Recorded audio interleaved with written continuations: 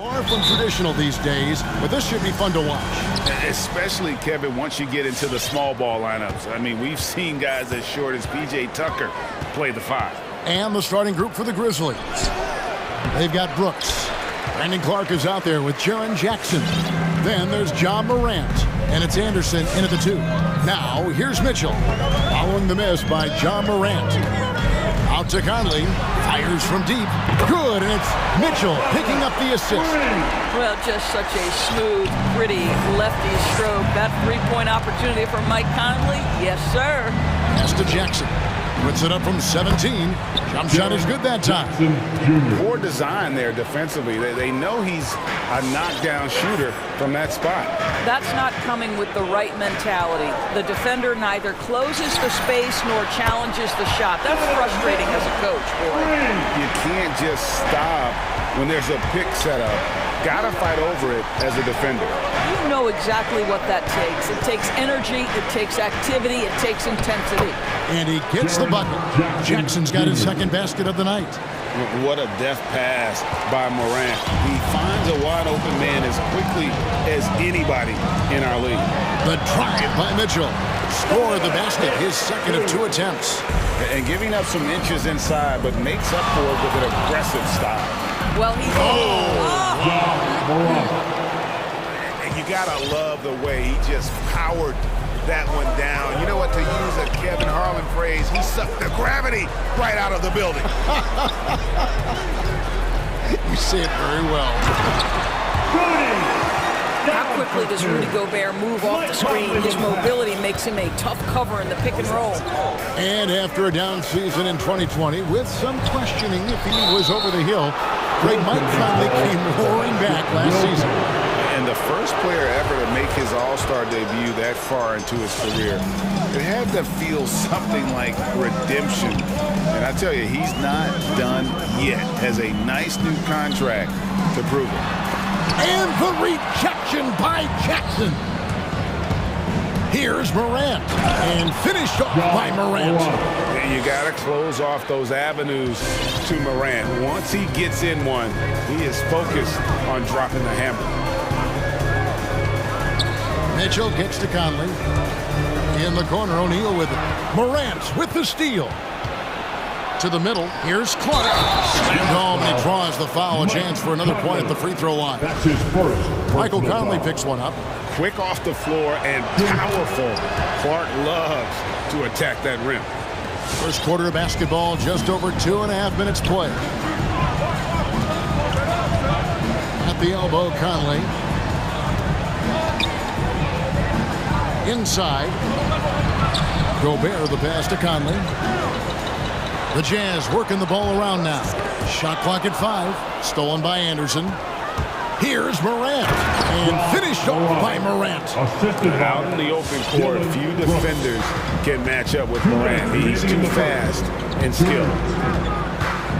Mitchell kicks to O'Neal. Outside Conley. 1:49 left in the first quarter of the game. And the rejection by Jackson.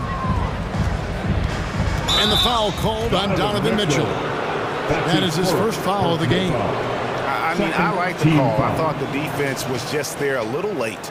How about that mobile one block we just saw? Amazing defensive work. And making a statement right away, letting them know. Yeah, that's fire right there. Morant practicing for the dunk contest. I see you, young fella. Let's see who's the loudest. 1:35 left to play in the first quarter. Give the hand fans your jazz dancer. Here's Mitchell, and the layup is good. Mitchell's got 7 points. Boy, high percentage shot there by Donovan Mitchell. Gets close enough to the rim, uses the touch he has. That's pretty. Jackson passes to Morant. A crossover, and it's blocked. What a play as he just snatches the shot out of midair. Mitchell against Jackson. And here's Conley outside. Good, and it's Mitchell picking up the assist. Conley's got a pair of threes now in the first quarter for the Jazz. Here's Morant. And that's impressive. Morant's ball control and take charge attitude is what makes him so special. The drive by Mitchell. He makes another one. That's 4 up and 4 in to start his game. He has not missed a shot in this quarter. They've tried running different things in him, but he's been unstoppable. Here's Morant. Gay with the block. You got to respect those long arms of Gay. I mean, superb at swatting shots away with those big hands. And you can see he just has a great overall feel for this game. Excellent job tonight. And that's been his role pretty much from the opening tip. Get the ball to guys where they can score it. That's a double whammy, guys. That's right. A great defensive play, then the emphatic stuff. Let's see if that serves as a momentum builder. What a great sequence for this group. The shot's good. He's got 11. The combination of power, aggression, and frame, and a willingness to embrace contact. Mr. Donovan Mitchell delivers. How good was Zach? Felt the taller defender on him, gave a little extra burst, and that's all it took. Mitchell dishes to O'Neal. Gobert. Nails the buzzer beater. John Morant has. All right, look who's coming onto the court. Come on, get back for your chance. And thanks again for tuning in. If you're just joining us, we've played through 1 quarter of action so far. And a moment now to look at the scoring approach in terms of where the points are coming from for the Grizzlies. They've made the commitment to get out and run, and it's paid off with some highlight reel plays in transition. Yeah, and I think the other thing that's helped them early tonight are the points they've gotten off turnovers. So the Grizzlies 5 right now. We've got Brandon Clark. Anderson is out there with John Morant. Then there's Jaren Jackson. And it's Brooks in at the 3 spot. Gobert with the block. This guy is an absolute menace and force on the defensive end. Rudy Gobert says, no, sir. There's O'Neal with the 3. The Grizzlies pull it in. Anderson passes to Morant. Down low. Here's Jackson, and Anderson has it in the corner. Gobert with the block, and that's out of bounds. Memphis will retain possession. Stolen by Gay. And we're starting the second quarter, about a minute gone. Mitchell feeling it out a bit. Gobert with a screen on Brooks. Mitchell passes to Gobert. Kicks it out to Gay. 2 on the clock. Shot from the top of the key. And it's off the back rim. No good. Memphis leading. Outside Jackson takes the 3. Here's Morant. And he drops in the layup off the glass. Morant's got 14 points for the game. No doubt about the consistency when it comes to scoring the basketball for him tonight. A real nice lift for their offense. And it's Mitchell with the jam. Well, it's all about decision-making in the pick and roll, and Donovan Mitchell making all the right choices. And they call him Spider because of that long wingspan. 6'10" at present, but standing 6'1". Mitchell needs that to compete defensively at that shooting guard position. Conley into the lane. Can't hit that one. Nice D from Brooks. Memphis leading by 5. Morant with it. Gay picks him up defensively. Oh, an easy look, but he decides to be a crowd pleaser. I'm sure he's upset for attempting that one. And we know what Mitchell can do offensively. But, Greg, how do you evaluate his defensive game? And, Kevin, without question, there's room for improvement. I'd say he's probably below average, but he has the tools that if he tightens up that part of his game, look out. And he'll shoot free throw. And here we go with the coach's challenge. Surprise in a competitive game like this. And he's disputing the personal foul call. And this is the time now where the officials can institute the original personal foul. Getting a different angle can sometimes make it a lot easier to determine. Greg, indeed, and the one thing with replay review is that when you... After the review, the ruling on the floor is overturned. Speed at which these players are moving at. The shot. And how fast the action really is and how hard it can be sometimes, you know, Greg, to make the right call. And the announcement on the review is that the foul was called in air. So they have determined, Greg, to overrule the original call. And guys, this is what it's all about, getting the call right. And I think in this case, the video review showed that while it was a tough call to make on the floor, they got it right with the review. And he can do a lot more damage to the rim than that when he wants to. Oh, you're right. And with the lead they're enjoying, I'm surprised he didn't put a little something extra on that one. 2 minutes remaining. Passes it to Mitchell. In the first half. 2 minutes. The Jazz need to get off a shot here. Gobert. No, sir. Jackson Jr.'s shot blocking abilities, part of why he was a top 5 pick back in 18. Lays it up and banks it in. Morant's got the lead up to 9 now for Memphis. And we see teams around the league trying to integrate star veterans with talented rookies. Greg, it's not always easy, is it? Not at all, Kevin. And a lot of times it becomes a choice between win now or win later. Though the teams with great coaching and development can oftentimes do both. O'Neal against Anderson. Outside Jackson. And the Grizzlies call their first time out of the game. Your chance dancer.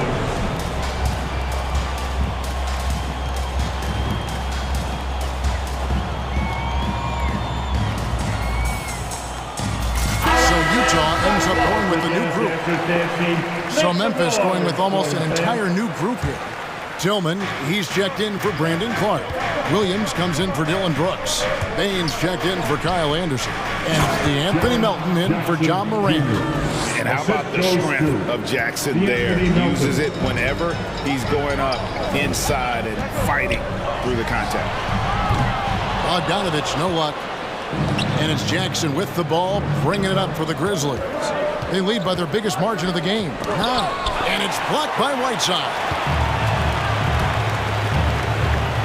Bogdanovich passes to Alexander Walker. And here they come. Jumps up, and it's blocked by Whiteside. There's the pass to Bain. With the drive. Oh, the power on that throw-down. He's going to put that one in his scrapbook. Insane dunk. And now they're starting to rub it in. Build up a lead, and here we go, baby. It is showtime. Wow, big-time move by Jordan Clarkson. The defense forced to adjust. That's an incredible drive. The D just kind of stepping aside and letting him get to the rim. There's a reason, GA. The lead is what it is right now. I'll tell you, you can't get stops if you're unwilling to put in the work. Clarkson uses the glass to finish the layup. Jordan Clarkson showing he's capable of finishing inside. With 1 on the clock, and that would have counted, but his shot was off the mark this time. And so it's Memphis. The Grizzlies. Thanks, guys. With Quinn Snyder, coach. Thanks so much, David.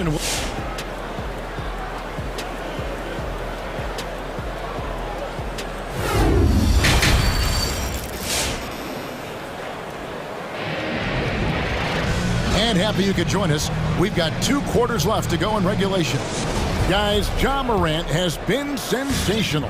He's done a fantastic job of finding open space to operate within the first few quarters. One of the things every player is after is efficiency at the offensive end. And boy, this young guy has done just that. Third quarter action getting rolling right now. Brought to you by Gatorade. All filled up and ready to go. Here's who's on the floor. And so in the game for the Jazz, the wing pair for them, Clarkson and Bogdanovich. Whiteside is out there with Eric Pascal. And it's Alexander Walker in at the 1 spot.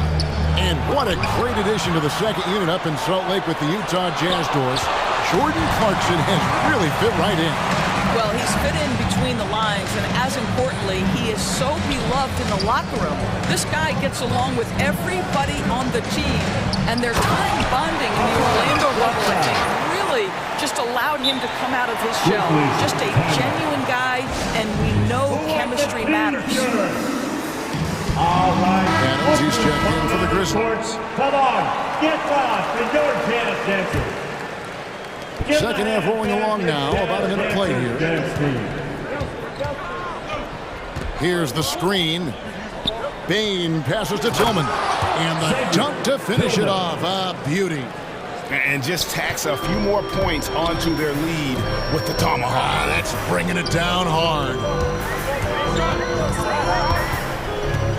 Now, here's Clarkson. He's guarded closely. Pass to Alexander Walker. Shot clock at 6. And here's Bogdanovich for 3. Sinks the triple. Bogdanovich has got himself going with the triple, his first basket of the game. Going inside. Here's Adams. And it's blocked by Whiteside. Outside Bogdanovich. Whiteside sets the pick for Bogdanovich. And slammed in by Whiteside. Well, how about the court awareness from Bogdanovich, showing off his ability to find the open man, Kev? Driving inside. Again with the block. A defensive stalwart so far. That's 6 blocks. Greg protecting the rim. Love the hustle. Here's Adams. Banked in off the glass. Adams has got his first bucket in this one. There is a persistence about Steven Adams. Quality defense will not deter this guy if he wants to score. Nice finish. On the wing, Williams. Memphis moving it around. Well, he's such a good athlete for a center. It's how he's able to succeed despite being one of the smallest 5s in the NBA. Clarkson goes in. And he goes up strong with one hand and flushes it down. This guy is more than capable of making that play. Jordan Clarkson confident around the cup. Good on the shot. Baines got his 3rd basket of the night. And when he gets in his head that he's going to get to the basket, very little you can do defensively. Clarkson passes to Alexander Walker. In the 3rd, Now, here's Pascal. Nothing yet on the scoreboard for him. And the foul called on Xavier Tillman. That's his first. That is his first foul of the game. First team foul. 1:53 left in the 3rd quarter. Whiteside sets the pick for Clarkson. To the inside. It's stolen by Adams. And it's Memphis on the break. Williams is running. And it's slammed in by Williams. Assist. Well, Steven Adams' anticipation creates the steal. Nicely done. Clarkson passes to Pascal. Ball's knocked loose. And now the Grizzlies. Fast break. Payne for 3. He's all alone.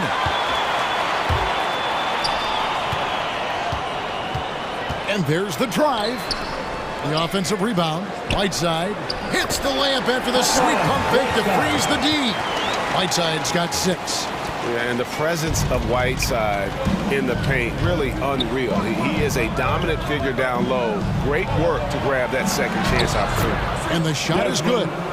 And the Grizzlies lead by 10. Yeah, 3 consecutive field goals have come right at the rim. The D had better start buckling that. Yeah, the defender all over him. Now let's take a moment to get your guys' take on the scoring so far for the Grizzlies. Fantastic passing. We saw it in the first half, and it's carried over here in the second. They've also jumped at every chance to attack the basket tonight. Just terrific penetration. Here's what Utah's going with right now. Gobert, he's checked in for Whiteside. O'Neal comes in for Bogdanovich. Mike Conley's checked in for Clarkson. And Donovan Mitchell subbed in for Nickeil Alexander-Walker. Another shot, and Adams sends it back. Well, so good at anticipating when shots are going to go up. Steven Adams, terrific protecting the basket. Tillman passes to Adams. 6 on the shot clock. Payne with the bucket. He's got 10.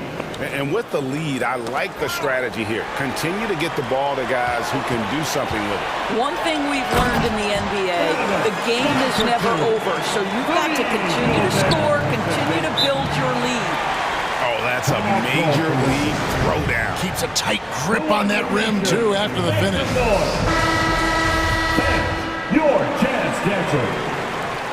Give the hand, fans, your jazz dancers dance team. Just 4 seconds left in the third. Jackson, and the dunk by Jackson. Jackson Jr. A big night for Jackson so far. He's a talented scorer and only getting better. Well, through 3 quarters. All right, look who's coming onto the court. How about a look at today's State Farm assist of the game? And the definition of teamwork right there, guys. I mean, what great communication between them, and what a beautiful feat. Nothing better than chemistry, right? Working together to create a bucket. Fourth quarter of action is upon us. Thanks, as always, for joining us. So, on the floor for Memphis, Brandon Clark is out there with Jackson. Then there's Dylan Brooks. Then there's Anderson. And it's Morant in at the 1. On the wing, Mitchell. He's covered by Clark. Pass to Gobert to the left wing. O'Neal gets to Conley. 6 to shoot.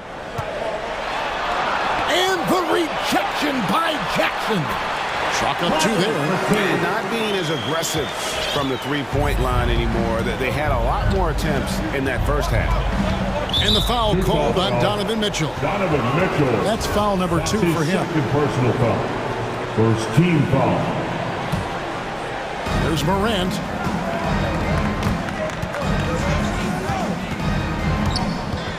Inside. Timeout called, the Grizzlies. T-shirt time. And keeping us updated from the sideline, let's swing it over to David Aldridge. Hey, Kevin. Well, Taylor Jenkins just reviewed his plan with his team. He loves the aggressiveness on D. He said we're doing a great job of challenging everything they're trying to do. Stay active, talk to each other, don't let up. Kevin? Thank you, David. Conley, the pass to Mitchell. From downtown, O'Neal kicks to Mitchell. And the rebound by Jaren Jackson. Jackson's got rebound number 7 for him tonight. Gobert with the block. Mitchell up top. He's covered by Clark. And the officials call goaltending, so they'll award the basket. Just barely too late and catches it on the way down. He's already in the air there, committed, so can't fault him for going for the block. A tremendous mobile 1 block that we had to see again. Great send back. And guys, don't think twice about attempting that shot again. That was a big-time rejection. That's his third. Way to play an attack mode and get to the line. Team foul. Shooting for Memphis. That's also good, so he hits both free throws. And expectations skyrocketed for Morant after the success of his rookie year. But if you ask me, he has risen to that challenge and continues to set a high bar for himself. Just doing what he can. He's competing and he's converting. And he has really kept them in this one with a high effort level. Now the rest of the team has got to step up. Jackson finds Anderson. Now a timeout called by Memphis. All right, look who's coming onto the court. Come on, get back for your jazz dancers.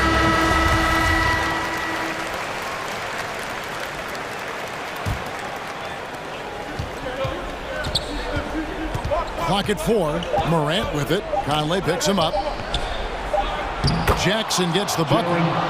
Jackson's got 21. And that is quickly becoming Jackson's domain. He is such a strong finisher in the paint. That one's good, and the Grizzly lead has got back down to 8 points. They needed that one from Gay. You love how each side has risen to the challenge throughout this one. I'll tell you, we have seen great execution from both teams. Neither one giving an inch here.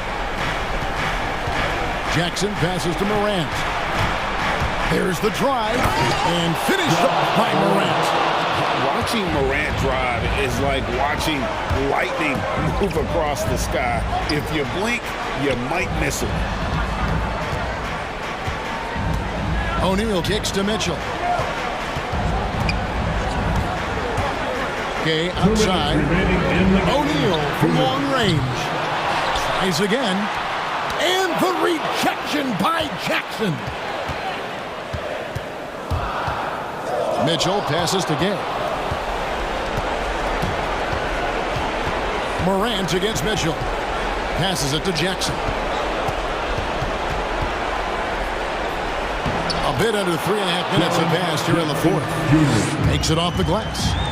When you allow good scorers to get uncontested shots at the rim, no wonder you're losing. To me, this has simply stated been a complete lack of defensive attention and focus all night long. Second chance points always hurt. Just not enough effort to block out. No doubt those extra possessions can really add up against you when you do not take care of the defensive glass. Now, how about the handles from the young fellow? Give Morant credit for taking the initiative and capitalizing. And here's Conley outside. 2 free throws coming up, and they call the shooting foul. And one thing you hear again and again about Mitchell, his leadership, especially for a young player, is striking. Well, coaches and teammates all agree. He's a natural-born leader, comfortable using his voice, but at the same time, it's all about the team with Donovan. And it looks like just playing the last bit of this one out in what should be a nice win here for the Grizzlies. They really had it going, guys. Their offense propelled them. In this case, it was the higher shooting percentage that made the difference and earned them the W. And what a tremendous standout performance it was for Jaren Jackson. Boy, forget about his stats for a second, right? What impressed me most was his stamina. It seemed like he was involved in every play. And with that kind of activity, I don't know how you don't wear down. Gay, with no one around, drains it from beyond the arc. I think we think of Donovan Mitchell first and foremost as a scorer, but I love seeing his passing ability come into play. Here's Morant, and finished off by Morant. And no surprise here, right? This guy is not only a gifted player, but he is so smart on the offensive end. 5-second differential between the shot clock and the game clock. Here's Mitchell, and he banks in the layup. Donovan Mitchell is more than capable of carrying an offense for stretches. Right now, the defense has nothing for him. Morant against Mitchell. Here's Morant.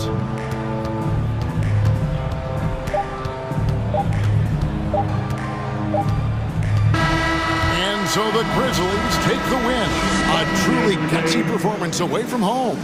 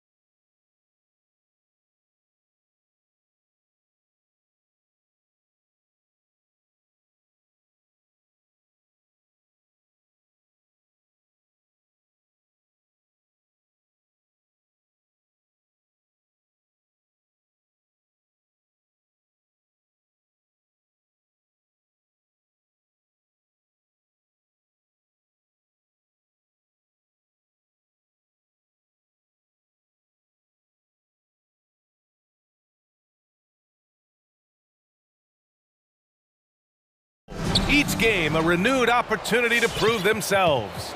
T-Wolves, Clippers, coming up next. So here's the Clippers starting group. We've got Kawhi Leonard, Paul George out there with Norman Powell.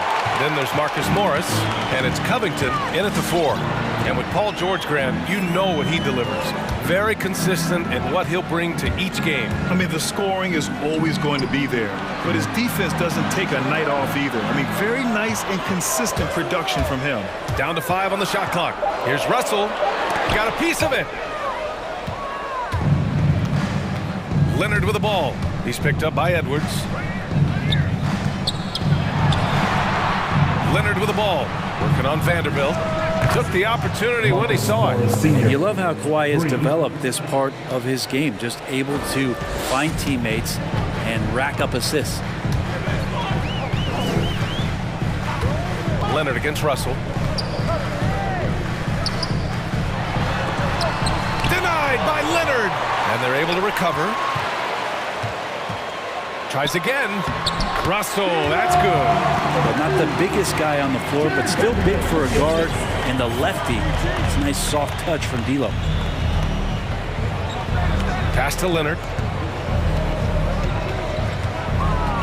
Puts the move on. And it's going to be a goaltending call here, so they will count the bucket. He almost blocked that shot in time, just a nanosecond late. First quarter and about a minute and a half in. Russell against Leonard.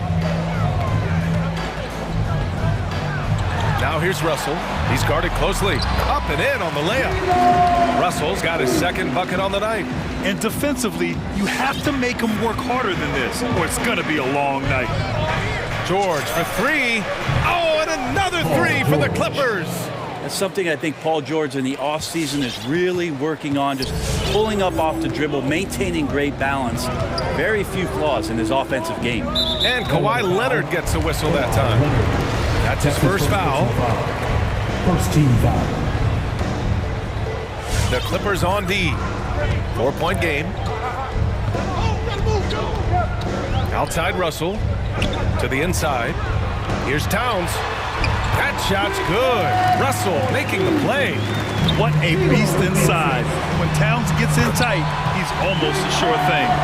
Starting to find his rhythm. He's cooking, and he knows it. Yeah, right now I don't see any let up. I think he's going to just keep putting his foot on that gas pedal tonight. Now here's George. Count it. George has got 5 points. Shooting 4 of 5 to start the game. That's got to be a feel good. The Timberwolves have gone 4 of 6 in the first quarter. It's Edwards on the wing. George defending. Russell against Leonard. Outside Edwards. Just 5 on the clock. Russell from outside. That's his 3rd basket in 5 shots. Solid work. Man, he's got that touch working tonight, shooting the ball very well to start this one. Back to George. A minute 42 left in the first. Good work there as it goes. How about the handles of a guy like Paul George at his size being able to rip around and has total confidence in his ability to score. Now here's Edwards. Well, he hasn't scored yet, but I'm sure that'll change. Banked it in off the glass. Looks like we're starting to see a pattern here. Not afraid to get in the paint and get wet. Leonard right side. Vanderbilt with the block. And here's Edwards outside. That one's good. And it's Towns with the assist. Edwards got his 2nd basket. This is who Towns is. An unselfish, versatile big man with great court awareness. Leonard passes to Covington. Leonard on the wing.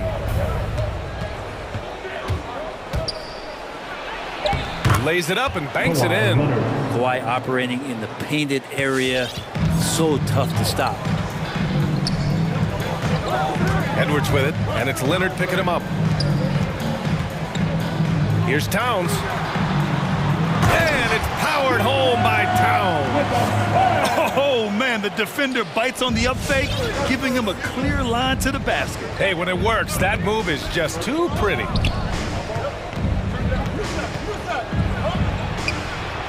And that one makes him 2 for 2. He's in his rhythm. Good execution. They're getting some short-range looks here. Leonard against Russell. Going inside. And he was camped in the lane there. He gets a 3-second call. And we've got to see that sensational mobile one block again. And that kind of rejection early on energizes your squad. The coaching staff just loves this kind of hustle.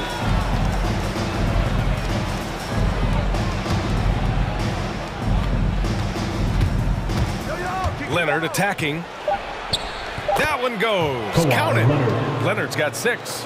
What an athlete as Kawhi gets a step on the D, and they're helpless. Tie game in Minnesota. Don't go away. We'll be back with the second quarter in just a moment. Fans, your Timberwolves dancers. And if you're just joining us, it's been a pretty even game through the first quarter. All right, let's quickly break down the game, what we've seen so far from the Timberwolves, guys. We all know good ball movement is what most coaches harp on, and their passing's been excellent so far. Well, everybody just feeling the energy of the basketball as they moved it around, and lots of hands were touching it. On the floor for the Clippers, Kawhi Leonard out there with Robert Covington. Then there's Paul George. Then it's Norman Powell. George against Beverly. George passes to Leonard. Puts up a 3. Oh, and another 3 for the Clippers. Well, we've seen the rise in advanced metrics in the NBA, Brent. New numbers like effective field goal percentage. What do you think of them? Well, I like them because, BA, they give you a better evaluation of the player and maybe the shot selection and how it is you can find more efficiency in the way that some guys approach what they do offensively. Here's George. The Timberwolves getting their last shot to go. And he drops in the layup off the glass. 9 points in the game. This game has been like a seesaw. Both teams going back and forth at one another. Yeah, everybody trying to get away from one another, and the threads are keeping them close. This has been highly competitive. Now here's Edwards. He's got 7. Driving inside. Outside for Russell. 4 on the clock.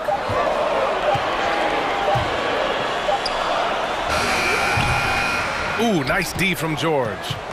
The Clippers in the lead. Here's Leonard. Powell outside. To the middle. It's Powell on the wing. Down low. And stolen by Edwards. And here in the second, 2 minutes gone by. Pass to Towns.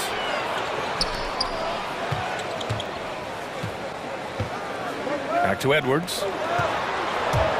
Here he goes. Stay out of the way.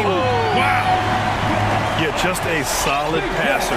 Towns relishes his role as leader of this team, wanting to set up his teammates. George for 3. Karl Anthony Towns comes up with a rebound. The Timberwolves have gotten 3 of 4 field goals in the second quarter. Here's Russell. And that one goes. He's now recorded his 5th bucket in 8 tries. Man, that's now 10 straight points in the paint. I'm not sure what's happened to their defense. Leonard attacking. Shakes him. And he lays it up and in. Leonard's got 5 points in the quarter. If the defender is giving him that much space, the points are inevitable.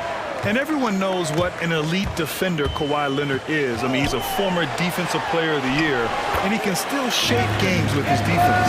I love this game plan. That's 10 points in a row from in close. Beverly against George. And rejected. Can't be lazy around Patrick Beverly. He's going to get you down low with hands. That time, he blocks a shot.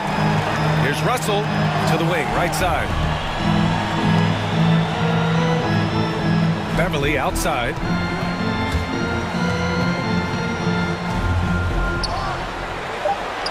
Goes up and lays it in nice and easy.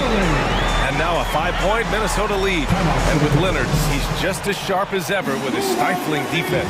Oh, his versatility is incredible. I mean, he can guard the toughest forward or guard each game.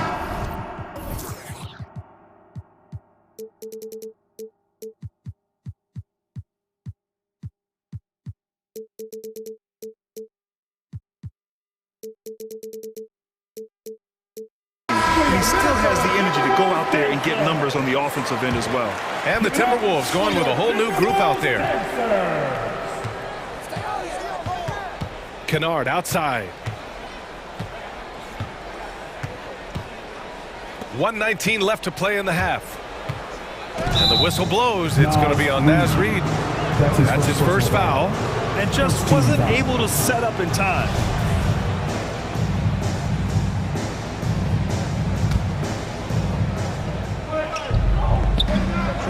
Kennard outside.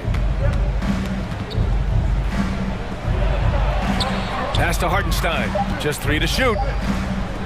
Here's Batum. And they forced the shot clock violation. Great D.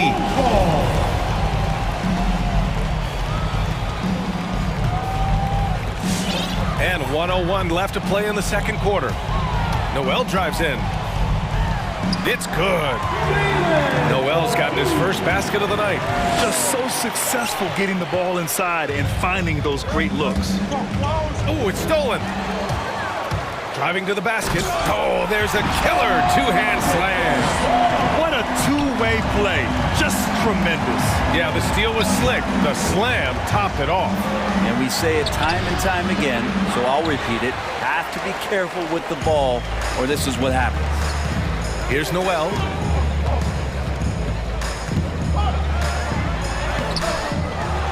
Goes back up. A chance to push it to double digits, but it's off the mark. The Clippers trail. It's Hartenstein, high post.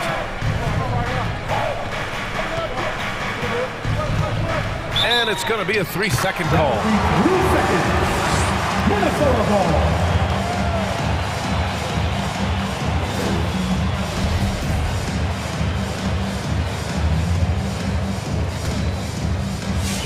There's 10 seconds left in the second period. Pass to Reid. Here's Noel. Up in time. Oh, no good on the last second attempt there.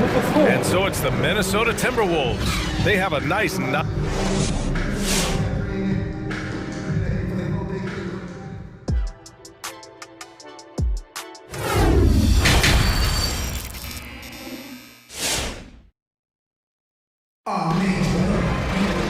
And if you're just joining in, one half is in the books, one half to go. You got to like what we're seeing from D'Angelo Russell. He's been on the attack, playing hard and going right to the rim. Yeah, nice job of carving his way to the inside with some ease. Not much resistance out there. Beasley and Okogie on the perimeter. Naz Reid out there with Taurean Prince. And it's Noel in at the point guard position. So that's the lineup for Minnesota.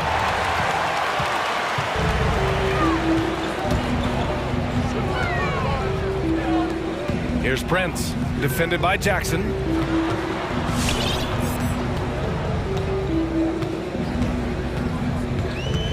Here's Noel. Uses the glass on the layup. Noel's got 6. Hey, they're just getting pushed around inside. Kennard outside. Pass to Coffey. Launches it. Rebounded by the Timberwolves. Noel drives in. Oh, sweet move. And the layup is up and in. Give him 8. Very little resistance around the rim right now. That's the 5th straight bucket they've given up in the paint. And the layup falls. And the team likes to use Kennard as a floor spacing kind of player, but he decides to do damage that time inside. Luke Kennard, just a dangerous shooter out there on the floor, and he can also make some plays, but it's that over 40% from deep that keeps him dangerous. Oh, not the defensive effort they need to cut into the lead. Oh, a good call. You have to at least try to protect the rim. Good job to recognize the opportunity. That's just very solid offense. Here's Noel. He's got 10. Pass to Okogie.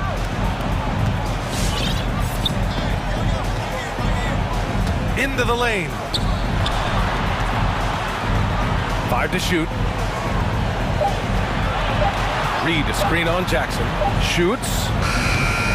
No good off the back of the rim. And with Kennard in his shooting, the only complaint would be the volume. That might be the case, PA, but it's got to be on the floor more and be used in a more consistent role. So hard to ask a guy to give you more without getting more minutes.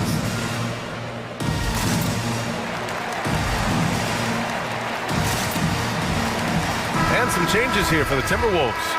Karl Anthony Towns comes in for Reed, and it's Beverly in for Okogie. For the Clippers, Los Angeles has got 4 of 7 threes to go so far in this game. Covington passes to George.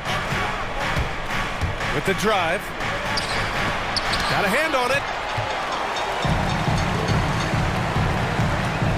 Second half of play here with just under 2.5 minutes passed. Noel. The shot that time not on target. The Clippers go the other way with it.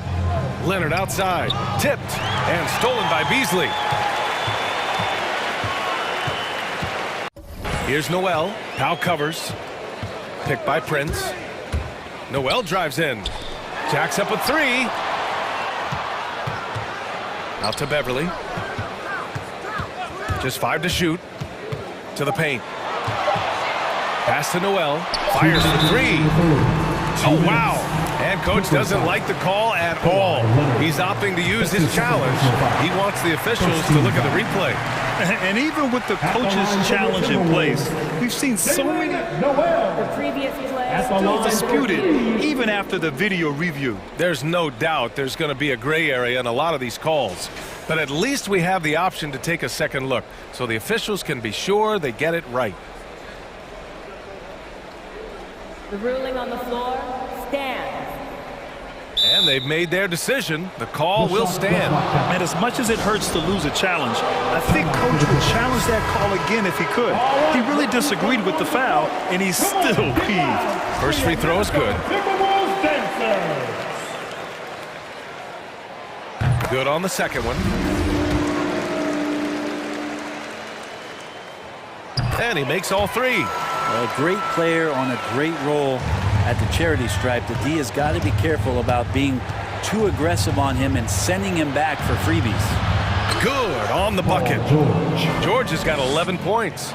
He's been terrific tonight, and with a little help from the other guys on the floor, they might be able to turn this game around. Here's Noel.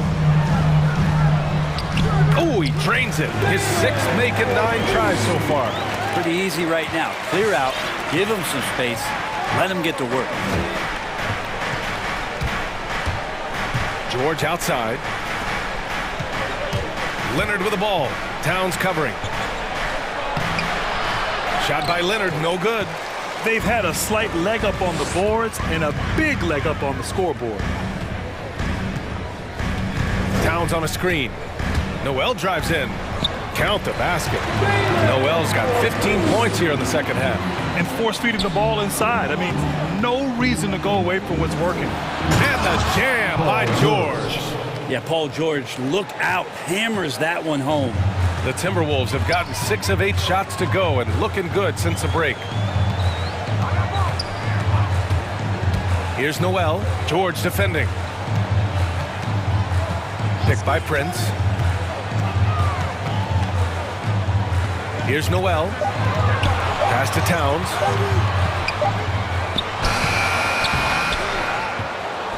And it goes out of bounds. Last touch by George.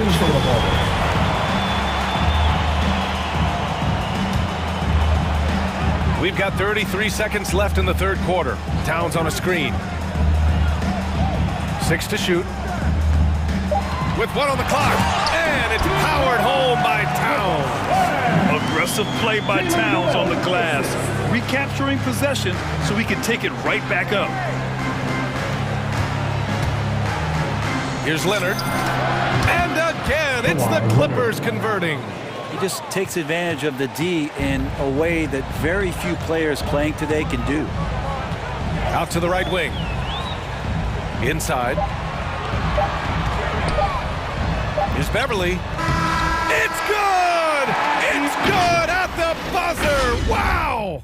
Makes his selection just in time. Well done. Yeah, it's almost like he's playing with the... And so it's Minnesota looking in total control with this 17-point advantage as the buzzer sounds. Building this lead up in large part because of how well they're shooting it. We'll be right back. And it's time now to bring you our State Farm assist of the game. And the winner today coming from an unlikely position. It's the big fella with the sweetest pass of the day. You know, anytime a guy's in the post and the teammates know he's unselfish, great player movement can create an opportunity just like that. And with the fourth quarter upon us, time is running out for this game to become competitive. So, on the floor for the Clippers. Marcus Morris out there with Robert Covington. Then there's Kawhi Leonard. Then there's Paul George. And it's Powell in at the 2. Beverly against Powell. Beverly shot off. Los Angeles has gone 5 of 8 from outside the three-point line in this one. Out to Covington. The 3-ball. Karl Anthony Towns comes up with a rebound. Towns has got 5 rebounds in the game. Fourth quarter of basketball. We're about a minute into it. To the paint. Oh, Leonard with the block. And that's what you expect from one of the greatest defenders maybe this league has ever seen. Great play by Kawhi that time.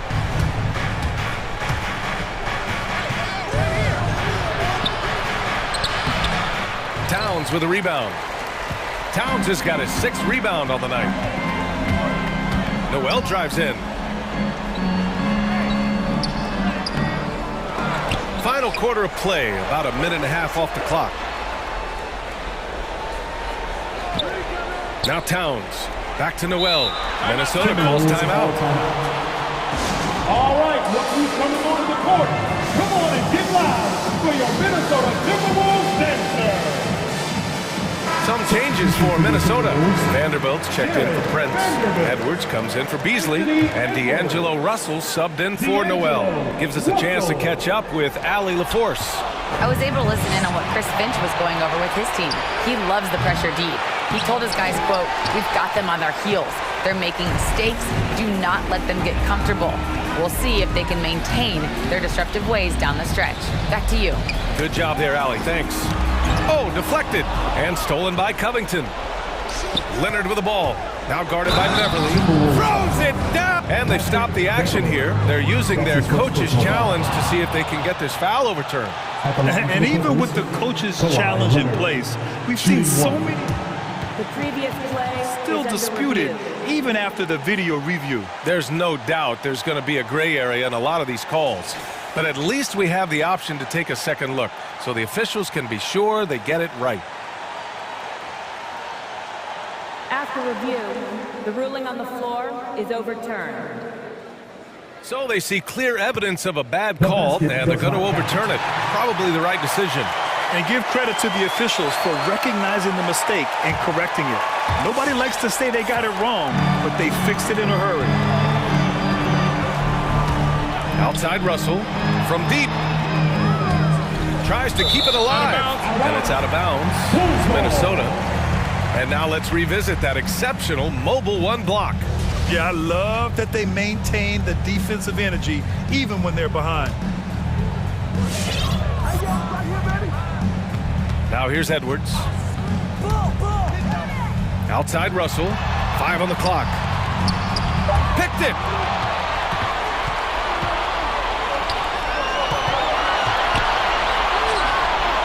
Kicks it to George. Here's the 3. Good. Now 7 for 11 on the night. Their ball movement on this run has been tremendous. It's led to a lot of good, clean, open looks. Here's Russell. Good. And that makes him 6 for 9. A quality game for him so far. And trust me, when the D's slow to react, he'll be the first guy to make them pay. Well, I know they don't have mobile devices out there for texting, so they might as well talk to one another. Here's George. Nifty move. And the layup is good. They're doing the job on both ends, getting stops and attacking offensively. Yeah, coaching staff probably loves this, just grinding out defensive possessions, which is helping them get back into their offensive flow. And it's Russell on the drive. Here's Vanderbilt. That falls. Nice assist by Russell. And the Timberwolves lead by 11. Well, he's a gifted passer. This is one of his natural abilities, and the instinct's just showing off from Russell there. Going inside. Nice shot by George. He's scoring the rock at will, but he needs more help from his teammates. For Minnesota, they've gone 2 of 5 from the field in this final quarter. Edwards with it. We played just over 3.5 minutes now in the fourth quarter. Leonard on the take. Oh, and Towns with the block. I mean, if height wasn't enough, Towns also has serious athleticism. There's just no easy shots when he's around. And a closer look here at the hustle stats for the Timberwolves. Oh, their defense has been outstanding, closing out on shots and blocking quite a few as well. They have not wasted any time here tonight. They've pushed it whenever they've had the opportunity and have gotten a lot of fast break points out of it. And the basket by Leonard. Kawhi Leonard's game is just so special. He's so talented at getting to his spots, doing it with patience and poise, and capitalizing. Beverly outside. He takes it in. Crafty move. And it's good on the layup. Showing us that killer instinct right now. No letting the foot off the gas for them. Yeah, up until that point, a competitive game, but once they broke through that barrier, it was all them. Complete control. Here's Covington. Out to Leonard. Parked it down low that time. Got hit with the 3-second call. You have to limit mistakes. They're so tough to overcome. Well, not making things easier on themselves right now, that's for sure. 24 seconds left in the fourth. And here's Russell.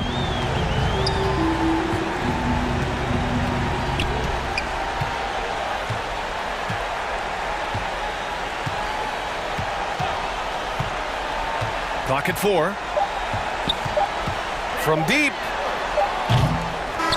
It's never easy from that distance, but we see him drill those. All right, Allie, good stuff there. Thanks for that. And that about wraps it up.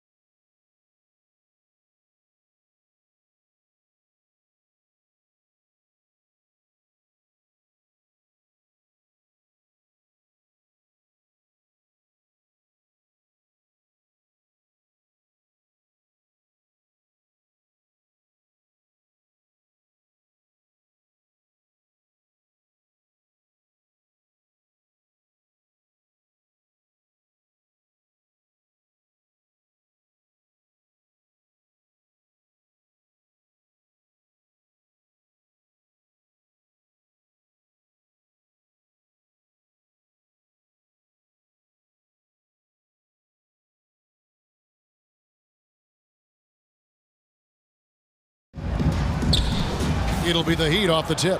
So the opening lineup for the Heat. Adebayo is the pivot with Tucker playing the 4. Lowry out there with Oladipo. And it's Butler in at the 3 slot. Gets it to go. That one good from Adebayo. More and more comfortable facing up and knocking down jumpers. Bam Adebayo's game continues to grow. And it goes out of bounds. That one off Butler. Still Grizzlies ball.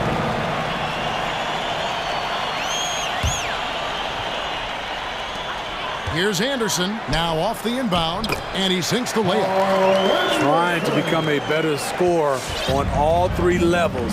This time, Anderson attacking the interior. Now, here's Oladipo. The dish to Lowry. He takes it in.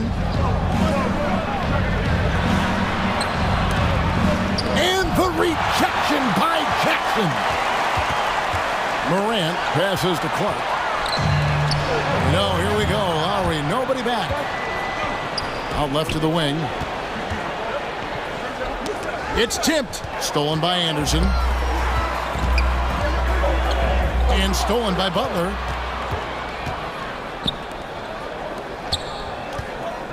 Here's Adebayo. And Adebayo throws it down. Doesn't get any higher percentage than this. Adebayo is ferocious when he gets it in close. Morant dishes to Clark. Good, and a nice assist from Morant. And once he got to the 10, I think he was surprised to find himself that wide open. Wow, that's a defensive breakdown. Can't do that against good scores. And again, the turnover by the Heat.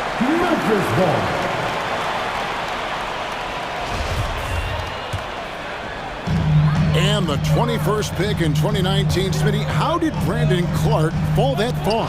You know, a lot of times when you play 4 years in college, I don't know, for some reason they think something's wrong with that. He was still tinkering with that form on his jump shot, but you look at his productivity at Gonzaga, I'm not surprised how effective he's been in the pros. Morant drives in. And he finishes nicely on the layup. Challenging the heart of the defense. John Morant can beat you with the pass or the shot. Here's Oladipo. Off to a good start as he hits his first shot attempt. And a nice job here early of establishing an inside presence. Here's Morant. And Oladipo pulls it down. And really, despite that miss, they've had a solid start offensively. Lowry passes to Tucker. Back to Lowry. Oladipo sets the screen for Lowry. Passes it to Adebayo. He makes another one. That's 4 up and 4 in to start his game. Smart playmaking by Kyle, moving the ball to a guy with a... Oh, that was something else! Man, oh man, one of the more advanced ball handlers we've ever seen at his age. John Morant has people on skates. Now, here's Butler. Still getting warmed up offensively. No scoring yet from him. Oladipo goes in. Just 5 to shoot. Here's Adebayo. And foul on the shot, so he'll get a chance at the line. That one's on Morant. Business as usual for Adebayo, just bullying his way around the paint. Free throw good, Adebayo. And Adebayo drops them both. And Clark has got the ball here for the Grizzlies. Trailing by 4. Jackson. Good, and a nice assist from Morant. Shows incredible vision for a younger player. John Morant's a skilled distributor. Oladipo against Morant. And Oladipo kicks to Butler. Knocks down the 3-ball. And good to get him going early. That shot should give him some confidence. When he's feeling good, he can help you stretch the defense a lot. Clark with a wide open look. And they wasted no time getting those 3 points back. Clark's got 5 points so far. Here's Oladipo outside for Lowry. Tucker, the pass to Lowry. And that's out of bounds. Miami will retain possession. Great energy on the deflection and a good job disrupting their offense. This is called an effort play. Terrific hustle at the defensive end. Adebayo with a screen for Oladipo. And Adebayo throws it down hard. An explosive athlete who finishes with power. Bam, getting people out of their seats. And then Morant slams it in. As creative as they come, Ja Morant has a style that's specifically his. Score the basket, his second of 2 attempts. I mean, it's just fun to sit back and enjoy watching him operate. And that's what it looked like the D was doing as well. They're just sitting back and watching. Now here's Anderson. Just 1 second between the shot clock and game clock.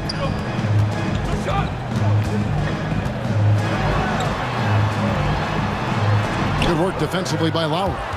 He goes up strong, but he is met with resistance. I think that surprised him a little bit. And the 3 ball is good. Capable of connecting from deep, the defense must honor Butler's ability to burn them with his jumper. Guys, Bam Adebayo getting it done for Miami. That quarter had to take a lot out of him. He racked.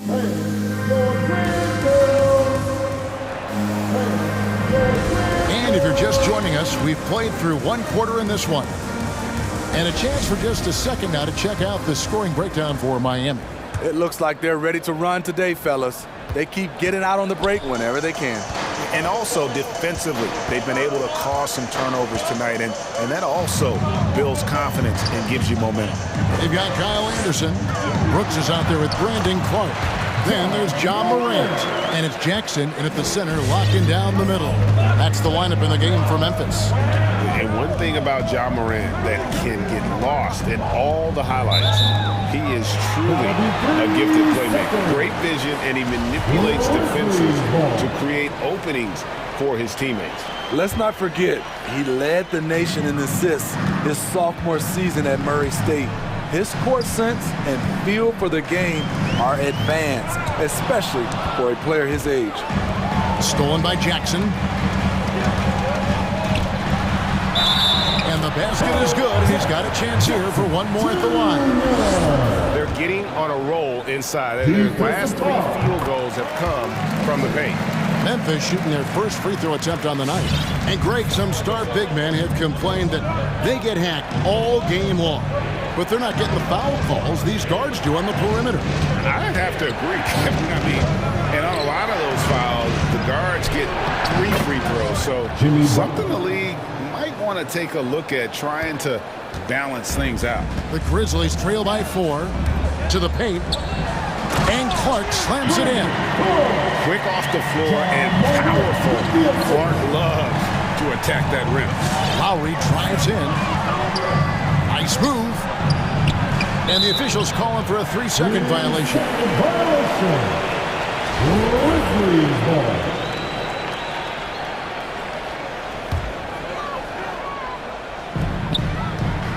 The Grizzlies have got a nice 3 of 3 to start the second. And they double up Morant. Every team is looking. And yep, we thought we might see it. And the coach's challenge has been triggered on the personal foul call. At the line for Memphis. And this is the time now where the officials can review in closer detail what constituted the original. The previous play is under Angle can sometimes make it a lot easier to determine. Greg, indeed, and the one thing with replay review is that when you see the slow motion replays, you really get a new appreciation for just the immense speed at which these players. The ruling on the floor stands. To make the right call. And so the word is in. They've decided that the call stands as it was made on the floor. And, you know, even if a coach still feels this is the right call, you got to acknowledge the effort being put in to reviewing it. The double checking, and the game continues on. Come on and get out for your Grizzlies. Give them a hand, fans. Your Grizzlies dance team.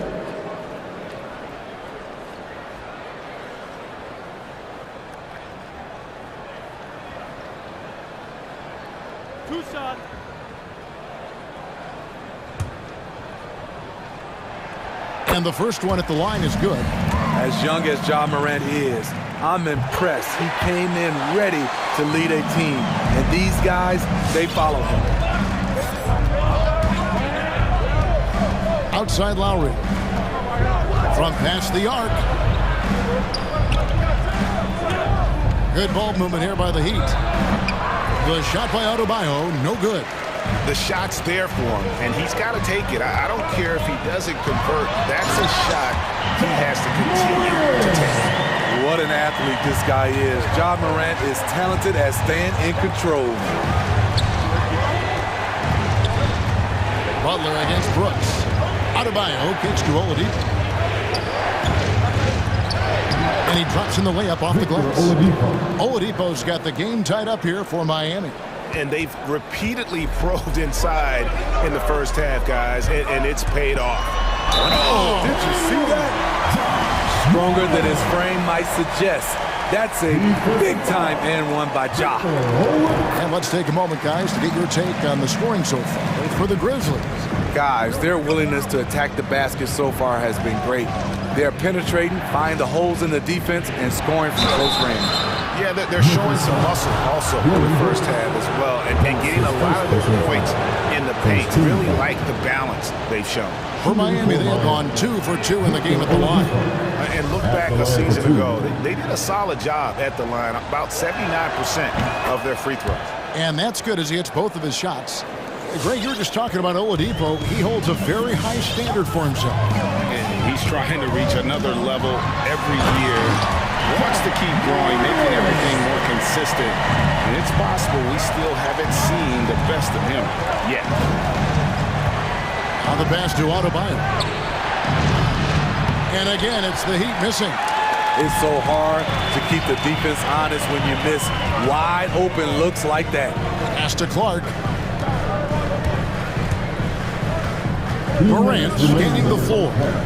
With the drive. Out of bounds. Miami takes possession. Anthony Melton. He's checked in for Ja Morant. Timeout called the Heat. And as fans and broadcasters, we're not permitted to hear the specifics in these hubbies. No, we're left to infer from the adjustments we see on the floor.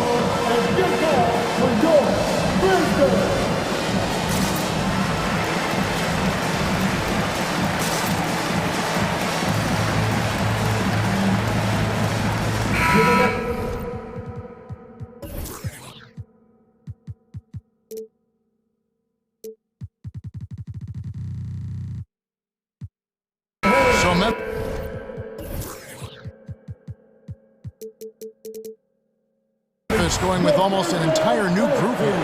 Adams, he's checked in for Jackson. Tillman comes in for Brandon Clark. Williams, he's checked in for Brooks. And it's Bain in for Kyle Anderson. The drive by Lowry. And out of bounds as the Grizzlies gain possession. Memphis with the ball. They're on a 16-6 run. Melton passes to Williams. Out to the wing. And there's the drive. Kicks to Adams. To the middle. Gets it to fall. The bucket from Bain. Bain's got the lead up to 5 now for Memphis. Well, if it ain't broke, don't fix it. They keep getting it in the paint and continue to score consistently. Dedmon's shot is off. Grizzlies have gotten nearly everything to fall for them here in the second quarter. They're a great 7 of 8 from the floor. Not the kind of aggressive defense they need to cut into the lead. Yeah, you have to protect the rim, Greg, a little better. Also, if you can't get stops at this point, it really doesn't matter what you do at the offensive end. 52 seconds left in the first half of basketball. And you could tell he thought that triple was going to fall. Driving inside. The shot will not fall. And the Heat going the other way now. Some tough offensive sets. They want to turn it around. Yeah, right now you just need a bucket to get some momentum. Down low. Here's Dedmon. Hits the layup after the sweep pump fake to freeze the D. Dedmon's got his first 2 points of the night. Continues to develop as a playmaker. It's nice to see Tyler Hero create for others. And that's out of bounds. Memphis will retain possession.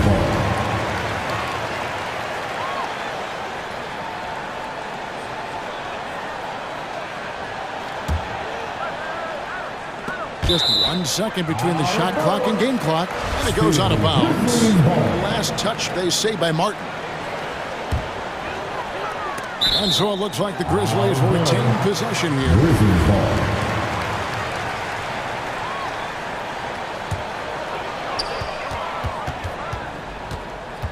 Here's Bain. He's covered by Hero. Bain with the bucket. Man, he's got such a great touch and feel around the basket. He made that reverse look easy. Lowry kicks to Dedmon. And there's the call on Kyle Lowry. That's his first foul. Personal foul. 13 foul. Picked off in midair. And so it's the Memphis Grizzlies heading to the bench with a 7-point lead as we wrap up. 37. Thank you, David, and we'll be back.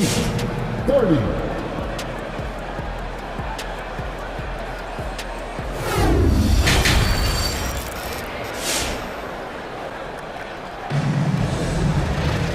We played through the first half. Plenty of basketball, though, left in this one.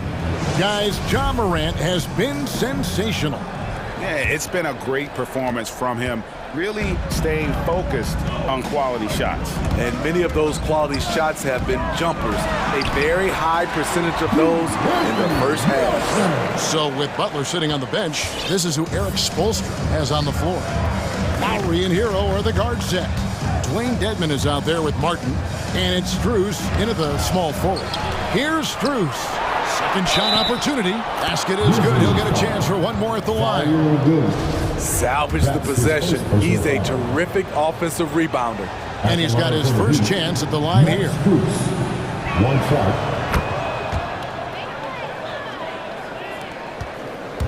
Memphis leading by 6. Melton feeling it out a bit, and there it is for him. I'm sorry, that's poor defense down low again. It's been a mismatch thus far in the paint. Lowry up top. He's been patient so far. Nothing on the scoreboard yet. There's Hero with the 3. Dedmon. And Dedmon throws it down. And above the rim finisher, Dedmon gets most of his points right at the rack. And the former Kentucky Wildcat, Tyler Hero, he was picked 13th grade in the 2019 draft, and he had an immediate impact. And you feel a lot of teams didn't see how NBA ready Hero was. Underrated as a playmaker coming into the league. He's been a huge part of this team since his arrival. And out of bounds as Memphis gains possession. Misread each other on the pass, tried to recover, but too late. The Heat making a switch here. Oladipo's checked in. Grizzlies have gone 3 of 3 from the field since halftime. Drives to the hoop. Here's Melton. Left side Adams. A double clutch. Rebound by the Heat. You know what? I like the flair, but you blew a layup. You know you've gone way too far. Hero on the wing. Off the mark there with the three-point shot. And the Grizzlies leading by 8. And we're just around 2 minutes into the final half of play now. And there's the basket. Whistle blows and a chance for a three-point play. Going to the line for 1. And they're beginning to just flat out fall apart defensively right now, especially on the interior. And here is Hero. He's still scoreless so far in this one. Uses the glass to finish the layup. Not lacking confidence. Love seeing Tyler go up strong with this one. Here's Bain. He's covered by Hero. Gets it to fall. The bucket from Bain. They're finding lanes to the hoop now with consistency. 5 buckets in a row from the paint. And he drives in. Hero no good. I'm not sure what happened on that play. May have relaxed a little bit once he got to the rim. Here's Bain. And there's the call by the official. They'll count the basket here following the goaltending call. That's a very close call. I'm sure he thinks it's a clean block, but looks like it was on the way down. And a chance there to look back at the stunning Mobile 1 block a moment ago. Sharp instincts on D there. Just timing when to rise up and swat that one away. He gets a chance now to catch up with the fourth member of our crew, Hall of Famer David Aldridge. Thank you, guys. We have seen today's athletes taking stands for social justice. All-star Bradley Beal says we understand there will be a backlash, but we don't care about that. I'm a human being, a citizen, just like everybody else. I have family and friends still living in those environments, and I'm their voice. Kevin? All right, David, thank you very much. Outside, Martin. Williams with the block, and it's out of bounds. They say it was last touched by Williams.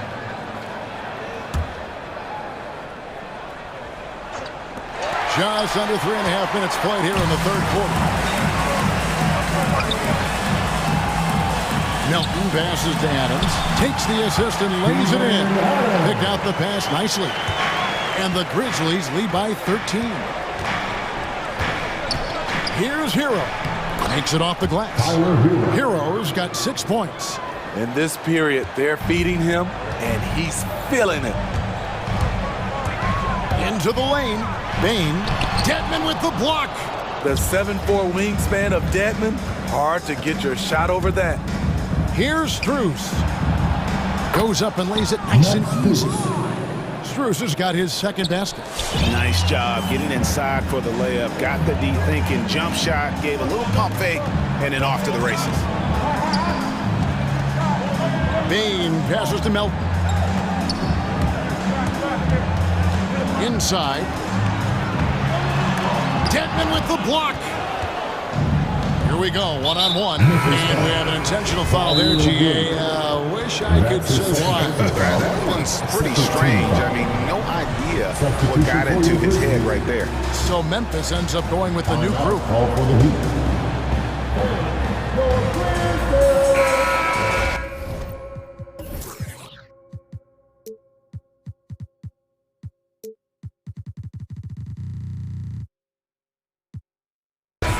And the Heat call time here. Yeah, just looking to tighten up their defense in the paint. They gotta be better. It's a matter of want to. Helping out, contesting shots. You have to want to make the effort. And here are the Heat now. Here is Lowry. Adebayo down low. Jackson on him. Gets it to go. That one good from Adebayo. Nice shot from Bam there. Embracing any opportunity he gets to score in close. Adebayo against Morant. And he uses the glass on the layup. Morant's got 19 points. And giving up some inches inside, but makes up for it with an aggressive style. And that takes skill and the ability to make adjustments as you're going up. And so it's Memphis in control with a 9-point lead to end the quarter. There's and let's go back to a terrific pass that we're calling tonight our State Farm assist of the game. And the definition of teamwork right there, guys. I mean, what great communication between them. And what a beautiful feed. Fundamental basketball. Keep your eyes up. Keep the ball moving. You're going to keep the defense on its heels. The fourth quarter has arrived. So good to have you with us. Dylan Brooks out there with Brandon Clark. And there's Jackson. And there's Anderson. And it's Morant in at the point guard position. That's the lineup in the game for Memphis. Timeout called the Grizzlies. Who wants a free t-shirt? Let's go down to the sideline and catch up with David Aldridge. Hey, Kevin. Well, Taylor Jenkins just reviewed his plan with his team. He told them, look, we're in a good spot. The one thing I want you guys to do, stay in the moment. Don't look ahead. Stay in the moment and compete. Kevin, see if they can keep focused. All right, thank you, David.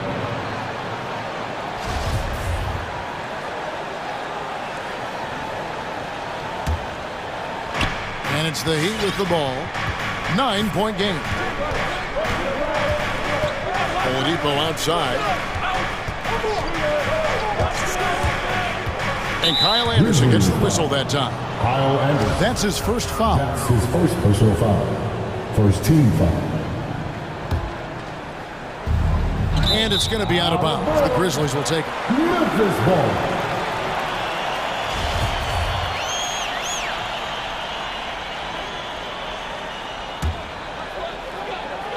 Enzo Brooks will bring it up for Memphis. Morant drives in. Oh, and he misses the dunk. Wow. Now that's having a highlight reel in your mind. But in reality, it didn't work. And the Grizzlies leading by 9. To the inside. Here's Anderson. And they will get the basket here, folks, as they rule goaltending. Man, just adding insult to injury. He just waltzes inside and extends this lead. A uncontested shot at the rim, you have to compete at all times. Lowry with the ball. He's picked up by Morant. And there's the bucket from Victor Oladipo. 3 points. And the touch Oladipo puts on his shots, so silky. He just glides it in from there. Wow, and that sort of showmanship is just deflating right now to a team trying to get back into a game like this. Ouch, Greg, that is definitely an emphasis jam. A big apostrophe or exclamation point, maybe even a question mark. Yeah, not sure what that was about. I mean, talk about a brain cramp. To the middle. Tucker with the ball. He's against Anderson. They get the rebound. And the Grizzlies leading by 10. The feed to Clark.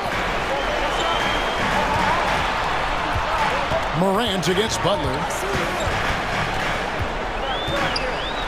Now here's Morant. Guarded close. Add that basket to his impressive total. Brings him to 10 for 14. Lowry against Clark. Lowry can't get it to go. A for effort, but when there's that much resistance at the rim, better find another option. It's Morant with the drop. Okay, check out the handles of John Morant. Wow, what a crafty player. Tucker finds Butler. And the layup falls. Jimmy Butler. And if you're the guy who has to guard him, it is never going to be an easy night for you. Grizzlies have gotten 4 of their 6 shots to fall so far here in the 4th. A pretty nice efficiency there. The quickness of John Morant is what makes his drives deadly. Where did he go? Here's Oladipo, and finished off by Oladipo. Oh, how about using the rim to get some true hang time? You know, he just wanted to make sure the landing was softer than the takeoff. Jackson kicks to Anderson.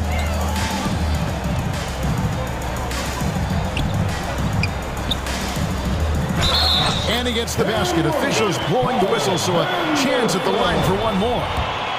One thing about Kyle Anderson, he's always had good balance, can absorb contact and maintain his rhythm.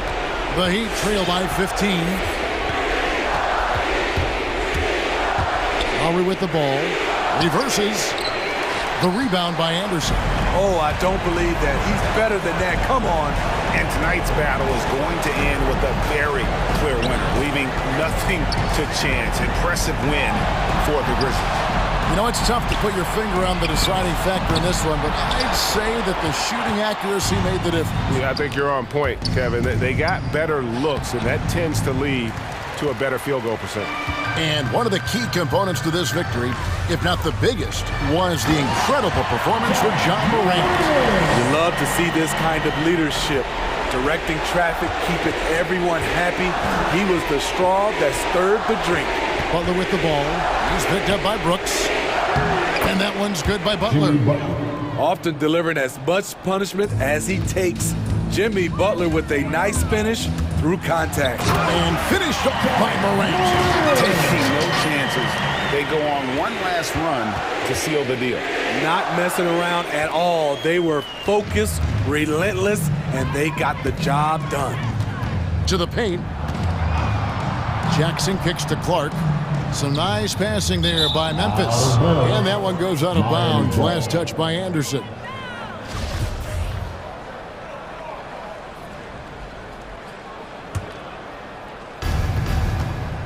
Here's Miami now, trailing by 17. Here's Lowry. It's blocked. Well, this is where measurements don't tell the whole story. Clark is a tremendous shot blocker despite having an average wingspan. Here's Adebayo. 2 seconds separating the shot clock and game clock. Some solid defense there from Jackson. Anderson against Butler.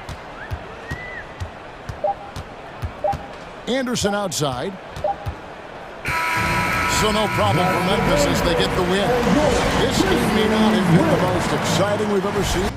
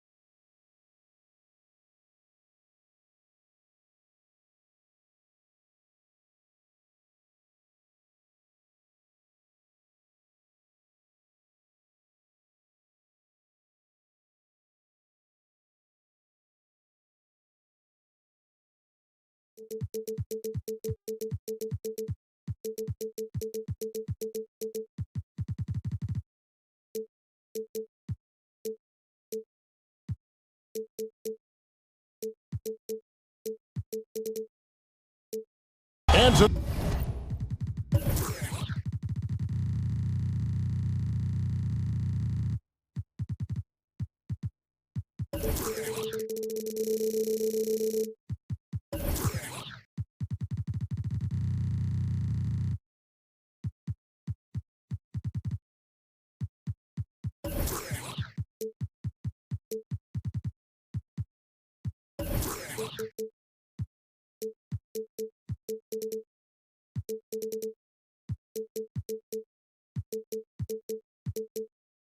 Doors, two experienced teams battling. Kevin, these guys all know how to play the game. They understand defensive rotations. They understand what's successful offensively. This is going to be so fascinating to watch with all this experience. The starters for the Utah Jazz. Conley out there with Mitchell. Then there's Rudy Gay. Then it's O'Neal. And it's Gobert in at the center. Now here's Conley. Hits the layup after the sweet pump fake to freeze the D. Well, Mike Conley has mastered pick-and-roll play and does such a good job making the right decisions. George looking over the floor, and the whistle blows. It's going to be on Michael Conley. That's his first foul. First team foul.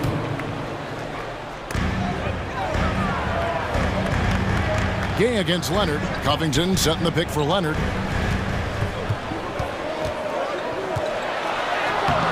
And the wingspan of Gay helps alter shots. Terrific at just pestering scores.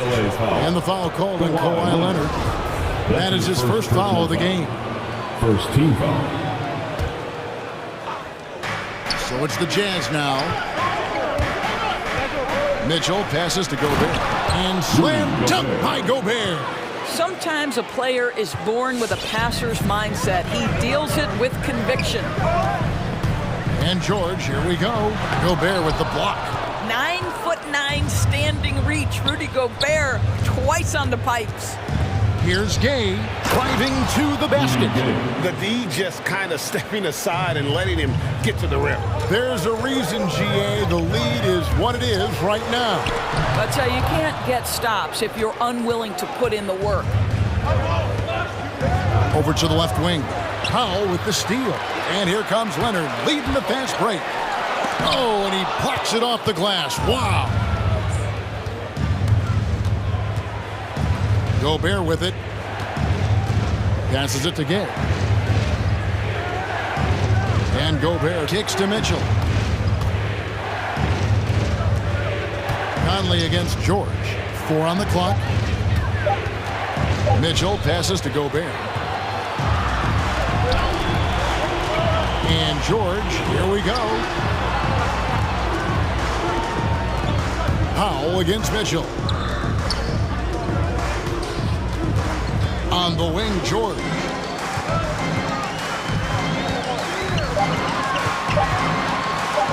Now on the scoring column with that bucket. 1 for 2 this game. That's what we call playing big. Paul George imposing his will in the paint. To the middle. Here's Gobert. And slam dunk by Gobert. Oh, inflicting some punishment with the two-hand flush. They're going for the throat. Here's Leonard. Gobert with the block. Now here's Conley. And here in the first, about 3 minutes in, Gobert with a screen on Powell. Conley kicks to Gay. Utah the rebound. Here's Mitchell. Takes it inside. Oh, and the dunk by Mitchell. Well, why did Donovan Mitchell win the dunk contest? Case in point right there. Leonard the pass to George. Outside Covington. No good from outside. And here are the Jazz now. They've outscored them 10 points to 2 during this run. And at 6'7" with a 7'2" wingspan, Robert Covington, Greg, comfortable guarding power forwards. Well, he's accustomed to it. In high school, he was the same height, but only he weighed 170 pounds. Even then, his coach said he was weak, but he wasn't soft. The shot by Mitchell, no good. And here's George. He'll bring it up for Los Angeles. They trail by 11.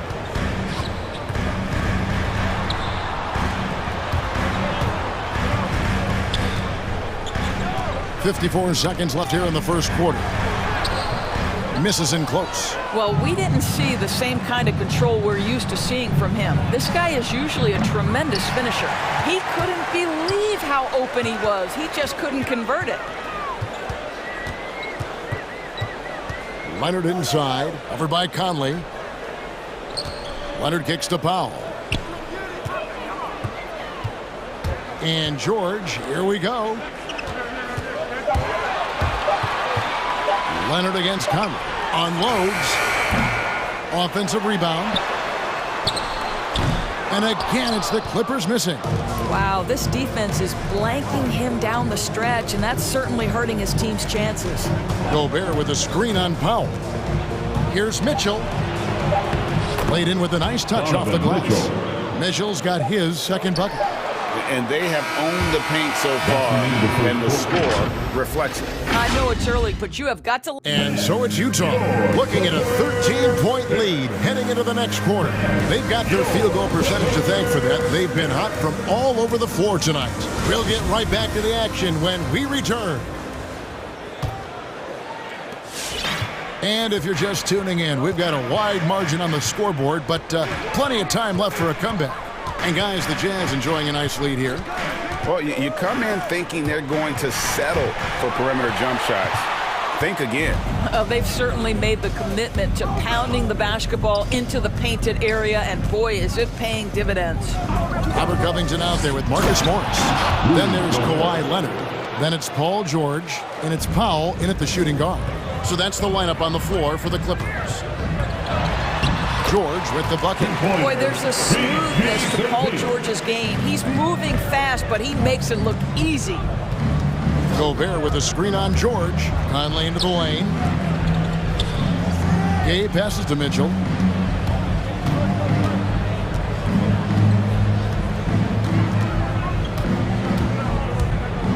Here with the dunk. Boy, if he's got momentum, you better step back. Donovan Mitchell on his way to the cup. George against O'Neal. And George kicks to Leonard. And Kawhi Leonard with the slam. And giving up some inches inside, but makes up for it with an aggressive style. Well, he's attacking, he's forcing the issue, and that's simply stated a terrific play. The drive by Mitchell. And oh boy, a lot of contact there, but and here we go. Coach's challenge happening right now. This one in regards to the personal foul, seeing if that was the right call. And this is the time 2 shots. The previous play is under review. In closer detail what constituted the original personal foul. Getting a different angle can sometimes make it a lot easier to determine. Greg, indeed, and the one thing with replay. After the review, the ruling on the floor is overturned. For just the immense speed at which these players are moving and how fast the action really is and how hard it can be sometimes, you know, Greg, to make the right call. And the announcement on the review is that the foul was called in error. So they have determined, Greg, to overrule the original call. And guys, this is what it's all about, getting the call right. And I think in this case, the video review showed that while it was a tough call to make on the floor, they got it right with the review. Back to Leonard. Got a piece of it. Stolen by O'Neal. And now Utah, fast break, pulls up for 3. It's good from long range. O'Neal's got 6. And taking a quick look here, guys, at the hustle stats for the Jazz. And it's been about their defense. They're playing with a frenetic pace, putting a lot of pressure on the ball handlers and forcing turnovers. One more thing they've done well is challenge shooters and change shots. A lot of blocks early. Maybe he's not one of the elite sharpshooters, but even still, that's not a shot that D can afford to give him. Outside Conley.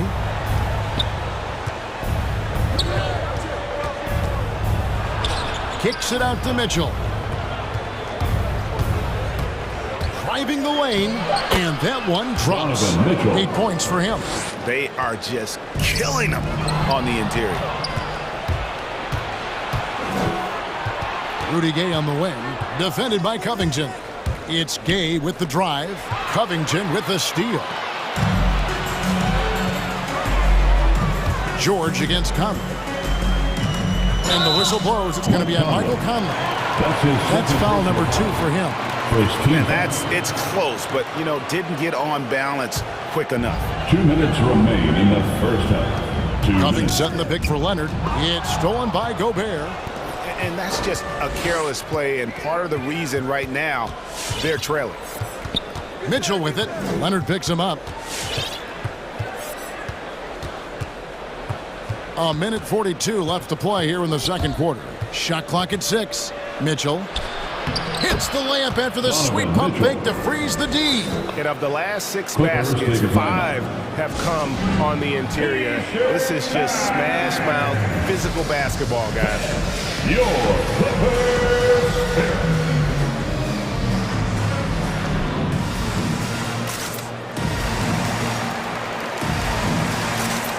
And the Clippers going with a whole new group out there. A different look for Utah. Clippers trail by 17.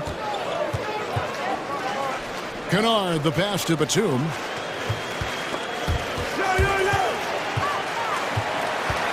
Batum sets a screen for Kennard. A three-pointer, no good. The Jazz have gone 5 of 6 so far from the field in the second quarter. And here's Bogdanovich for 3. Kennard with the rebound. And stolen by Whiteside. His first shot is a miss, 0 for 1 to start the contest. For Los Angeles, they've gone 3 of 4 from the floor here in the second quarter. Hartenstein passes to Jackson. Now Kennard. Just 5 on the clock. Shoots from the right block. Got a piece of it. Out to the right wing. 4-on-3 break. Pass to Hartenstein. Back to Kennard. And the pass to Hartenstein. Plays it up and banks it in. You have to understand what the defense is doing. If they give you an opportunity to set up a teammate, Luke Kennard will take it. Here's Clarkson. Bogdanovich wide open. Sinks it from just inside the baseline. And the Jazz lead by 17. Hangs. And Kennard lays it in. Good. Kennard's got his first points of the night. What assertive play by Luke Kennard in the... Your Clippers. Thank you, David. 13, and the Jazz, 28.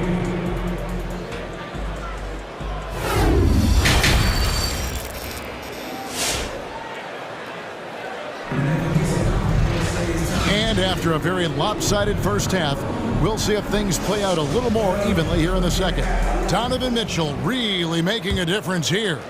No problems fighting his way to the rim in this one. A lot of points in close. And part of that has to do with his mindset. He has been looking to push the action at every opportunity, and he has been in attack mode all night. All fueled up and ready to go. Let's reset the lineups courtesy of Gatorade for the second half of basketball. Taking a look at the Jazz. The wing pair for them, Clarkson and Bogdanovich. Whiteside is out there with Eric Pascal. And it's Alexander Walker in at the point guard position. Jordan Clarkson showing he's capable of finishing inside. Now, here's Kennard. Not a lot of room, and stolen by Whiteside. And here's the break. Here's Alexander Walker. Finish off the break. Well, there you go. One team operating on all cylinders at both ends. Steals, fast break buckets, and the other team in scramble mode. Here's Kennard, and the call on the and now, this will be a coach's challenge. We thought that might happen, triggering a review of the personal foul.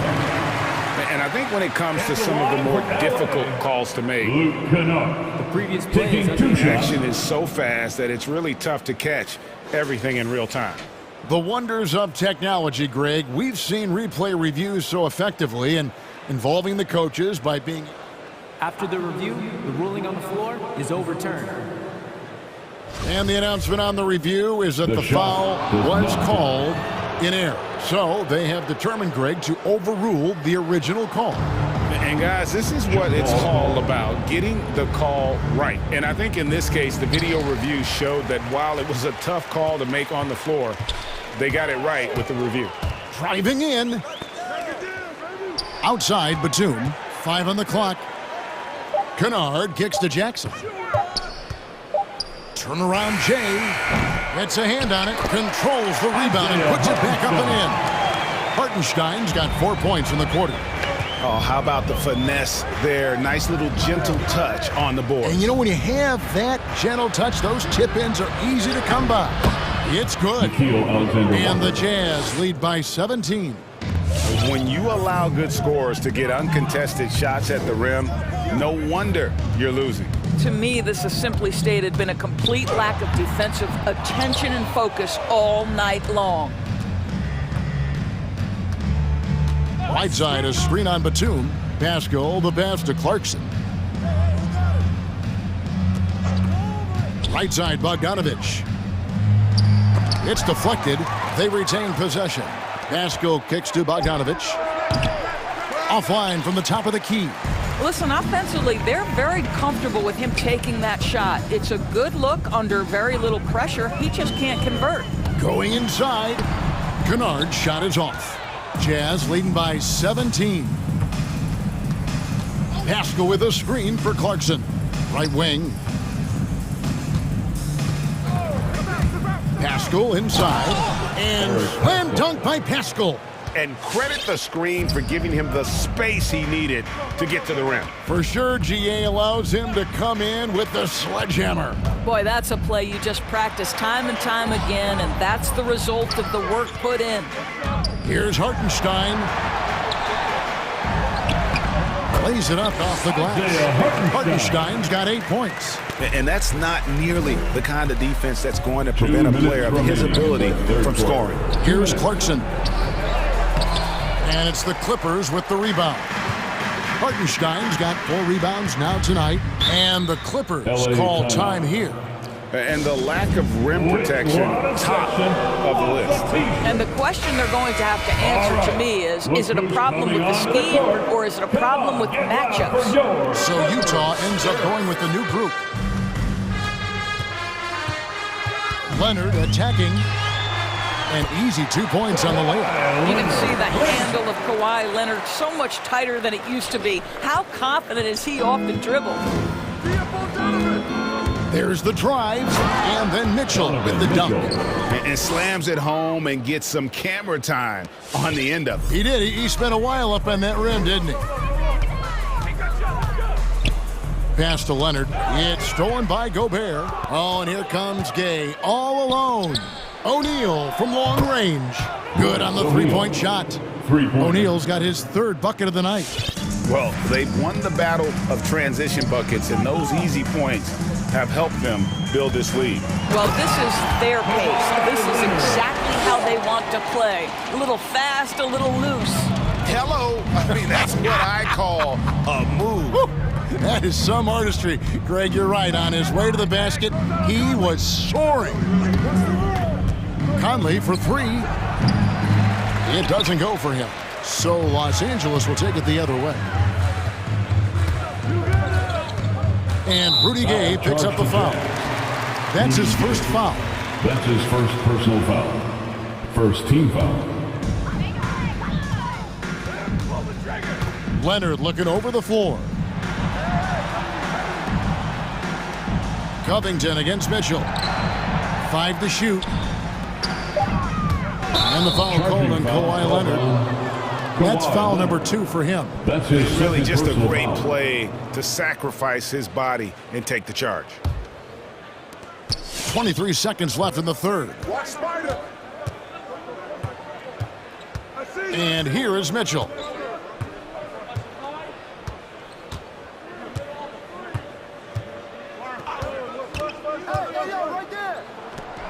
Drops it in from 14 feet away.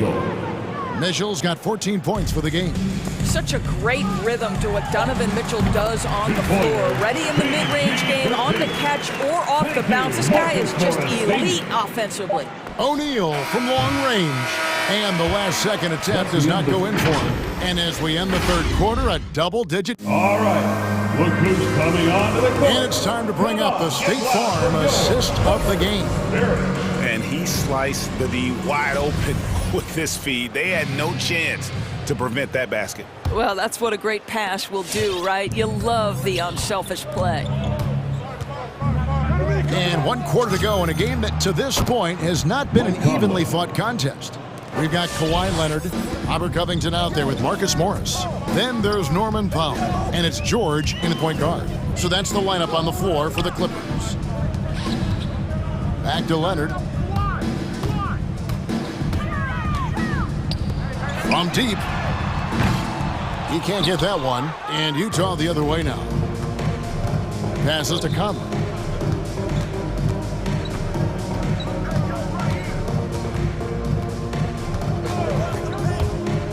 Into the lane. Here's Gobert, and a good offensive board, and he gets the bucket. The edge on the glass is the difference. It's allowed them to build this lead. Here's George. O'Neal with the rebound. And it didn't fall, but that's the kind of shot they want their offense to create. You know, it can be frustrating when you make the right play and fail to reap the rewards. You just have to stay with it here. Gobert with a screen on Covington. It's Gay with the drive. For three, Mitchell. It's hauled in by Los Angeles. Guys, they're looking for a way to score here. Yeah, they've had a tough time taking the lid off. Here's Leonard. Banked in off the glass. This is a small forward who, because he's 230 pounds, can hold his own down in the low post. That is nicely done. Kicks it out to Gay. Gobert with a screen for Gay. Inside. There's the steal.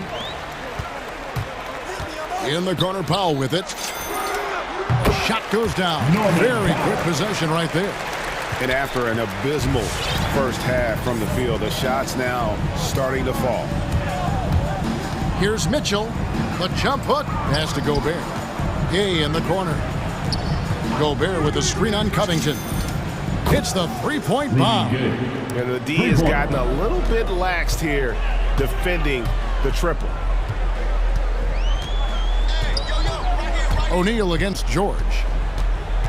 Paul George is a guy who has experienced tremendous individual success, but what I love about him is you get the sense he feels he's got a lot to prove. He wants to win as many championships as possible to burnish that legacy.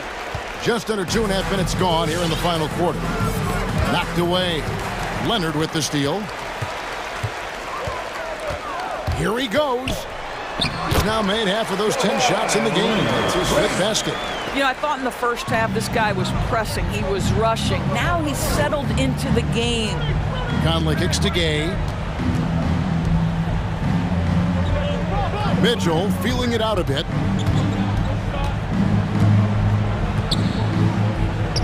And he makes good on the layup. And the Jazz lead by 20. Donovan Mitchell has an earned reputation as being elite as a scorer in this league. He's cooking right now. 2 minutes.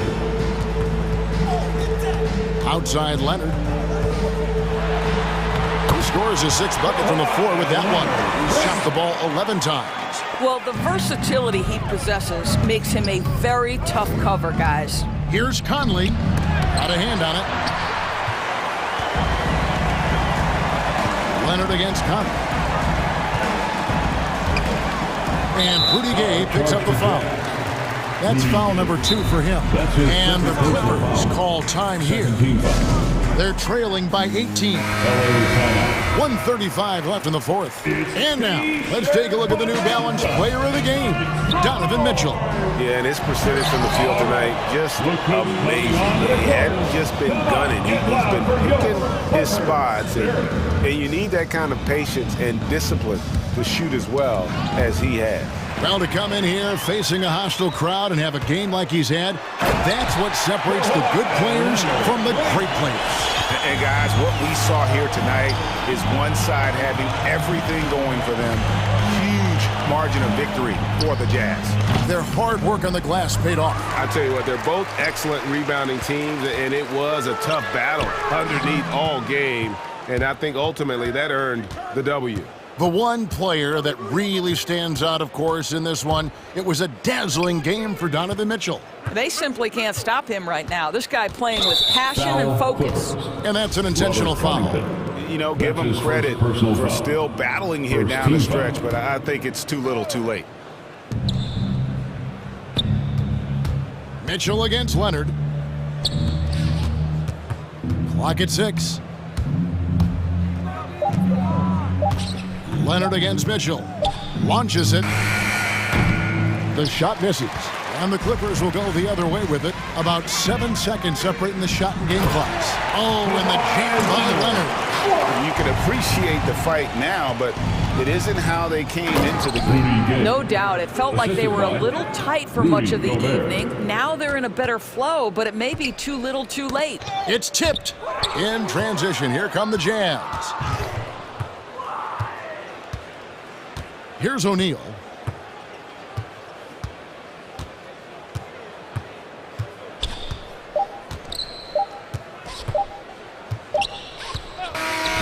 And so it's Utah easily grabbing the win. This crowd was stunned by the manner in which their team was dismantled. All right, David, great job. Thanks so much. And that'll wrap it up.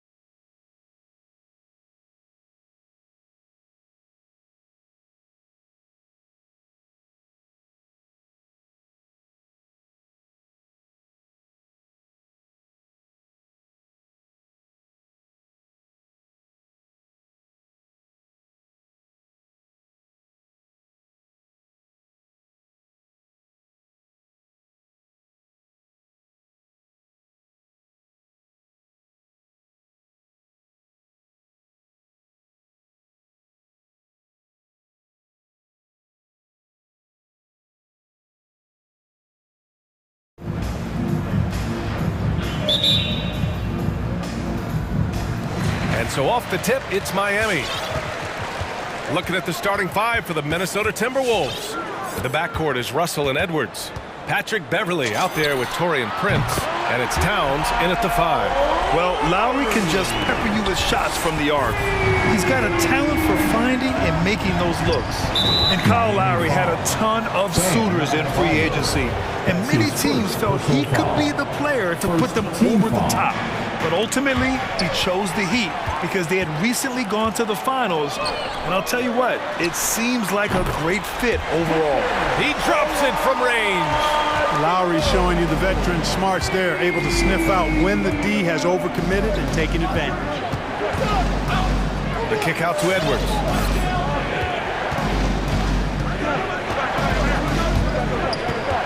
Back to Russell.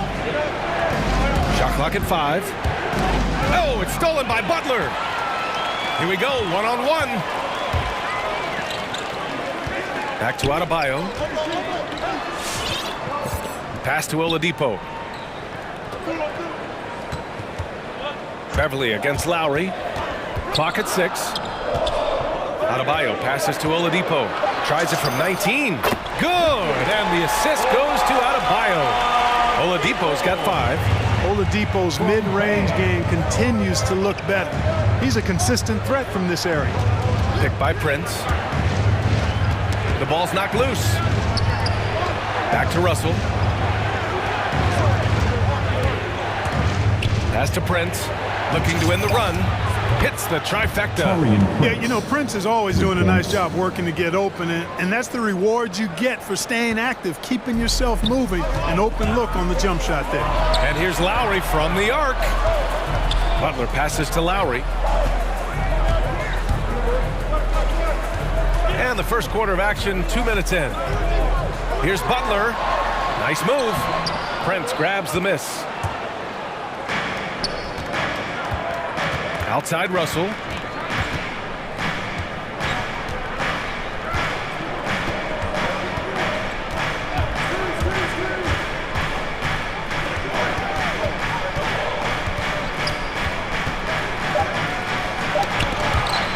And the ball out of play. The Heat will have it.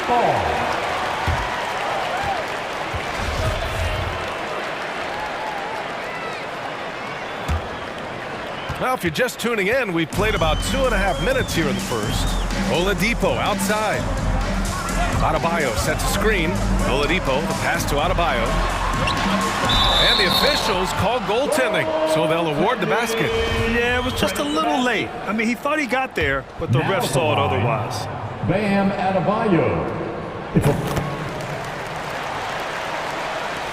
The Timberwolves trail. Outside Russell, driving in. Pass to Prince for 3. That falls. Nice assist by Russell. Prince has got his second basket on the night. Coming into the league, scouts predicted Prince would be a solid 3-and-D specialist, and they were spot on. Minnesota's gone 2 for 2 from deep to start this one.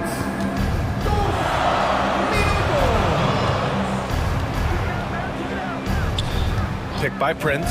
Edwards with it. Picked up by Tucker. And he got the whistle on the way up. So he'll be headed to the line for a pair. And Anthony Edwards, he had his ups and downs as a rookie. The talent is abundant. Yeah, I mean, he just needs to learn his spots on the floor. Find where he's most effective attacking. And once he gets all that sorted, he'll be a more consistent player.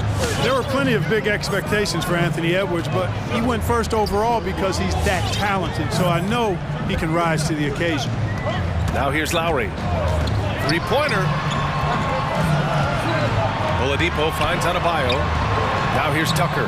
Shot clock at 6. Sends it home from three-point land. This is one of Tucker's strengths, folks. He's a knockdown spot-up shooter. Outside Russell. The kick out to Edwards. Oh, it's stolen by Oladipo. Here's Butler. And he was fouled while in the act. And they want a second opinion on that call. The signal for the coach's challenge has been made. The Heat making a switch here. Robinson's checked in. And even with the coach's Jimmy Butler. The previous play is under. Many of these personal foul calls still disputed even after the video review. There's no doubt there's going to be a gray area in a lot of these calls. But at least we have the option to take a second look, so the officials can be sure. After the review, the ruling on the floor is overturned. So they see clear evidence of a bad call, and they're going to overturn it. Probably the right decision. And give credit to the officials for recognizing the mistake and correcting it. Nobody likes to say they got it wrong, but they fixed it in a hurry. And here are the Timberwolves.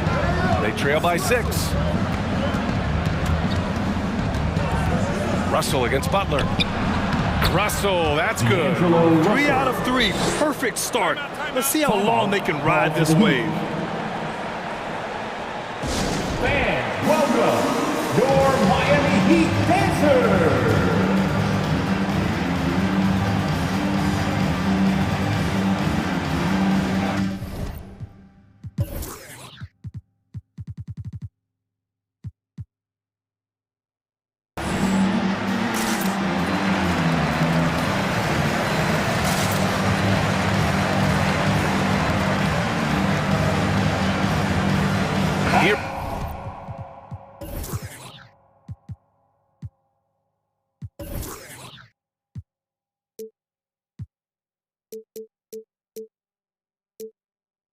He's checked in for Miami. Miami has gone 3 of 3 from outside and looking sharp here in the first. Outside Butler. Hero outside. There's the 3. And again, the Heat missing. Boy, I'm absolutely shocked he didn't get that one to go. Usually he's money from deep. To the inside. Here's Prince. That shot's good. Russell making the play. Russell's got 3 assists tonight. I love the execution we are seeing thus far.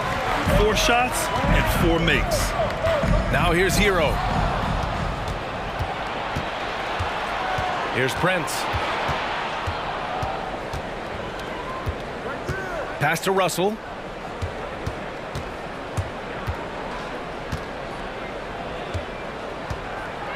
Towns on a screen. The 3 fires in the triple. Exactly what you want from your point guard. Nice dime to the open teammate by Russell. Beverly with a steal. A nice first quarter of play. We've seen plenty of offense so far. The T-Wolves on top, up 1. Quarter. Fans, welcome your Miami Heat dancers. And some good action in the books as we get back to a game that's been pretty close so far here. And a chance for a moment to check out the scoring breakdown for the Timberwolves. So far, guys, they've done a fantastic job finding the open man and getting some easy buckets. They've also gotten into a nice rhythm from the three-point line early on tonight. On the court for Minnesota. The backcourt is Russell and Edwards. Karl Anthony Towns is out there with Taurean Prince. And it's Beverly in at the 3 slot. Edwards can't hit. Miami's gone 3 of 4 from distance in this game. Lowry with it. Russell covering. Tucker with a screen. Pass to Adebayo.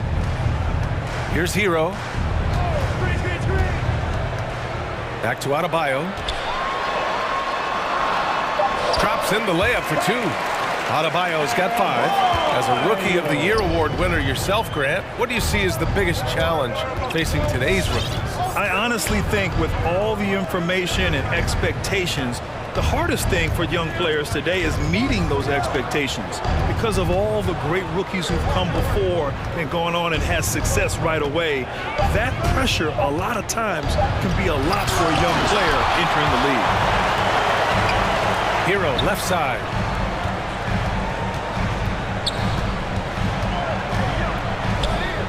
Lowry outside. Tucker with a screen. Back to Lowry. Down to 5 on the shot clock. And Tucker gets it to go. Tucker's got his 2nd basket of the game. Using that strong upper body, Tucker can definitely play through contact. And Edwards, here we go. Oh, my goodness! Disrespectful. Oh, doctor. Oh, my goodness, Anthony Edwards. throwing it down with force. Get this guy in the dunk contest. Here's Butler. Hits the layup after the sweet pump fake to freeze the D. He's a potent mix of effort and ability. Hard to shut down a player of his caliber. There's a screen. Pass to Russell.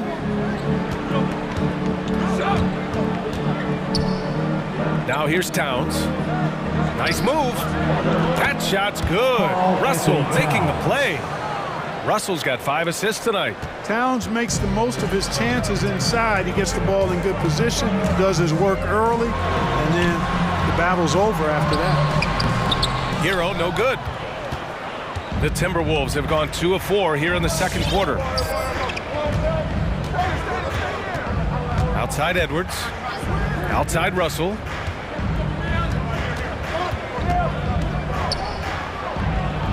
Played it in with a nice touch off the window. Russell's got his second bucket on the night. Well, you know, this is just who Russell is, in my opinion, guys. A very assertive and confident player who looks to score the ball as much as he can. It's Hero on the take, and that one's good. And the Heat lead by 1. Want to score in the NBA? Picks can really force the D to make tough choices.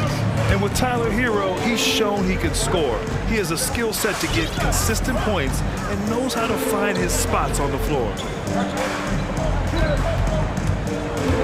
Edwards with it, now guarded by Butler. Russell from outside. Rebounded by Butler. For Miami, they've gone a terrific 4 of 5 here in the second quarter. Tucker inside, guarded by Russell. Puts the move on, and Tucker lays it in. And now a 3-point Miami lead. And Hero is solid without the ball as well. Great movement. Yeah, I mean, he's still improving in that area, but his backdoor cuts are getting better. He really knows how to get easy scores that way. Just needs to learn to not settle for those off-balance shots. Picked by Prince. The Timberwolves need to get off a shot here. Outside for Russell. Launches a 3. It's hauled in by the Heat. Lowry outside. Pass to Hero. Lets the 3 fly. And the 3-pointer goes. Hero's got 5. And so far, there's been tremendous cohesion offensively this quarter. And you know what? The frustration for the defense is mounting because it seems like they can't miss out there. Shot and game clock separated by 5. To the wing, right side. Lowry against Towns. Lowry, good. This run has been fueled by their Matador defense. And here's Russell. To halt the run. And he lays it in. Russell's got 4 points in the quarter. Well, I tell you what, such a smooth, tight handle. I mean, especially for a guy with a 6'5" frame and 6'9" wingspan. And so it's Miami leading by 6 as we wrap up the quarter. What has them in front right now, by and large, they're taking great shots.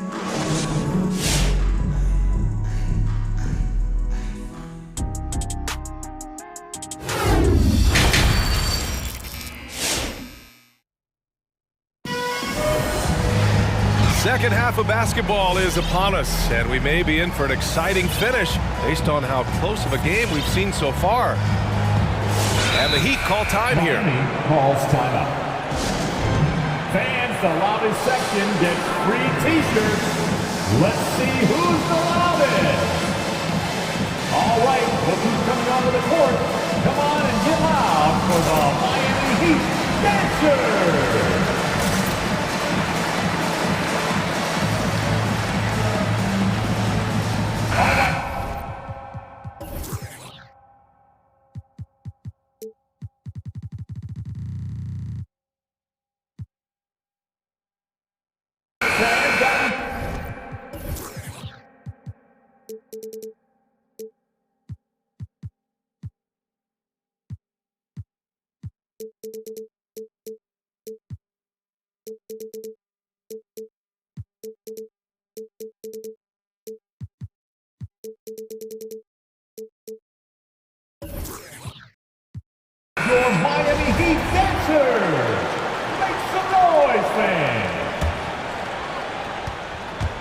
The Timberwolves trail.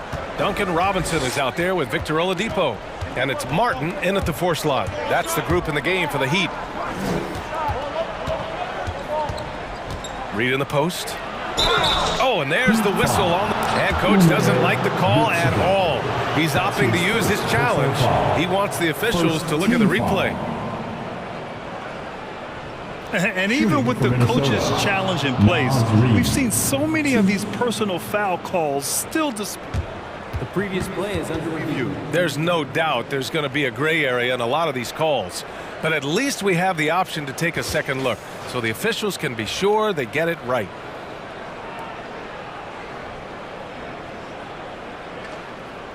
After the review, the ruling on the floor is overturned.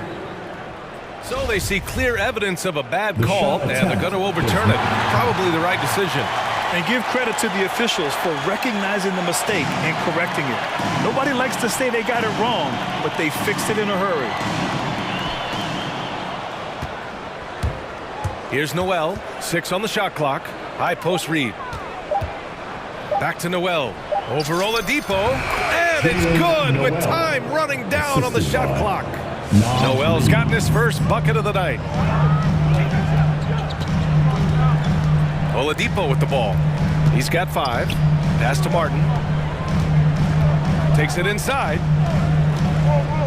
Back to Oladipo. Martin inside. Working on McDaniels. For 3, Oladipo. It's not going to go for him. Now Minnesota takes it the other way. You know, when you talk about Oladipo, hard not to start with his disruptive defense. I mean, I think it's been his calling card since he stepped foot in the league. With the explosive leaping ability, he's able to play center despite being undersized. To the left wing. Martin inside. Reed defending. Martin with the bucket. And the Heat lead by 4. And, of course, Oladipo made the all-defensive first team in 2018. You know, he's really good on the ball, and he's incredible off the ball, shooting the gap, stepping in the passing lanes, takes charges when he slides over and helps side defenses, and not afraid to give up his body. Beasley, pass to Reed. Now here's Oladipo. Screen by Robinson. There's the triple.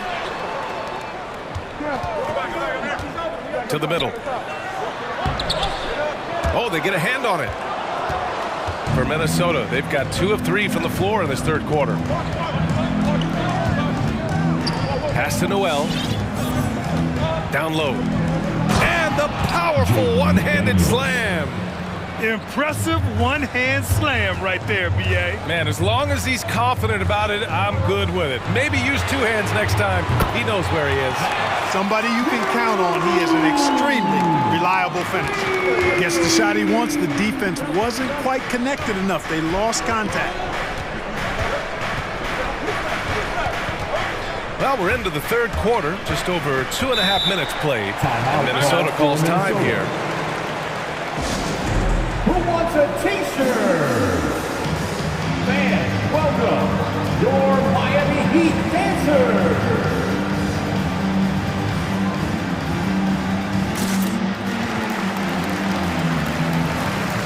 Give them a hand, fans. Your Miami Heat dancers.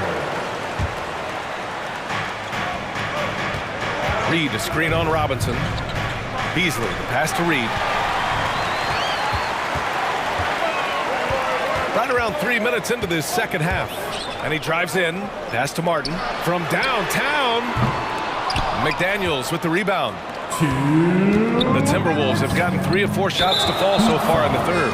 And he commits the intentional foul. I mean, I'm just not sure what he was thinking right there. I mean, he needs to get his head in the game. Yeah, yeah, completely a brain fade. I don't know where that came from.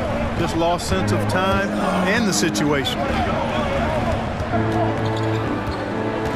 On the wing, Noel. 6 to shoot. And it's blocked. Oladipo against Beasley.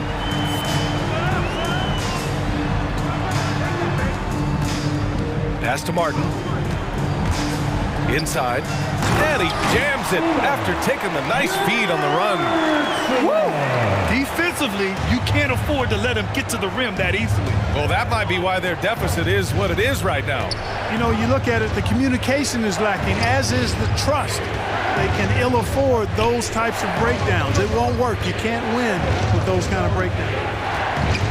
Here's Reed. A slam dunk by Reed. Woo! B.A., that's lit. Ferocious all the way. Man, that was good. Ammonia strong, we call that. Wear that rim out.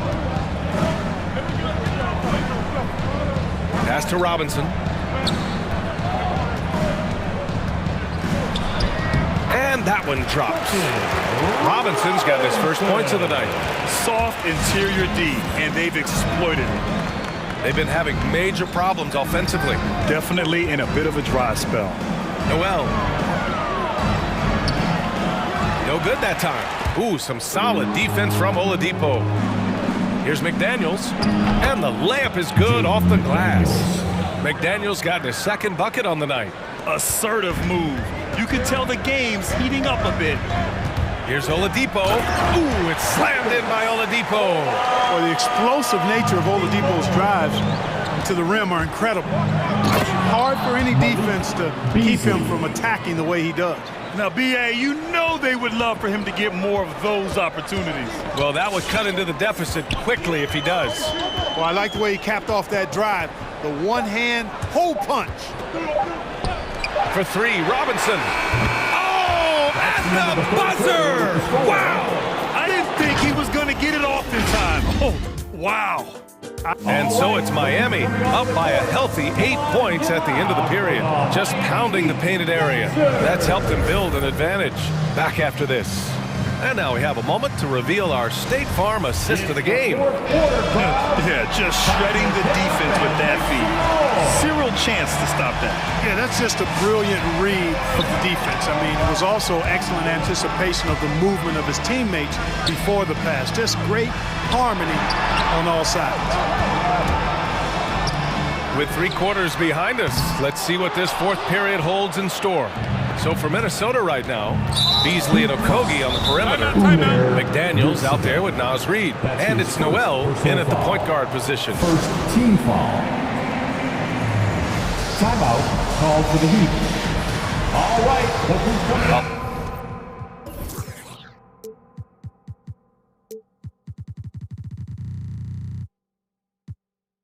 Line change here for Miami, and some changes here for the Timberwolves. A chance here to catch up with Allie from the sideline. Well, over the break, I listened in on Eric Spoelstra's huddle. He told his squad to pour on the gas, saying, quote, "We hold the lead. Let's keep growing it. Be aggressive. This is no time to let up." Great work, Allie. Thanks. Pass to Prince.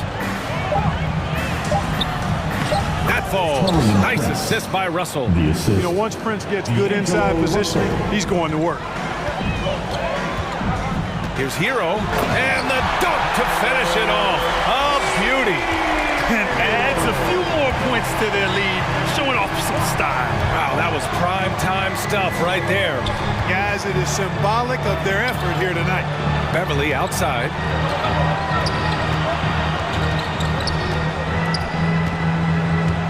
Pass to Prince. Russell from outside. They get it again. The Heat with the lead. Hero outside. Takes the three. Nails it from 3. This is what it's been since halftime. Remarkable results from downtown.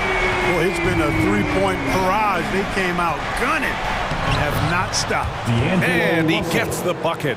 Their defense just falls apart once the ball goes inside. I tell you, we're taking a look at some real deficiencies defensively. I mean, they've given up 5 straight good looks in the paint. Hero finds Butler. Back to Hero.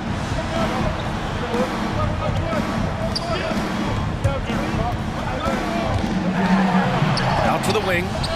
Here's Adebayo. That one a little long. You look at him, and he's a little hit and miss from there, even without a defender in his face. No guarantee. To the inside. Out to Beverly. To the middle. Here's Towns. Ooh, good finish at the rack off the slick feeds. This has been the story of the game, a battle fought on offense. Any lull in the action so far has been short-lived because there have been nothing but buckets in this one. And it's Butler off the drive. Once Butler has some speed behind him, glides out, you know he's looking to throw that thing down. Here's Edwards. Oh, wow! Watch out below. Big finish. And that one is stuffed right through. That'll be a move to remember. Wow. Yeah, great creativity in the air. A circus dunk for you right there, guys. Tucker inside, guarded by Russell. And the whistle blows as the basket counts. Chance at a three-point opportunity here. One free throw coming up. Defensive foul. And a moment now to quickly take a look at the offensive approach for Miami. You know, one of the big stories has been the three ball. It's been a key part of their offense throughout the game. Now at the line. One other thing, their mid-range game has been impressive. A tough shot to rely upon, but they've had it going. You know, it's said that the only thing Tucker is more obsessed with than on-court success is his sneaker game. I heard that he literally has hundreds of pairs of sneakers. It's important that you have big men who can shoot in this day and age, and this guy can really stretch the floor. Butler passes to Adebayo.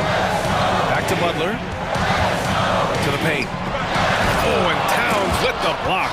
You know, one thing they can count on from Towns on the defensive end is block shots. He does not like to give up a clean look. Pass to Hero. Drives to the hoop. Outside for Butler. That one drops for him. Butler's got 4 points now in the quarter.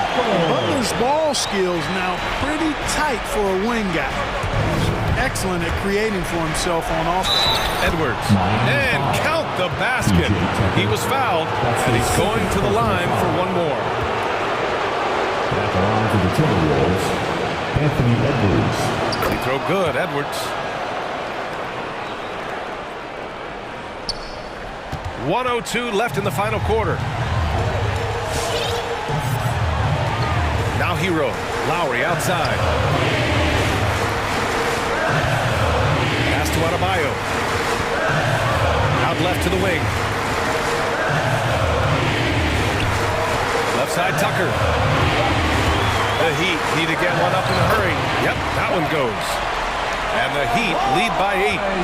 They have a relentless mentality, even with the game in total control. And, you know, until that final buzzer sounds, I mean, you've got to treat every possession like it's crucial. Edwards against Lowry. Now here's Edwards, tightly guarded. And they turn it over. Shot clock violation as the buzzer sounds.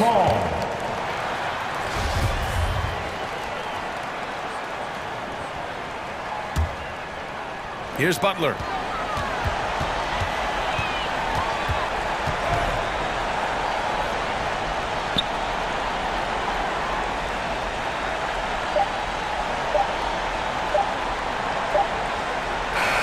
So it's Miami picking up the win. Even early on in this game, they appeared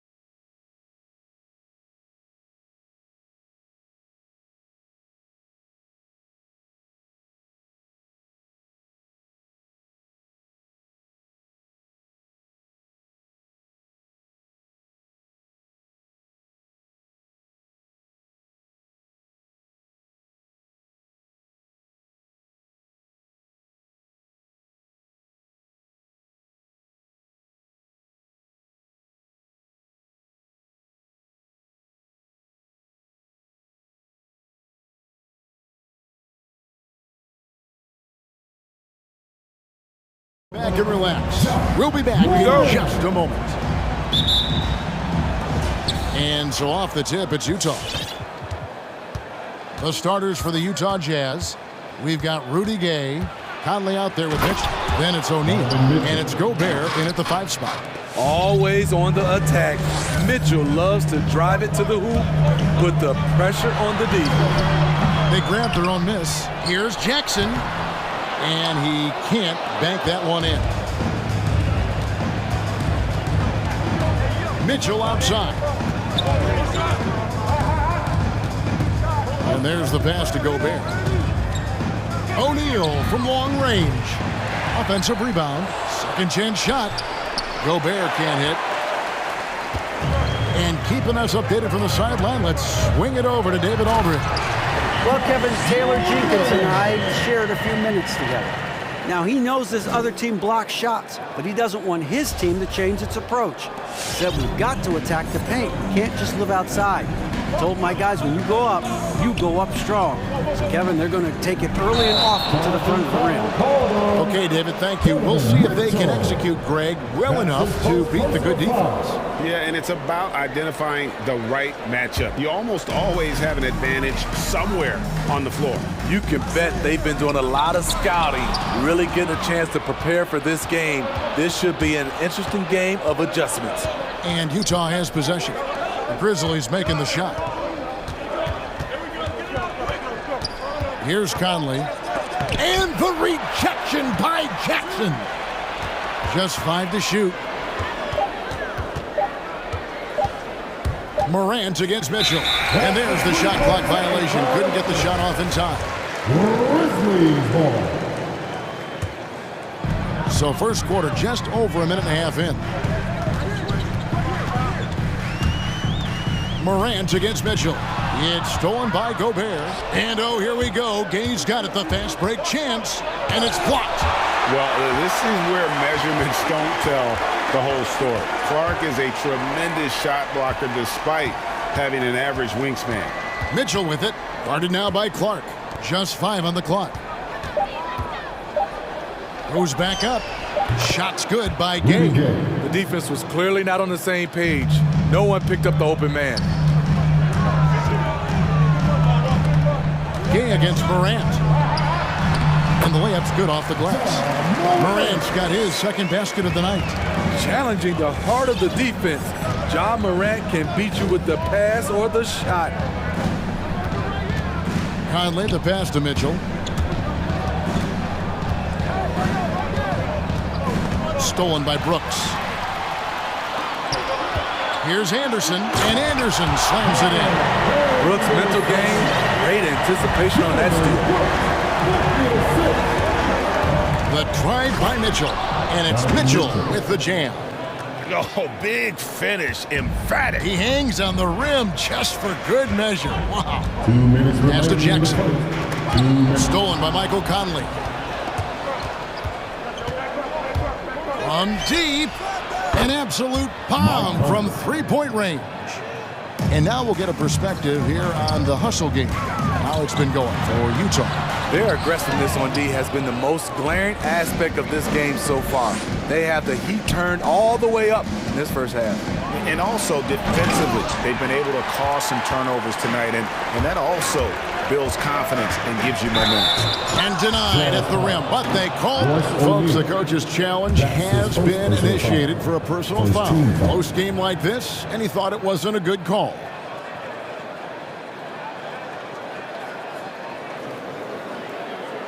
And I think when it comes to some of the more difficult calls to make, personal fouls can be tough. The action is so... The previous play is under review. Everything in real time. The wonders of technology, Greg. We've seen replay reviews so effectively, and involving the coaches by being able now to challenge like this is something a lot of people... After the review, the ruling on the floor is overturned. And the announcement on the review is that the foul was called in error. So they have determined, Greg, to overrule the original call. And guys, this is what it's all about, getting the call right. And I think in this case, the video review showed that while it was a tough call to make on the floor, they got it right with the review. Now, here's Mitchell. Takes it inside. Gay in the corner. And Utah, another three. Rudy Gay knocked that one down. His three-point shot is getting better and better. Gone are the days of high usage, but Gay is still a valuable role player. He's a natural athlete, GA, who still has some burst left. Rudy Gay picks his spots a little more now, but remains a tough cover when he's on the attack. And that was a great replay we just saw of our mobile one block. And an early swat like that can really set the tone. Now the shooters will be feeling his presence. Now, here is O'Neal, following the miss by Donovan Mitchell. And Gobert kicks to O'Neal. Shot clock at 6. Conley with it, guarded now by Jackson. And there's the whistle on the shot. Took them, and it looks like, yep, it's a coach's challenge on the personal foul. That triggers a replay review by the officials. And I think when it comes to some of the more difficult calls to make, personal fouls can be tough. The action is so fast that it's really... The previous play is under real time. The wonders of technology, Greg. We've seen replay reviews so effectively, and involving the coaches by being able now to challenge like this is something a lot of people have been hoping for. After the review, the ruling on the floor is overturned. And the announcement on the review is that the foul was called in air. So they have determined, Greg, to overrule the original call. And guys, this is what it's all about, getting the call right. And I think in this case, the video review showed that while it was a tough call to make on the floor, they got it right with the review. And they forced the shot clock violation. Great team. Grizzlies ball. Here's Morant. Can they get it? Gobert with the block. What a block by Gobert. You expect that from a player who has led the league in blocks. Memphis shooting their first free throws here for the night. And last season, 77% from the line. They could usually get the job done there. And coming out of high school, John Morant said he was a no-star recruit. One reason he may have been overlooked was his small-town upbringing, growing up in Dalzell, South Carolina. The Grizzlies trail by 4. Clark finds Morant. Wide open shot is on the money. 8 points for John Morant. Morant, such a quick thinker. He doesn't hesitate on the catch and shoot. Conley for 3. It's rebounded by Memphis. Clark into the lane. Good, and a nice assist from Morant. It's a tie ball game. Allowing any room to operate, you know he's going to be aggressive. John Morant has been leading the charge, guys, for Memphis. He notched 8 points in the quarter and has that terrific basketball instinct on.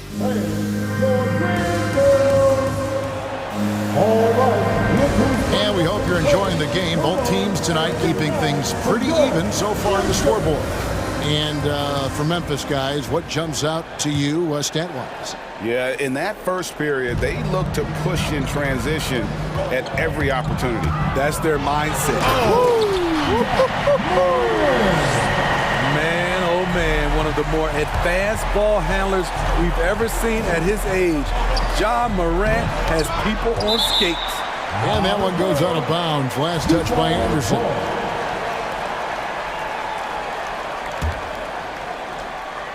And the Jazz with possession here. Trailing by 2. Gobert trying to get open. Just doesn't seem to have it here in the second quarter. That's a signature move by Gobert. The length allows him to do what others can't. Morant drives in. Offensive rebound. Outside for Jackson.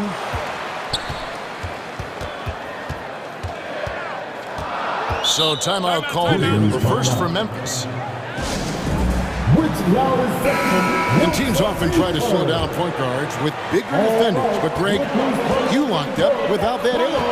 How'd you do it? A little athleticism, Kevin, and a lot of desire. And there it is again. On a lot of their possessions this first half, they've established great inside position. Conley's shot is off. And the rebound battle split evenly thus far. Morant against Mitchell. Outside for Jackson. Anderson wide open. No good on the three. And so Gobert will bring it up for the Jazz. Here's O'Neal. He feeds it to Gobert. Kicks it out to Gay. There's O'Neal with the three. Buries it from three-point range. That's a high percentage look when the D doesn't fight over the screen. Reason why it takes extra energy to do it. You have to trust your defensive rotations, but it's worth it. Now, here's Mitchell.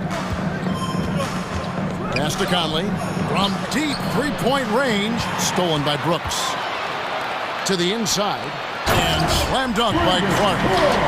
We'll see if they can finally hold on to a lead. It's been back and forth all night. Both teams putting forth their best efforts right now. This is the kind of game fans pay to see.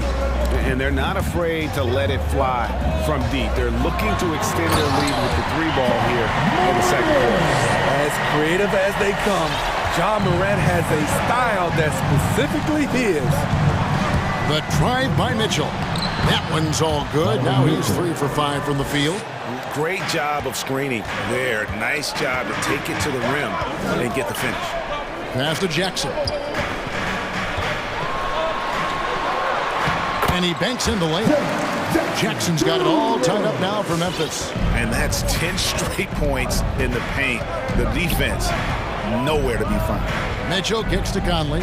Gobert with a screen on Brooks. Gobert the pass to Conley. Back to Gobert. Stolen by Brooks. 2 minutes remaining in the first half. 2 minutes. It's Morant in the corner. Hands it from downtown. Morant's got the lead up to 3 now for the Grizzlies. And a chance now to catch up on some numbers here with the hustle stats for Memphis. Their aggressiveness on D has been the most glaring aspect of this game so far. They have the heat turned all the way up in this first half. And the other thing that's been equally as effective is the fact that they've gotten out on the fast break. A lot of points coming in transition. Jackson with the basket on the assist by Morant. And now a 5-point Grizzly lead. Mitchell against Clark. Outside Conley. Will it go? And the rebound by Jaren Jackson. Jackson's got 4 rebounds in this game. Here's Morant. And then jammed down as he goes right over Rudy Gobert. Okay, check out the handles of Ja Morant. Wow, what a crafty player. Gobert. And the rebound by Jaren Jackson. Jackson's got rebound number 5 here tonight. Here's Morant. Hits the layup after the sweet pump fake to freeze the D. Morant's got 13 points in just this quarter. Guys are looking for a spark here. Yeah, a cold stretch offensively for sure. All the energy is on the other side right now, and every miss just makes it worse. You know what? This has always been a debate. Do you take the timeout, or do you let your guys try to fight through it? And that one drops for him. And they're beginning to just flat out fall apart defensively right now, especially on the interior. Conley kicks to Mitchell. A 3 from Gay. It's rebounded by Memphis. And there's the call on Rudy Gobert. That's his first foul. First team foul. Mitchell against Morant. Sweet move. He takes it up and lays it in. Morant's got 23. What a night for Ja Morant. Showing off that versatility, and he's relentless at the offensive end. And so it's Memphis. 13 points up at the end of the period. Okay, David, much appreciated. The Jack, 22.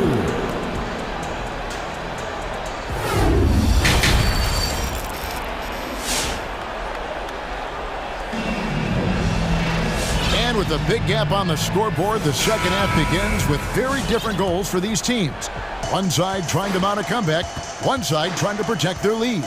Guys, Ja Morant has been sensational. The burst he's had when going at the rim has been fantastic. A lot of strong finishes through 2 quarters.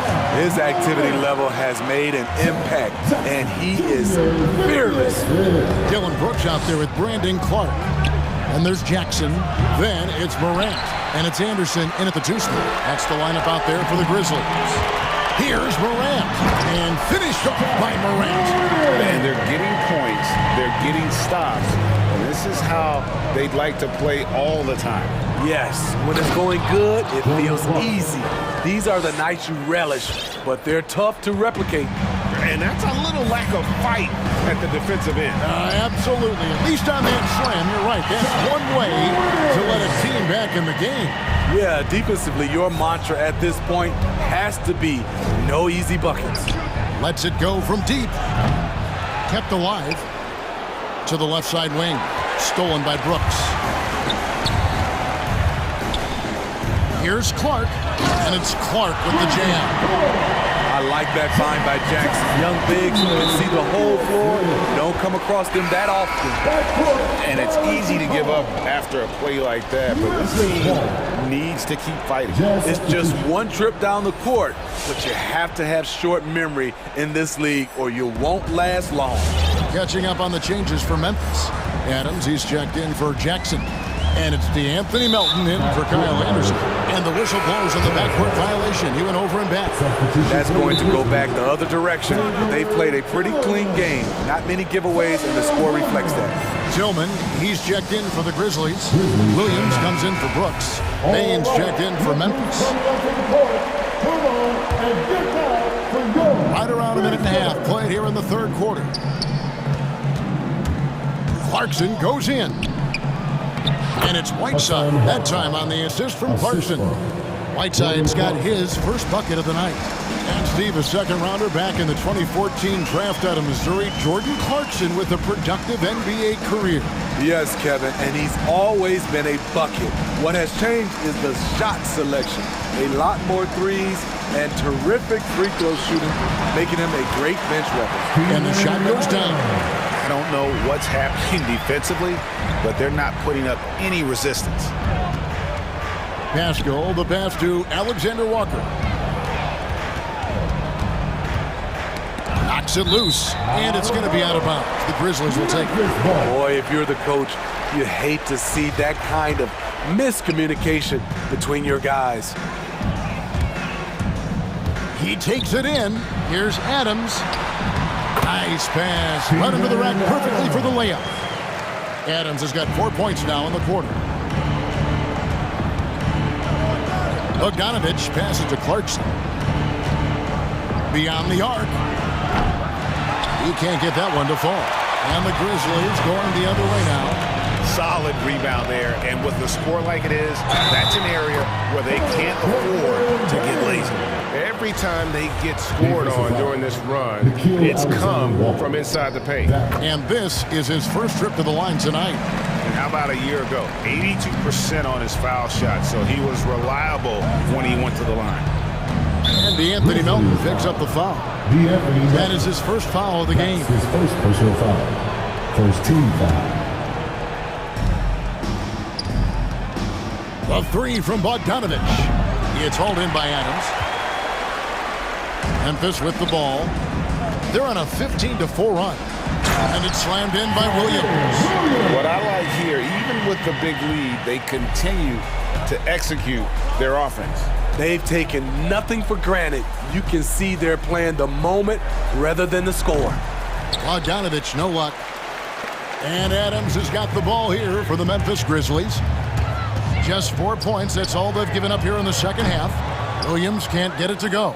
Jazz have gone 2 of 7 from the field in the third. That leaves room for improvement, sir. Clarkson for three. It's rebounded by Memphis. It's Williams with the drive, and it's Williams throwing it down. He just shook his man loose with a crafty play inside. And then the dunk just tops it off beautifully. Clarkson with the ball. Now defended by Adams. Here's Whiteside. Shoots over Melton. Another miss by Utah. The Grizzlies shooting 71% all in all in this one. They've been brilliant offensively. Attacking the defense with the pass. Don't need to be a hero. through some tough offensive sets. They want to turn it around. Yeah, right now you just need a bucket to get some momentum. And now the Grizzlies, fast break. Here's Bain. And Pascal pulls it down. The Jazz shooting at a 32% clip from the field. They're just not executing. The shot by Clarkson, no good. No doubt he's struggling right now from the field. Let's see if he can get it going this quarter. Second team foul. Clarkson's gotten just one of his 4 attempts from the floor tonight. Driving in, here's Melton. Here's Adams, a second chance effort. Wide open. Melton's shot is good. How many times have we seen a possession like that from them today? Ending with a basket, coming off a pretty pass. For Memphis, they have gone 3 for 3 at the line tonight. You know what I like about Steven Adams is his intangibles. He's enthusiastic, he's a leader by example, and he's a role model for the younger players. A 3 from Bogdanovich. Here's Whiteside, and that one is good with the extra effort on the glass. And the D getting outworked there on the putback. Can't let that happen. For some reason, blocking out has become a lost art, and that's the result you'll get. Another good play. This is how they built the lead, calling on the right guys at the right time. The reason why they've stayed aggressive, and they have not let up this entire night. And at this point, I wouldn't expect them to.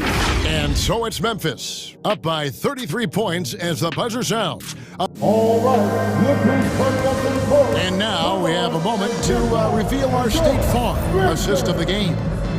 Yeah, an easy choice tonight. Look at the precision on this pass. Put it on a platter for him. This is why you preach teamwork. Some of the most spectacular plays are the ones where guys are feeding off one another. And as we head into the fourth, we'll see if there's a comeback in the works or if it's more of the same from the first 3 quarters. And so in the game for the Jazz, Rudy Gay is out there with Rudy Gobert. Then it's O'Neal. Then it's Conley. And it's Mitchell in at the point. Bain passes to Adams. Uses the glass to finish the layup. And that bucket adds to what has been a big difference in points in the paint between the two teams. Mitchell gets to Conley. Kicks it out to Mitchell. It's rebounded by Memphis. Adams has got 6 rebounds now in the game. Bain, good. The nice assist for Williams. Bain's got 9 points now in just the second half. Down low. And the shot goes in from Rudy Gobert. Finding a man wide open, Mike Conley does an exceptional job of leading this team. And there's the drive. Here's Bain. And he makes the bucket, gets the whistle, and now a 3-point play chance here for him.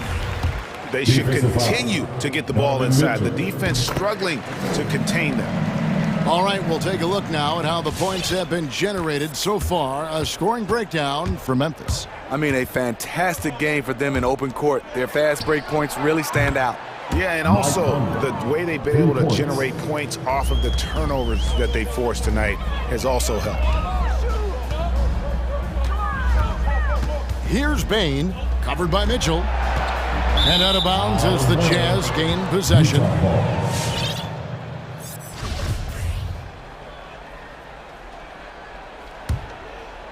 Final quarter here, and we're just over a minute and a half through it.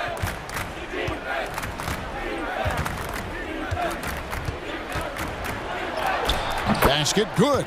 Just look at the way Mitchell's built. The strength in the upper body. Now, here's Melton, covered by Conley. They get it back. Here's Adams, another shot. And it's good on the layup. They're scoring boatloads of buckets. It's raining buckets from inside. Here's Conley. Grizzlies with the rebound. Adams has got his 8th rebound here tonight. +8 in the rebound differential. One more reason why they're in control.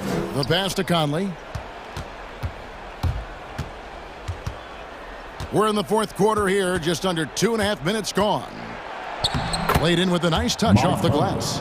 One of Conley's calling cards, getting into the paint and converting, even though he's often the smallest guy on the floor. Gets it to fall. The bucket from Bane. Late reaction defensively. He quickly takes advantage, grows their lead. You can't afford to give him space. Those kinds of mistakes have been the story of this game. 2 minutes remaining. To the paint. It's stolen by Gobert. In transition, here come the Jazz. O'Neal misses. Melton feeling it out a bit. Outside Williams. And we're about 3.5 minutes into the fourth quarter. And Williams throws it down. You hear that sound? That's the flushing of the toilet right there. Greg, a fierce two-hander. Here's Bane, covered by Mitchell. Williams inside. O'Neal's there. And boy, that looked like goaltending. Yes, it is. And so they will award the basket there. So close to getting the block there. You can live with those calls because you'd rather have a guy playing aggressive instead of playing it safe. So Memphis ends up going with the new group. And so it's going to end up in the record books as a blowout, a dominating performance for the Grizzlies. Not only did they shoot the ball better, but they had more assists. Yeah, I thought the passing in terms of finding the open man gave them the higher percentage shots. The ball movement was key for the win. And what a tremendous standout performance it was for John Morant. Throughout the night, he was their catalyst at the offensive end. Play after play was run through him with great success. O'Neal from long range. The shot that time, not on target. And the Grizzlies going the other way now. Here's Morant. Gobert pulls it in. You know, you'd love to see him pull that off, but instead he goes from highlight reel to the bloopers. We've got a 9-second difference between the shot clock and the game clock. Hits the layup after the sweet pump fake to freeze the D. This is where size matters. No one's stopping Gobert on that shot. Kicks it out to Mitchell. Gay outside. Mitchell against Morant. That's tipped.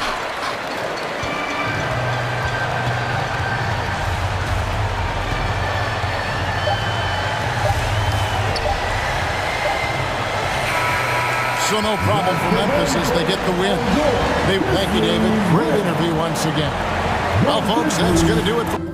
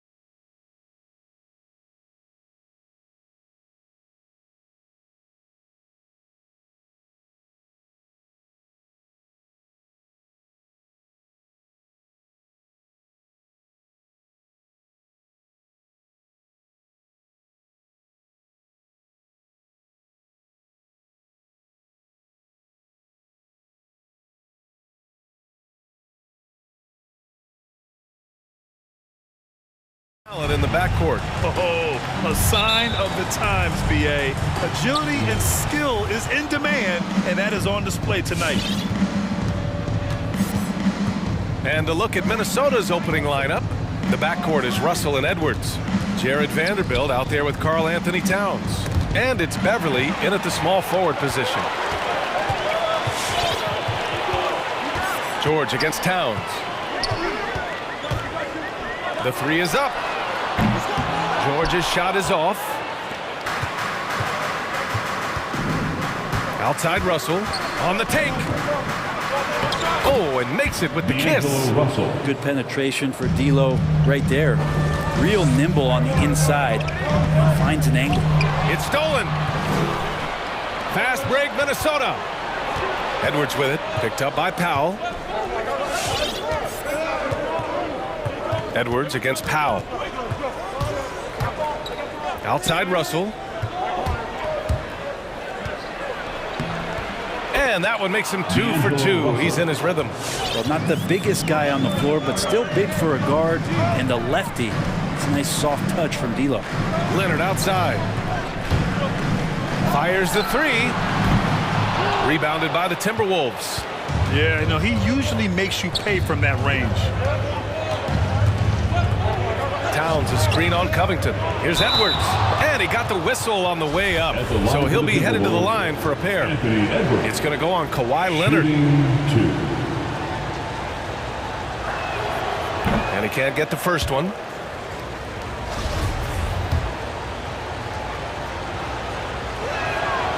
And he sinks the second. Los Angeles has gone 0 for 2 from outside. The three, George, and he's in the books. Now 1 for 2. Just deadly from outside. PG getting some space, does not hesitate there. Here's Edwards, and it's flushed down. A nice jam. Getting up and then throwing it down. Oh, that was a big hammer right there. For three, George. Leonard for three. Towns with a rebound. And this is exactly who you want taking that shot. He just missed it. And when you watch Towns, one thing is clear. He's one of the best in the league. He gives you so much when he's on the floor. There's a screen. Poke loose. Clock at 6. Beverly, the pass to Towns. And they'll turn it over. Couldn't get the shot off. The shot clock violation. LA basketball. Los Angeles has gone only 1 of 4 from three-point land. And you know, Grant, with Towns, he's arguably one of the top dozen big men in the league. And you forget how young he is, B.A. I mean, a few years from now, he might be top 5. He has all the tools necessary to be a superstar. Towns on a screen. And he's going for the oop here. And an emphatic jam on the lob. What an athletic play from Towns. Rising up over the defense to hammer in the alley-oop. Here's George. He's looking good. 2 buckets and 3 attempts. The defensive effort was lacking a bit, but hey, give him credit for finding a weakness there. Just really smart basketball and exploiting whatever holes that he's seeing right now in the defensive squad. And defensively, you have to make him work harder than this, or it's going to be a long night. Here's Leonard. The reverse. Uses the glass to finish the layup. Defense just pinballing off of the frame of Kawhi Leonard, determined to score. Here's Edwards. Out of bounds. Timberwolves ball as Minnesota keeps possession.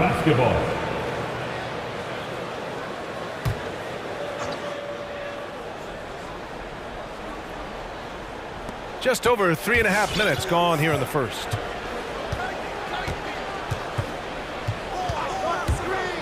Just 5 to shoot. And that one is hammered home. Ooh, putting on a show for the fans. Going up for the graceful reverse. Oh, that had a little extra sauce on it, Grant. George. And he'll draw the foul. He'll head to the line for 2. It's going to be on Karl Anthony Towns. Paul George does a great job changing speeds right there, and that's a huge part of his athleticism. Takes it strong to the cup and just daring a defender to come at him. And you can tell he's feeling confident right now at the line, and when he's on, he can be lights out. Edwards with it, and it's Leonard picking him up. And here's Edwards. 7 points in the game.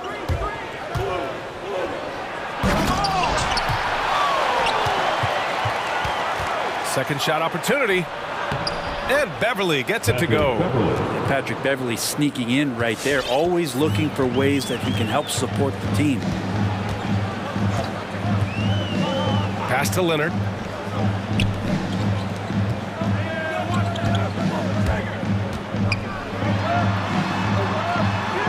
And he makes it on the layup. Leonard's gotten his second bucket. Attacking in the painted area. Clearly that was their game plan coming in. 5-second differential between the shot clock and game clock. The shot by Russell, no good. The Clippers trail. To the inside. Out to Leonard. And there's the screen from outside the arc. Knocks down the triple. Leonard's got 7 points. The defense has got to try to hassle Kawhi Leonard as much as they possibly can, especially at the arc. He's too accurate. Edwards, the layup off target. And so both teams trading buckets as we end the first quarter. The T-Wolves on top. They lead by 1.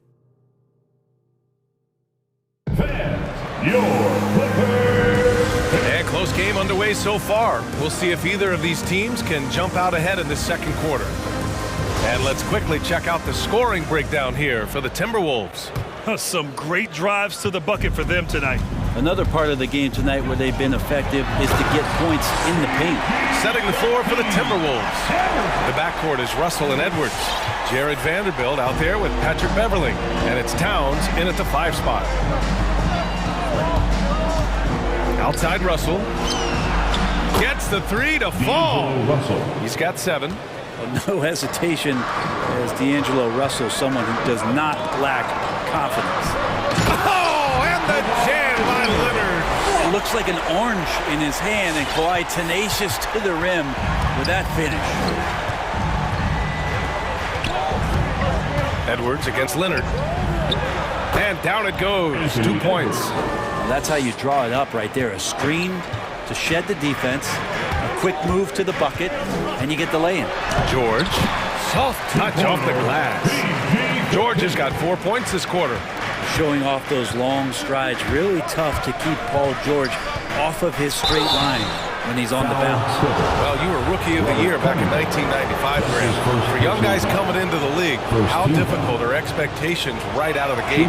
Rookies these days are way younger than when I played. I mean, I was 22 my first year in the league after 4 years in college. So, you know, I think we have to give these young players time to develop and learn how to become great in the NBA.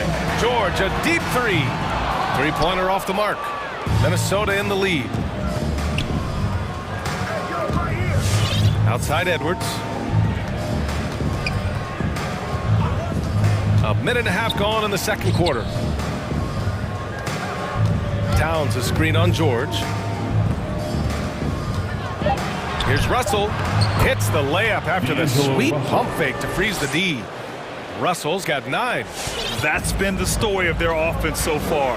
Getting a number of looks from point-blank range. Leonard with the ball. Working on Vanderbilt. Leonard's shot's good. And guys, the way this defense is getting manhandled down low, you have to wonder if they're at 100% right now. Leonard against Edwards. Outside Russell. Towns a screen on George. Now here's Russell, guarded closely. And it's the Clippers with the rebound. That's the shot you hope for, right at the rim. Just couldn't capitalize. Oh, it's Kawhi Leonard scoring on a gorgeous play. Leonard's got 6 in the quarter. And sometimes it just feels like Leonard enjoys converting on the difficult shots. It feels like backbreakers to the opponents. Here's Towns. Perfect night so far, 2 for 2. He's a go-to guy for them because he's that consistent. Time and time again, he delivers. Leonard attacking. And the officials call a traveling violation. Minnesota basketball.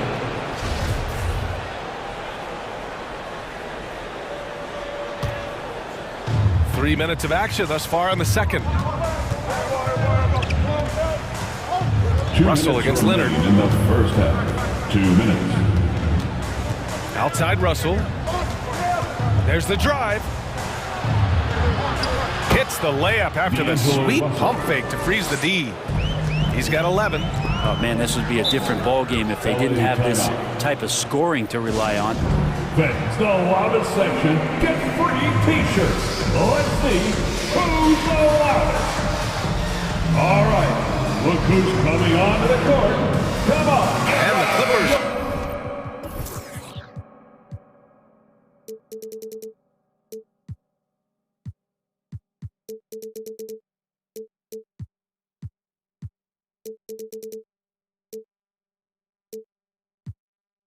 Going with a whole new group out there.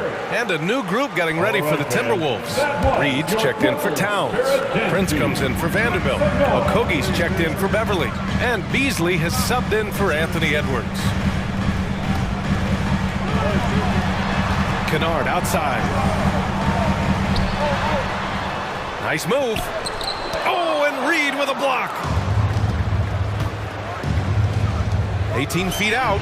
Always a nice way to start. Makes his first one. Well, he's a gifted passer. This is one of his natural abilities, and the instincts just showing off from Russell there. Kennard outside. Three-pointer. And he can't get that one.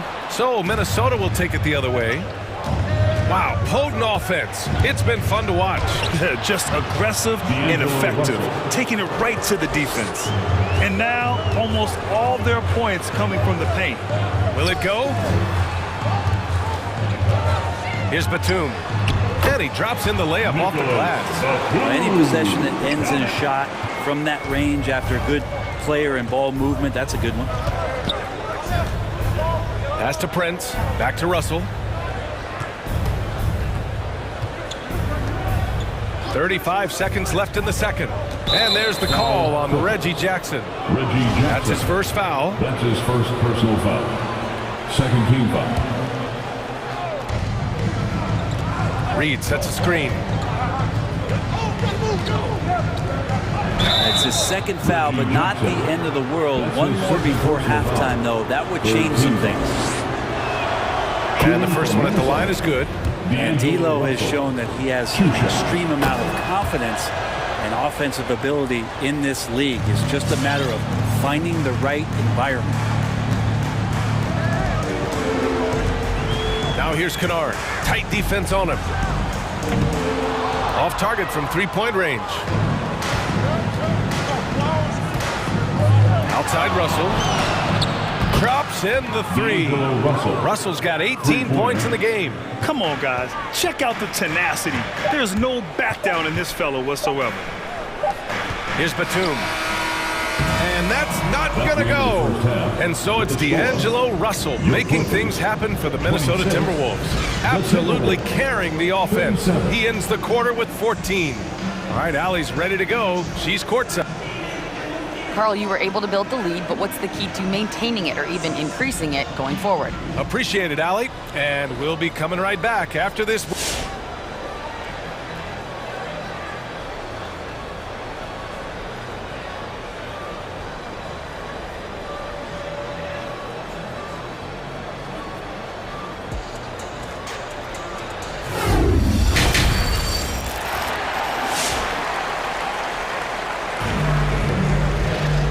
With the second half upon us, we'll find out if this game becomes the rout that it's threatening to be.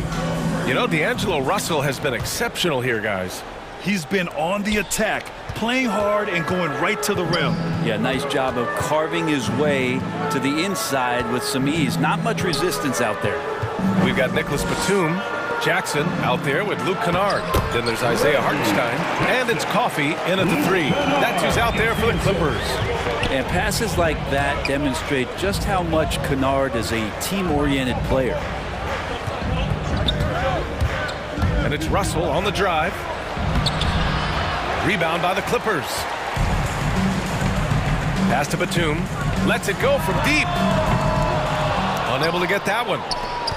And for Minnesota, they're shooting 71%. Their offense has looked unstoppable all game long. Taurean Prince, a good role player, whether he's starting or coming off the bench. He finds a way to be effective. Picked by Prince. Beasley for three. And the Timberwolves hit again from deep. Their defense has to do a better job of smothering those shooters. Here's Kennard. Here's Hartenstein. And he jams it home with authority. Oh, come on, B.A. I mean, where's the defense? That's just too easy. Yeah, they got to do a much better job in help. Yeah, we see this all too often. The team gets a huge lead, and then their guard gets let down. Oh, he muscles it in through the contact. They call the foul, and he's on his way to the line. And you love the toughness that Prince brings to the game. Brent, the high motor is a given. He's a competitive player. He's out there, and he doesn't mind the physical contact. And for a guy who can shoot the three and want to play defense that way, coaches like to have him in either role. Third quarter of play with just over 1.5 minutes gone by. Pass to Reed. Jackson on the wing. Fires from deep. He drops it from range. Jackson's got 5 points in the quarter. Well, that's a shot he can hit. If you give it to him, you need a little more energy on defense that next trip down. Beasley for three. And they recover it.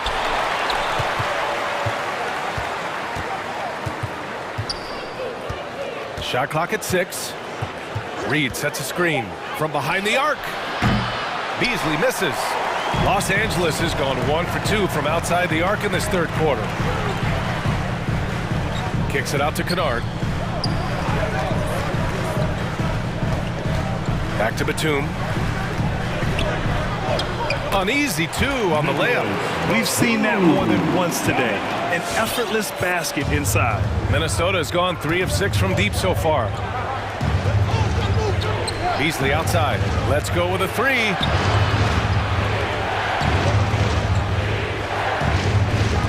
Reed sets a screen. Out to Beasley. This one for three. Another miss by Minnesota. Maybe a time to rest him right now, just give him a bit of a breather, try to help him get back on track. And yep, it's good. Jackson's got 7. Even though they're still trailing, he continues to be lights out from the field. What a competitor. Russell attacking. Hits the layup after the sweet pump fake to freeze the D. And the Timberwolves lead by 8. Kennard outside. And there's the drive. Inside. Here's Batum. Yep, that one goes. Batum's got 4 points in the quarter. Looks like we're starting to see a pattern here. Not afraid to get in the paint and get wet. Pass to Beasley. Picked by Prince.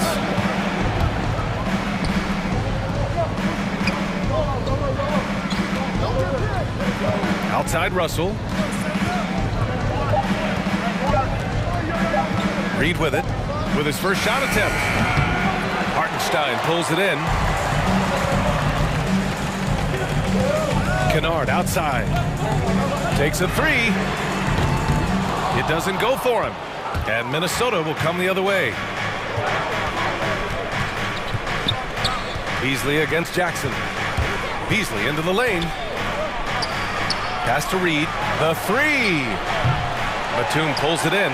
Well, even though he misses that one, the defense has got to talk about that. And that's a bad miscue. And you can't give up looks like that all game long. We've got a 9-second difference between the shot clock and game clock. Kennard knocks it down from distance. And now just a three-point Minnesota lead. And if the defense is going to shut down one thing with Kennard, I'd start with the three-point shooting. Here's Russell.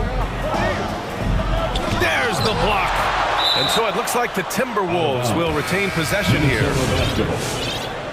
Now into the lineup for the Timberwolves, Jalen Noel. 8 seconds left in the third. Down low.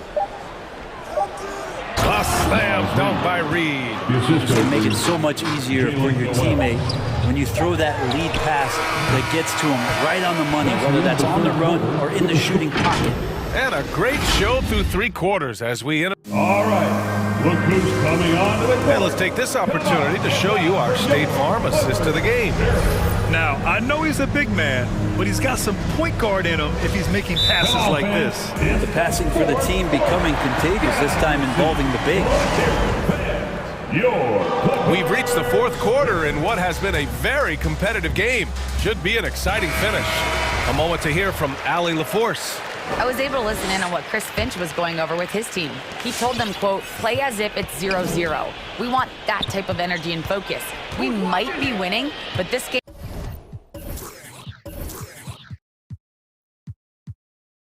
is not over yet. It's a clear message, guys. As always, Allie, we thank you. So for Minnesota right now, we've got Jalen Noel. Carl Anthony Towns is out there with Jared Vanderbilt. Then it's Patrick Beverly, and it's Edwards in at the 2. I like seeing Towns be aggressive from deep. He knows his teammates want him to shoot from there. Leonard attacking. Doesn't go for him. The Timberwolves go the other way with it. And they're doing strong work on the glass, a +5 advantage for them. Here's Noel, shakes him, pass to Vanderbilt. He shoots a 3. The Clippers grab the miss. George outside, takes a 3. Ooh, coming through again, shooting 5 for 7 now. Effortless from Paul George, knocking it down off the good pass. About 1 minute played here in the fourth quarter. Here's Vanderbilt, and stolen by Covington. The 3, George, and the Clippers hit again from deep. Man, they're having a hard time defending the triple. That's 3 in a row. Pass to Edwards.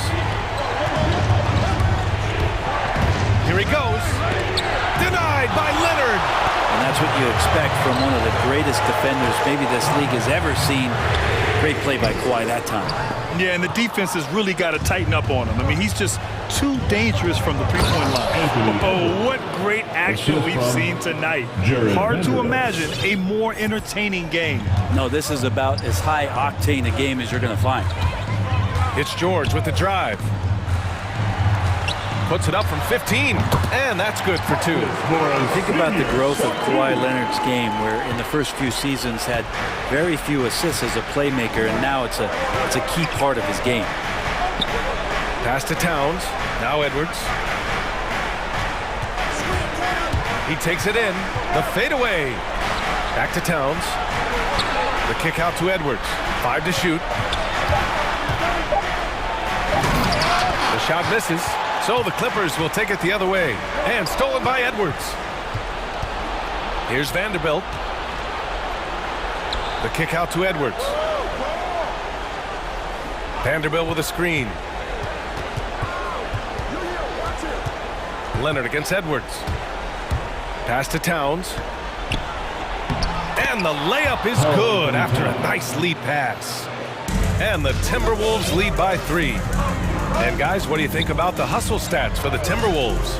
Defensively, they've played with a high energy level tonight, and all the steals we've seen a result of that aggressiveness. Well, looking up and down the stat sheet here, I'm seeing those second chance points jump out at me. They've done a great job on the offensive glass. Here's Noel. Leonard defending. Pass to Beverly. Outside Edwards. 5 on the clock. Shoots over George. Edwards can't hit. Los Angeles has gone 2 of 3 from beyond the arc here in the fourth. Covington with it. Leonard passes to Covington. Covington, a screen on Edwards. Here's Leonard. Yes! They get the go-ahead bucket. Once Leonard gets some wiggle room down there with his broad shoulders, he figures out how to execute and knock it down. High post Towns.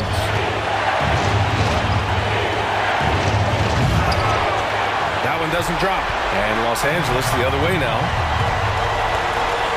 Pass to George.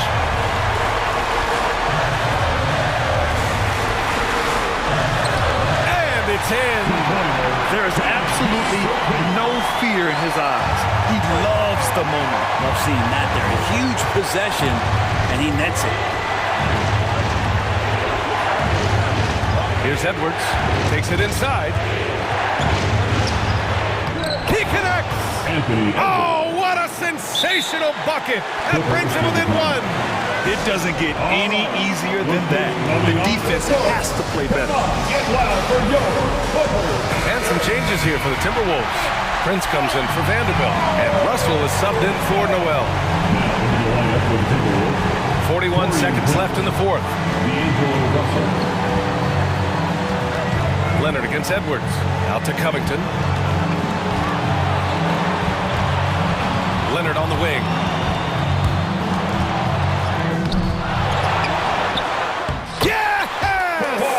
Kawhi has great size, but along with that has very good instincts as a rebounder, and that time works the offensive glass. Leonard against Russell. Pass to Prince. Towns a screen on Covington to the left side wing. From downtown, no good from three-point range. So it's the Clippers taking the W in a close one. What a performance they have here at home today. I'll tell you what, these are the ones that are so nice to win. Allie, thank you as always. And that'll wrap it up, folks. For Allie LaForce, Brent Barry, Grant Hill.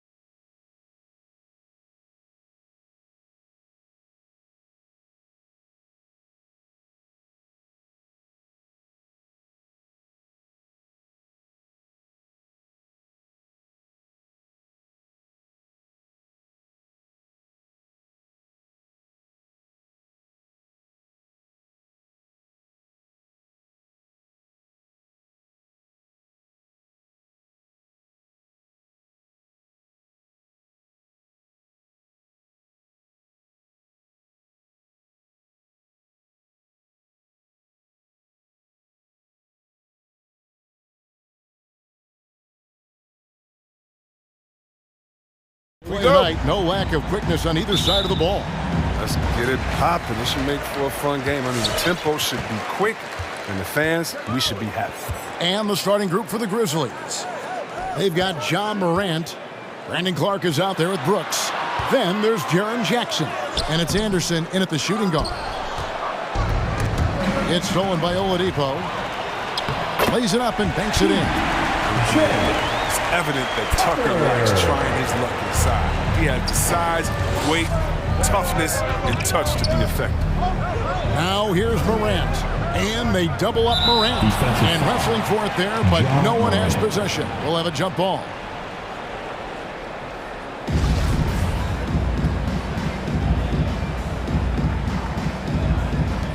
Butler with the steal. Oladipo against Morant.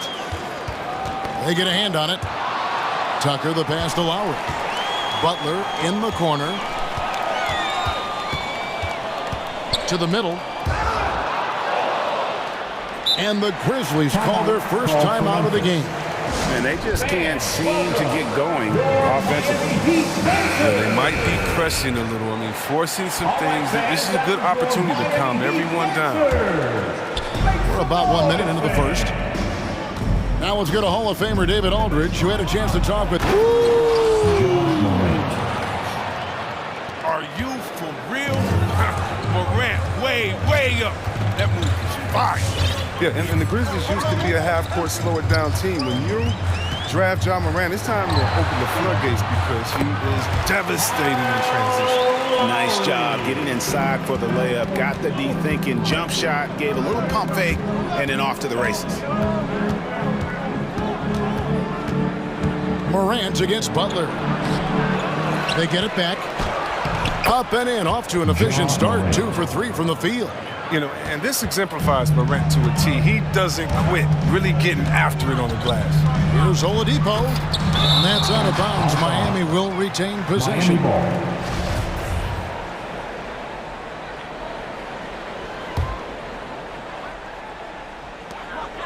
Here's Butler.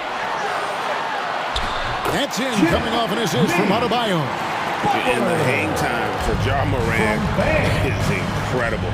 His favorite player growing up was Russell Westbrook, and he's got the bunnies to hold his own with Russ. And to me, he's one of the league's most exciting players to watch. And John Morant is box office. Not only that, listen, I think he's a top 5-point guard right now.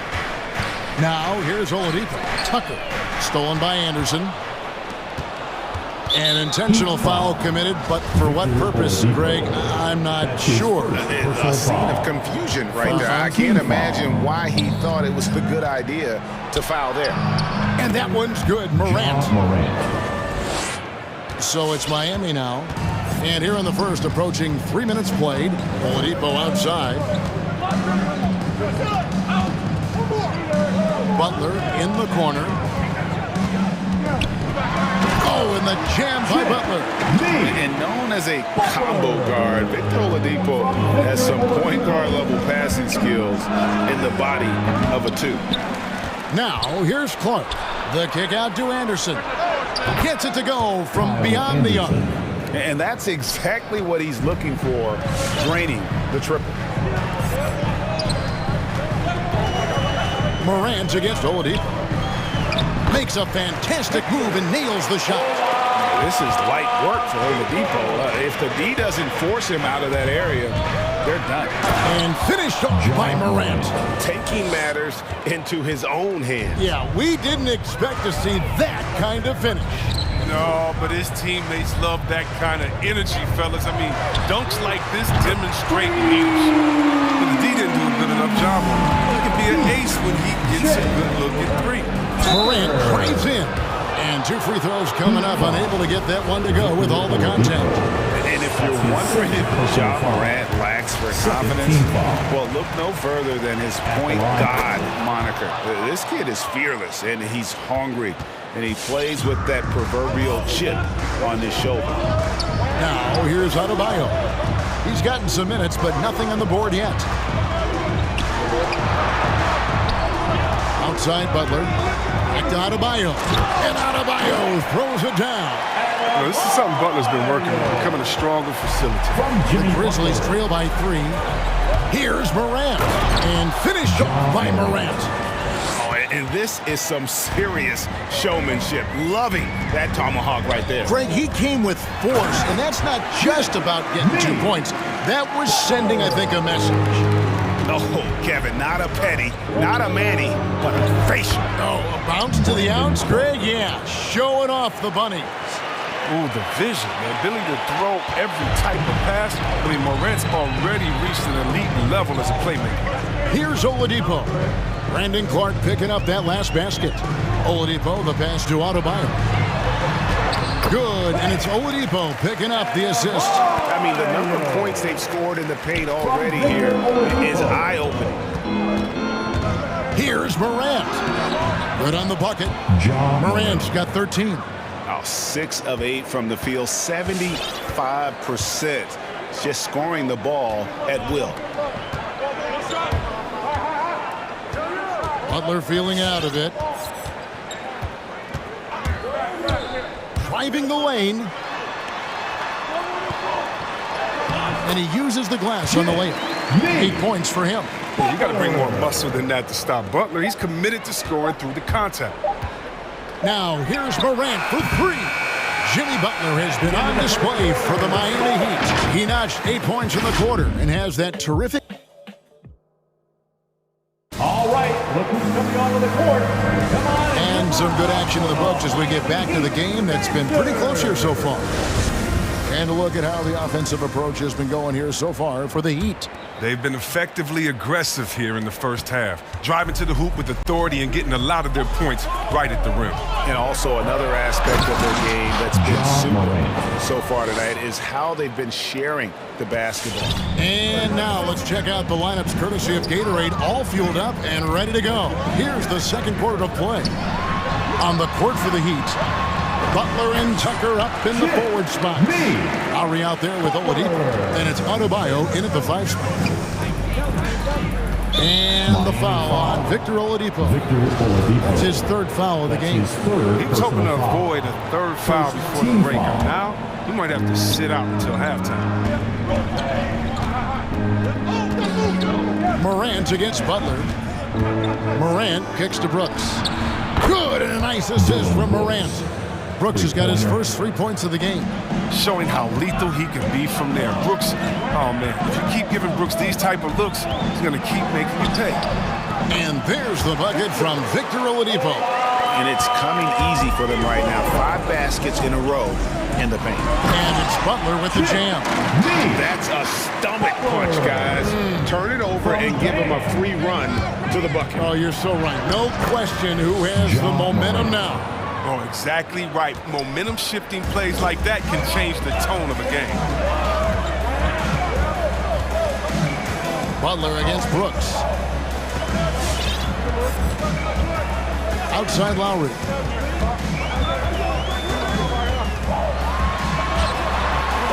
And Tucker has it in the corner. And there's the whistle. 3-second violation. And we all know that star players get a few more perks, but Greg, that can also stir up misgivings in a locker room when things aren't always equal. Kevin, it's a great point, and coaches really have to be careful.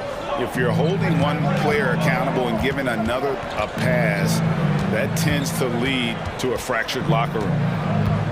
Morant kicks to Anderson. Jackson setting the pick here for Anderson to the inside. And there's Jackson on the assist by Anderson. Jackson's got his first basket. Strange to their contact inside. Love watching Jackson bully his way through aggressive coverage. Oladipo finds Butler.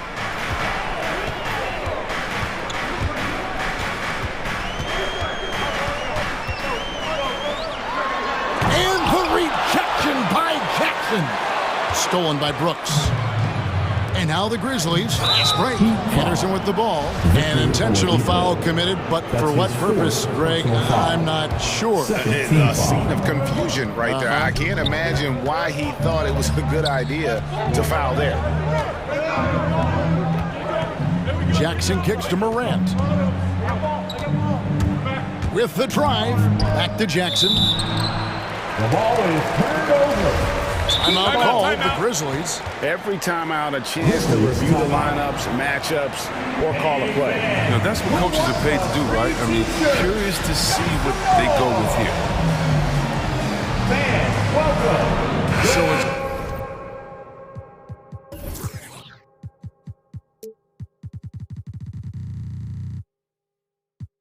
both teams making substitutions here. All right, fans, that was your Miami Heat dancers. The Heat have gone 3 of 4 from the floor here in the second quarter. Here's Lowry. And Adams sends it back. Adams puts every ounce of energy into his defense. He's not out there to contest shots. He's out there to reject them. Williams hits the layup after the sweet pump fake to freeze the D. Williams has got the lead up to 2 now for Memphis. Heat shooting has been wild, 76%. That's just unbelievable. Lowry kicks to Dedmon. Hero on the wing. And he can't stop this drought. Another miss. And here's Melton. He'll bring it up for the Memphis Grizzlies. Only given up 6 here in this quarter. Lowry brings the double. Tillman passes to Adams. Banked in off the glass. Now it's a 4-point Grizzly lead. Oh, that's a well-deserved assist. Not every player has the vision to make that thing. Hefty move. And it's denied. And here is Williams. Nice move. And that's 2 points on the layup. Williams has got 4 points now in the quarter. And guys, what do you think about the hustle stance for the Grizzlies? They deserve a lot of credit for the defense they've played in the paint here early. Contesting shots, blocking shots, just making life difficult on the opposing shooters in general. And also, they've been really active on the defensive end in terms of applying pressure and coming away with steals. And he drives in. Bain. And the bucket is good. 3-point play chance here for him. That's his first You can learn a foul. lot by watching him operate in their offense. Shooting First trip to the free throw line for him tonight. At about an 82% clip a season ago, so I'm sure he'll take those numbers. 2 for 1 opportunity here if they want it. And no doubt, Kevin, if I'm them, I go for it. Lowry drives in. Goes back up. And the layup is up and in. Lowry's got 6. And try and name a 6-footer who likes to operate inside more than Lowry. He is a beast. Drives to the hoop. And stolen by Dedmon. 2 seconds separating the shot clock and game clock. Pass to Martin. Dedmon kicks to Hero. Fires the 3. Rebound by Williams. Here's Bain. Melton feeling it out a bit. No good on the last second attempt there. And a close game so far through the first 2 quarters as we... 31. Thanks for the great interview, David. 36.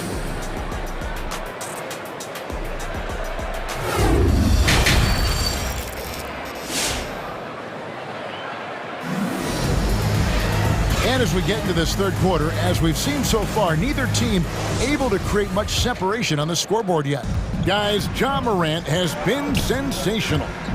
In that first half, he was a hot knife, and the defense was butter. Sliced right through them. He did a great job of attacking the seams, getting to the rim, and then finishing strong. So on the floor for Memphis, they've got Steven Adams. Williams is out there with the Anthony Melton. And it's Tillman into the power forward position. Going inside. Bain passes to Williams. And again, it's the Grizzlies from deep. The real. Come at us, and we're coming right back at you. Let's talk about it. Great competition going on. That's what makes a matchup like this so much fun to watch. That one goes. Count it. Hero's got his first points of the night. And how about Harrell's body control, capable of still scoring even when the defense ups the ante in terms of physicality. And they're forcing the ball inside, and it's working like a charm. Here's Hero. Grizzlies with the rebound. That's the kind of D you need when he's got the ball near the hoop. They were all over. And we have an intentional foul there, GA. Wish I could say why.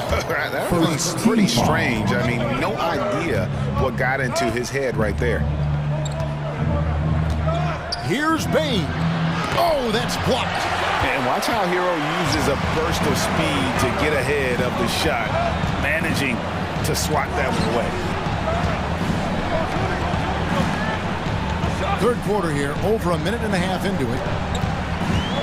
And the foul called on Xavier Tillman. That is his first foul of the game. Personal foul. First team foul. Now here's Lowry. He has 6. Driving to the basket. Can't connect from short range. And the Grizzlies leading by 7. Melton kicks to Williams.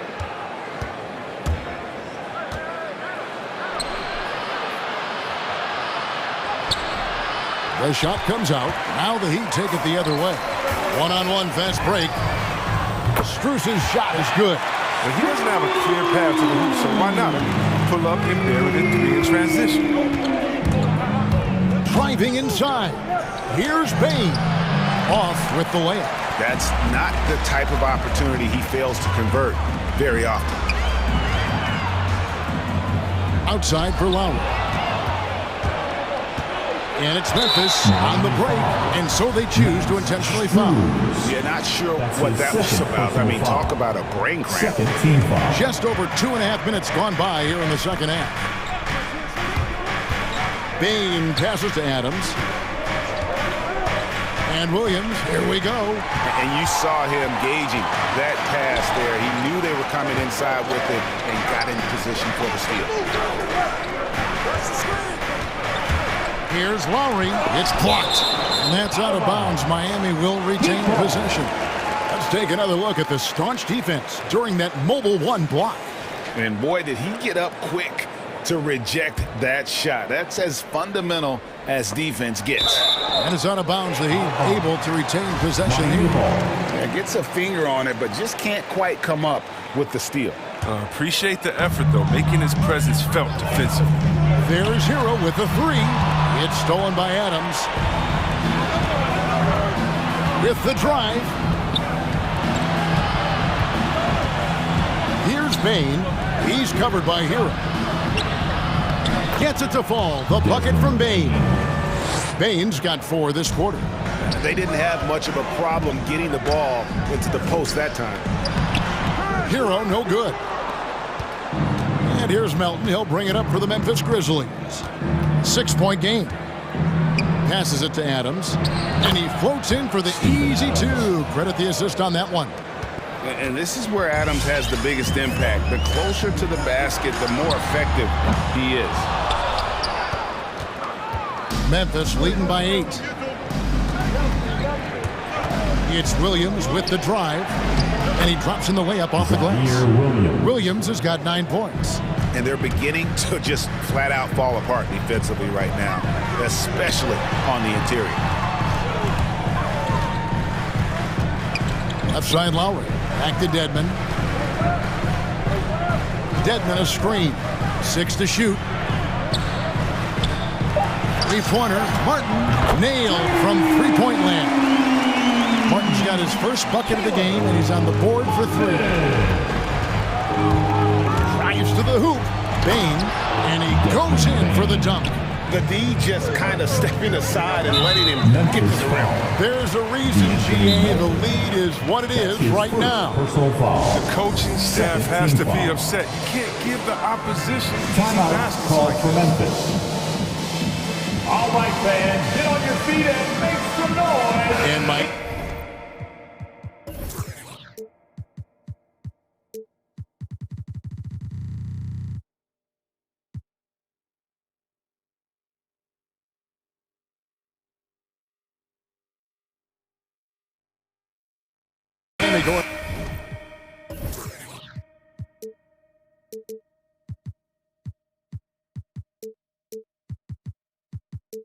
With a whole new group out there, and the Grizzlies with some changes. On defense, Memphis. Oladipo with the ball. He's picked up by Morant. Yep, that one goes. Oladipo's got his third basket of the night right there. I mean, he's got a lot of smarts on the court. But Tucker doesn't need to think too much on that assist. He was wide open. Just rubbing it in their faces with that dunk. He is never going to take his foot off the pedal. What a performer this guy is. He relishes the chance to have it. And with underrated strength, Oladipo isn't worried about absorbing some contact. Morant drives in, and then Morant slams it in. What about that move? Morant with the ability to rapidly alter pace and put defenders on skates. Brooks with no one around. And again, it's the Grizzlies from deep. And this is how you want to come out of the half. Prolific and efficient. Just a dream scenario for them so far. Their offense looking like a well-oiled machine. And here at the end of the third quarter. Fans, welcome your Miami Now let's take a look at our assist of the game presented by State Farm. And the definition of teamwork right there, guys. I mean, what great communication between them, and what a beautiful feat. I mean, well, if you're the coaching staff, I mean, you're pumped up. This highlight will not only make it on the TV, it'll make it into the film session. And with the fourth quarter upon us, time is running out for this game to become competitive. Adebayo is the pivot with Tucker playing the four. And Robinson on the wing, he's joined by Butler. And it's Oladipo into the one. That's the group in the game for the Heat. Personal foul. Now he's going to be walking a tight line. I mean, one more foul, his night is a wrap. Here's Morant, and blocked. That one goes careening off the glass. Outside Butler. And he's going to get whistled for that foul, G. That was intentional, but not exactly logical. How about pointless to foul there? I mean, I don't know where his head is, but it's not in the game. Robinson for three. I like Morant's workman-like approach on the fouls. A good matchup makes an impact. And now they decide to foul intentionally. Bam Adebayo. That's his first personal foul. Second team foul. Here's Morant.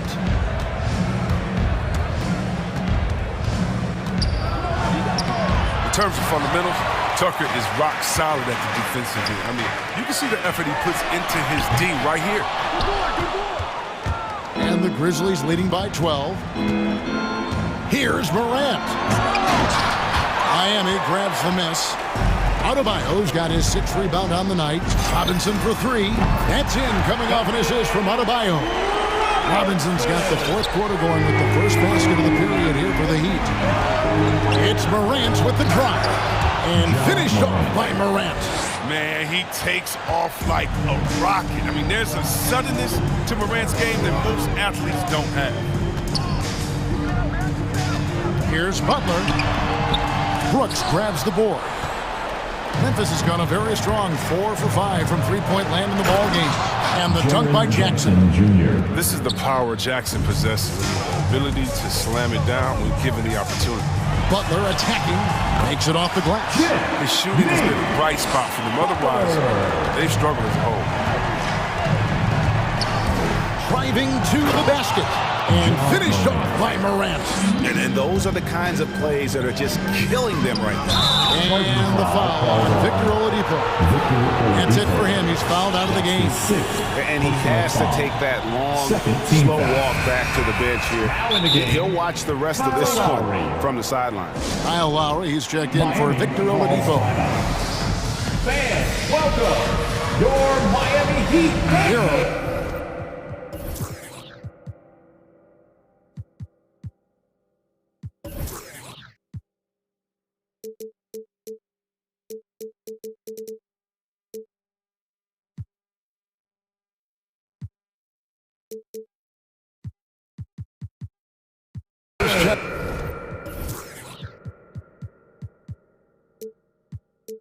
In for the Heat.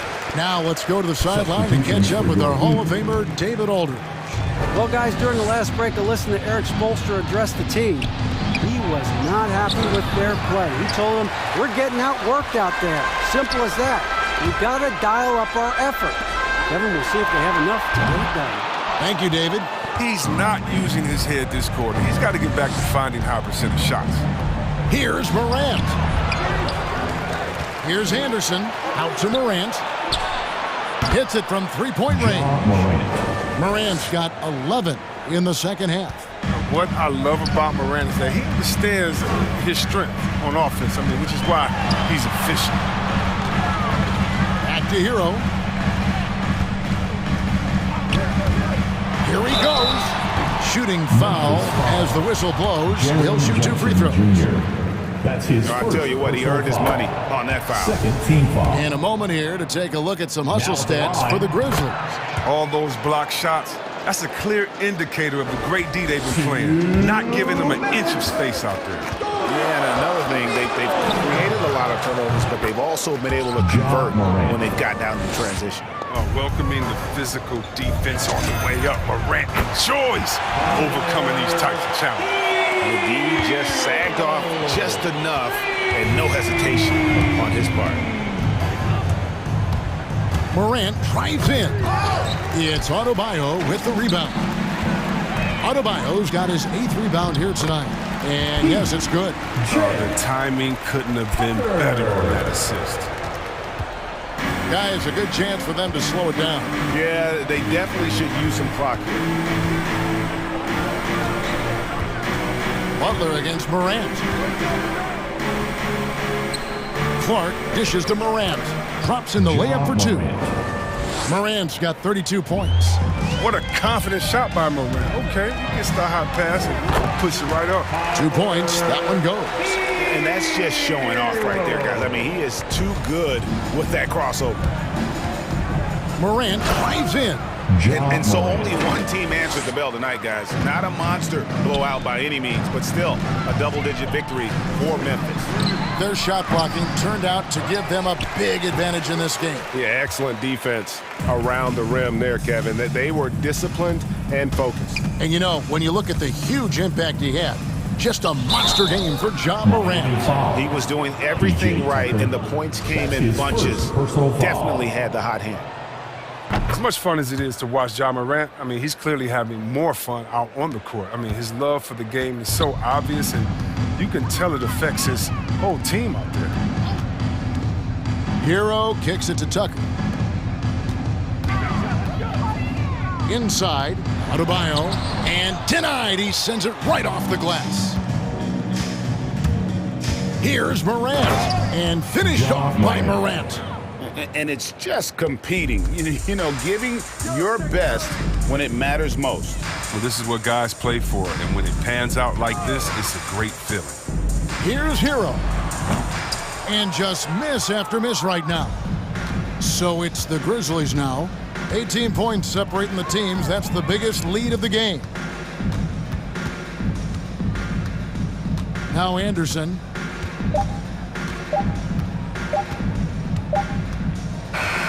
So no problem for Memphis as they get the win. A resounding victory for them. And Greg in enemy territory. No.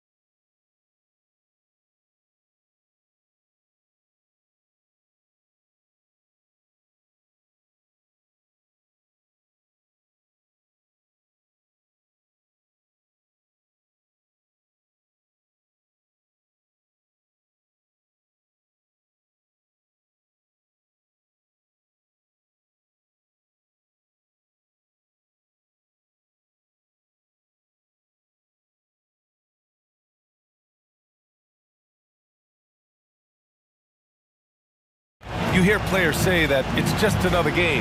But Grant, I'm not sure that's true. Well, we all know you want to bring the same focus and intensity to every game, but the reality is players get up for the big games, B.A.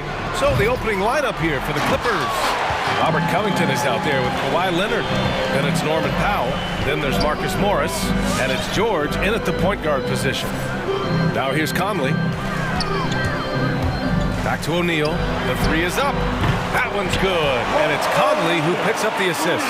And that's what they want to do. Get him open looks early. Pass to Leonard.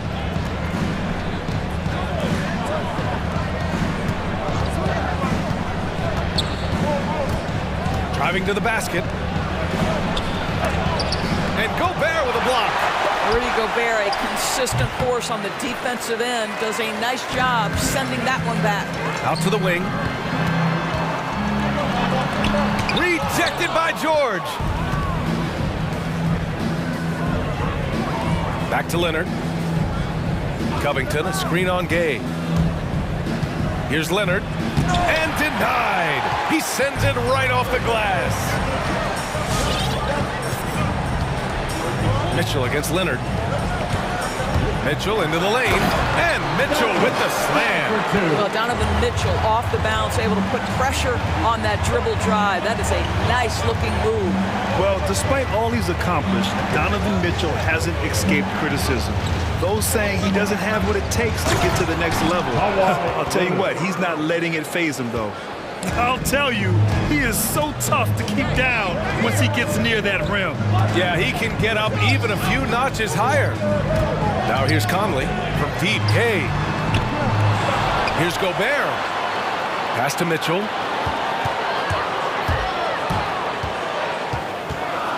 Just 5 on the clock. Going inside. And a foul called on the way up. And here comes the coach's challenge. He disagrees with the foul. He does not hesitate to ask for a second look. It's a pretty heated game. Every call matters. People will Previous play is under. But with so many close calls in every game, the NBA was smart to adopt this challenge policy in 2019. You know, one thing this does for a coach is let his players know he's got their... After the review, the ruling on the floor is overturned. Look, so they see clear evidence of a bad call, and they're going to overturn it. Probably the right decision. And give credit to the officials for recognizing the mistake and correcting it. Nobody likes to say they got it wrong, but they fixed it in a hurry. And the Jazz with possession here. From deep, Conley. Kawhi Leonard comes up with a rebound. For Los Angeles, they've gone only 1 of 5 so far. It's George on the drive.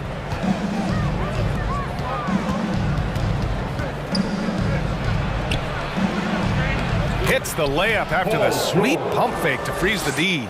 Yeah, Paul George balances his perimeter game with the ability to work in the painted area. Leonard against Mitchell. Blocking foul called on Norman Powell. That's his first personal foul. First team foul. Just over 2.5 minutes played here in the first. Mitchell with the ball, guarded now by George. On target from range. Now, Mike Conley, we know his pre-shot preparation is excellent. Catch and shoot bucket, yes sir. Pass to Leonard. It's tipped. Team foul. To the middle. Here's Gay. Denied by Leonard. And it's out of bounds to the Jazz. Utah retains possession.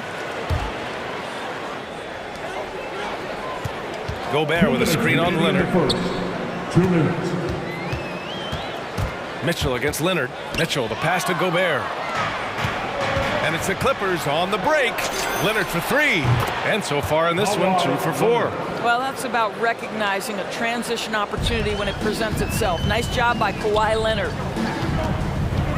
Here's Conley, and he drives in. Laid it in with a nice touch off the window. Conley's got 5. Impressive. I mean, challenging at the rim against length. You just have to love the aggressiveness. You have got to believe that you can score against size on the interior. How about the aggressive, assertive move there? Now here's Conley. He's got 5. O'Neal on the wing. And again, it's Utah with a 3. Wow. Some strong perimeter shooting here in the first quarter. The Clippers trail. It's George on the drive. Here's Covington. Yes, and it's George picking up the assist. This is about perseverance and passion. Robert Covington refuses to be denied. For three, O'Neal. Leonard pulls down the board. And he probably thought he was going to bury that one. George against Conley. George outside. Beyond the arc. Rebound, Utah. Gobert's got his 4th rebound in this one. Mitchell, the pass to Gay. We've got 22 seconds left in the first. Conley goes in, deflects the pass. It's stolen by Leonard.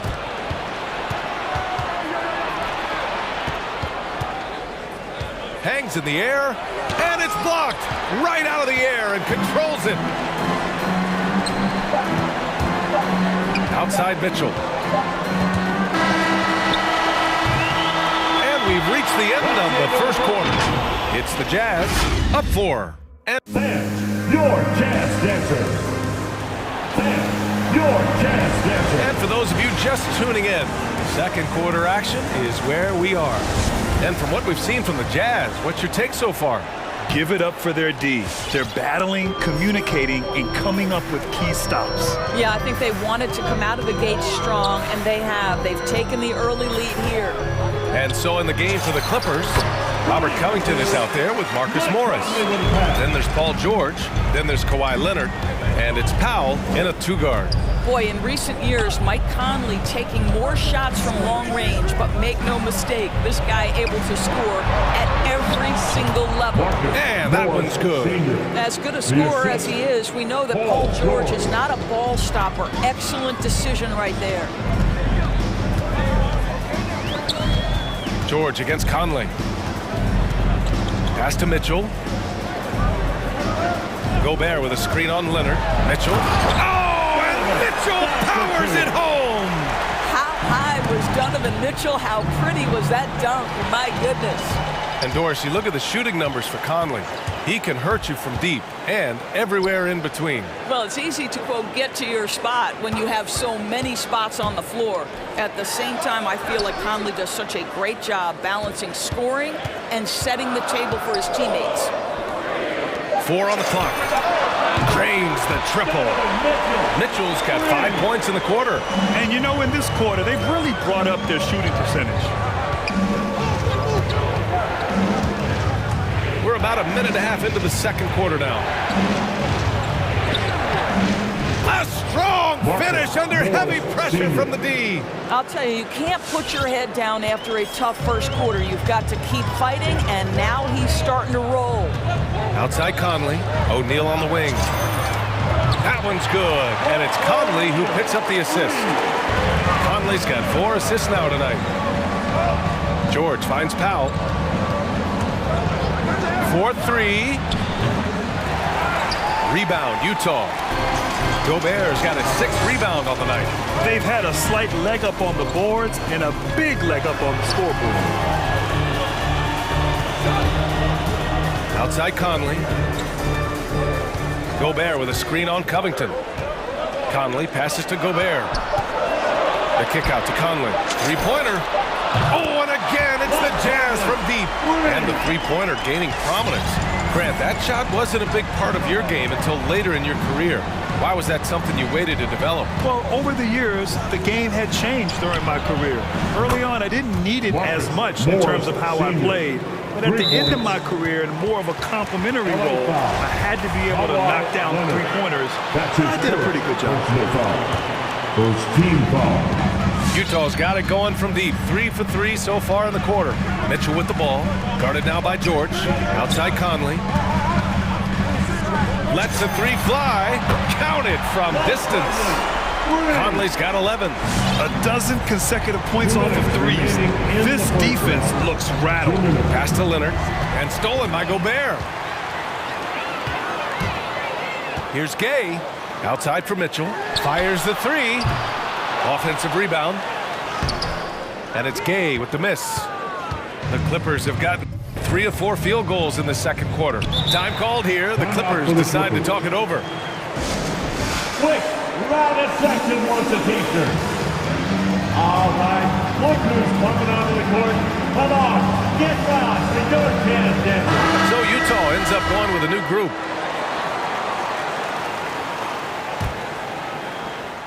Out of bounds, it'll be Utah's ball. Part of passing the rock, it's calculating risk and reward. I don't think that was a great decision. And that was another look at the aggressive D that led to the mobile one block. Oh, amazing indeed. And getting stops like that only encourages them to keep attacking on the offensive end. Whiteside with a screen on Jackson to the inside. Nice shot by Whiteside. Whiteside's got his first basket. And what's working here? Each guy is willing to make the next pass. Kennard outside. No good with the triple. Nice rebound. Trying to match the other team's intensity right now. Well, Eric Pascal has shown that he can be a force offensively off the bench. Easily took to the six-man role. Great offensive arsenal. Driving in. Pass to Batum. Jackson outside. Now here's Kennard. Back to Jackson. 6 to shoot. Here's Coffey. Tipped away. Great effort to track down the long rebound. Now Bogdanovich. Kicks it out to Pascal. Back to Bogdanovich. Pascal sets a screen. Fires for 3. Here's Whiteside. Up and in on the layup. Whiteside's gotten 4 this quarter. And this is exactly what he's capable of. He finds different ways to make an impact. This time on the offensive glass. How about the hustle on display there? That kind of effort will earn respect from everyone. Takes it up with both hands and rips it down. Assisted by Kennard showing off his playmaking skills. That's about vision and IQ. Clarkson passes to Bogdanovich. Ooh, he released it in time, but it's off the mark. And so it's the Utah. Allie, as always, thank you. We'll be back right after the... 18.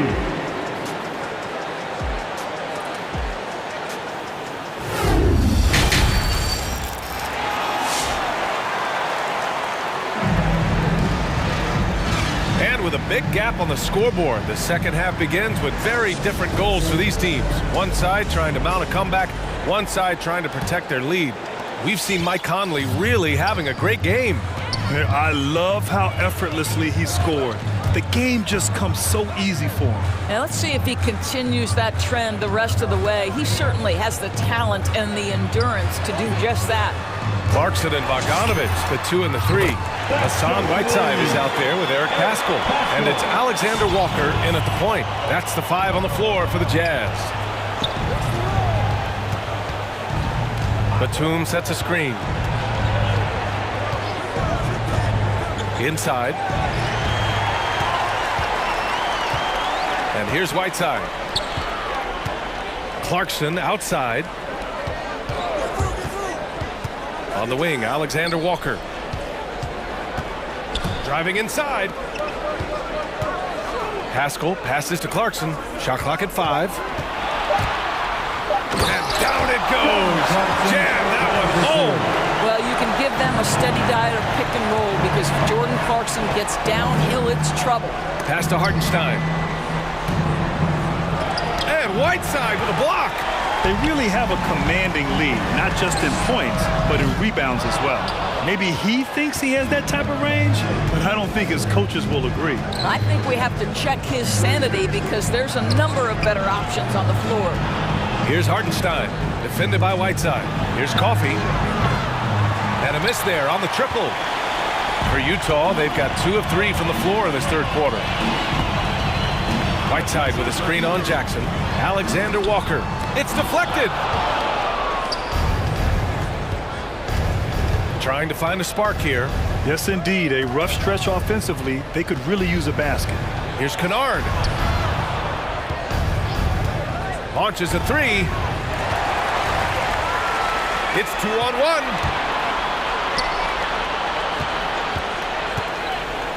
Whiteside, the pass to Bogdanovich. Fires from deep. And the three-pointer goes. Boy, Bogdanovich with the distance delivery. How about that effortless shooting motion? Here's Kennard. And he's going to the line for two. The official saw contact while he was going up. That's his first. The first free throw is good. First team foul. Both good from the line that time. Obviously, Luke Kennard, a guy known for his shooting ability. The southpaw, capable of stretching the floor and doing major damage from downtown. The Clippers really having a tough go here. From deep three-point range. And again, no good by the Clippers. For Utah, they've gone 3 of 5 from the field in this third quarter. Pass to Whiteside. Bogdanovich on the wing. And it's the Clippers with the rebound. Coaches loathe empty possessions. You got to be able to hit the easy ones. Here's Coffey. It's stolen by Bogdanovich. On the wing, Clarkson, defended by Jackson. There's a screen by Whiteside. Bogdanovich passes to Whiteside. Back to Bogdanovich. And the layup is good. Bogdanovich has got 5 points now in the quarter. That's been typical of their performance today. They're sharing the ball and creating good shots. Here's Kennard. Hits the three-pointer. Their first basket in 4 tries. Let's see if that basket gets them going. It can be contagious now. Clarkson passes to Whiteside. And no good. And the Clippers will come the other way. Back to Kennard.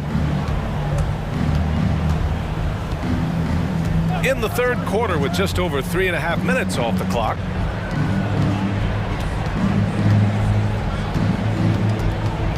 Six on the shot clock. Back to Hartenstein. And the shot clock expires. 24-second violation. Utah ball.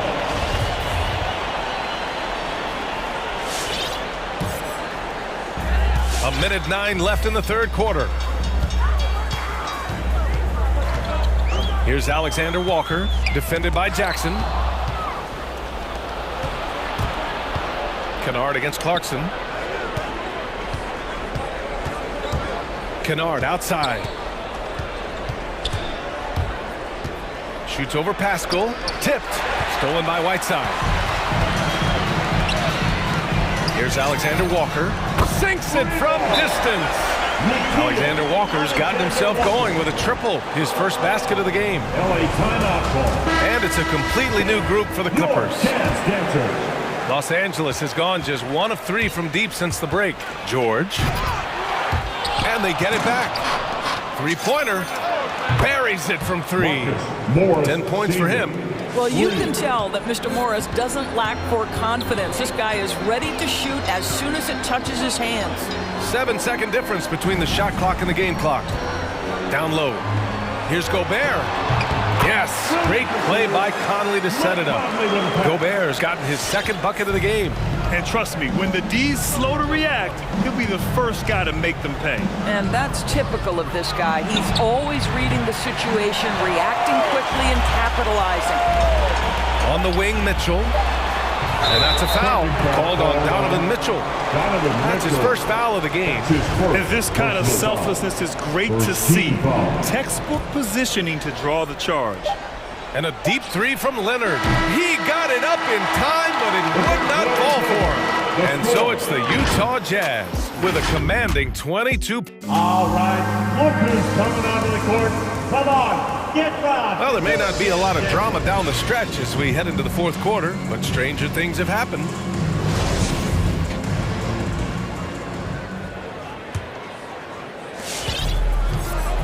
So, on the floor for the Clippers. Norman Powell out there with Paul George. Then it's Robert Covington. Then there's Marcus Morris. And it's Leonard in at the 3 spot. I'll tell you what, they've rebounded the ball tremendously well. Outside Mitchell. To the paint. And stolen by Covington. Leonard for 3. They get the rebound. Well, you see Paul George's activity coming to bear right there. The ability to get a second chance opportunity. Nicely done. Conley passes to Gobert. Three-pointer, O'Neal. Pure from three-point range. And this is how he shines. He's a big part of their floor spacing. And right now, Greg, he is doing a great job delivering for this team. Productive and efficient. Back to George. And stolen by Gobert. Gay against Powell. Here's Gobert. Rebound by the Clippers. Leonard's got 4 rebounds in the game. Looking to end this cold spell. And Leonard throws it down hard.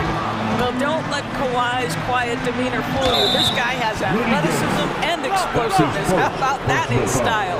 And yeah, he still was moving at the point of contact. So it's the Clippers now. It's been a struggle for them in this half. And a miss there off the inbound.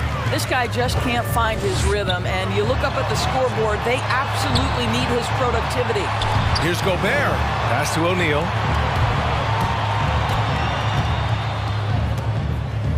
Clock at 6.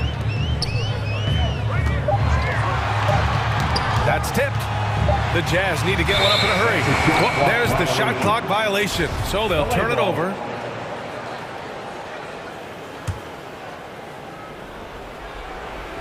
Los Angeles has gone 0 for 2 from outside here in the fourth quarter. Gay finds Conley over Powell. Covington against Mitchell. For 3. Leonard pulls down the board.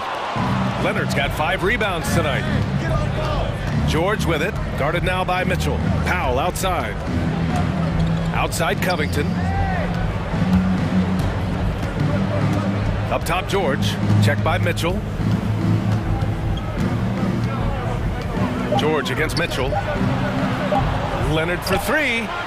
And it's Gobert with a rebound. Gobert's got double-digit rebounds now in the game. Mitchell up top. Leonard pulls down the board. Never easy to stop this guy at the rim, but that is a beautiful contest right there. Here's George. Drives to the hoop. And George with the jam. Well, you love how Paul George finishes on the drive. That is a powerful dunker right there. Conley, a screen on Leonard. The 3-ball. The shot by Conley. No good. Well, the defense clearly was not interested in guarding him from downtown. They're very fortunate he missed. George passes to Covington. Back to George.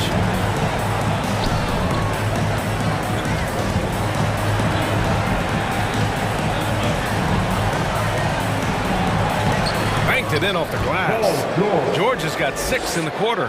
It's not easy to work the ball inside in this league, but they've done it all night. Conley goes in. A shot to stop the drought. And a nice finish on the layup.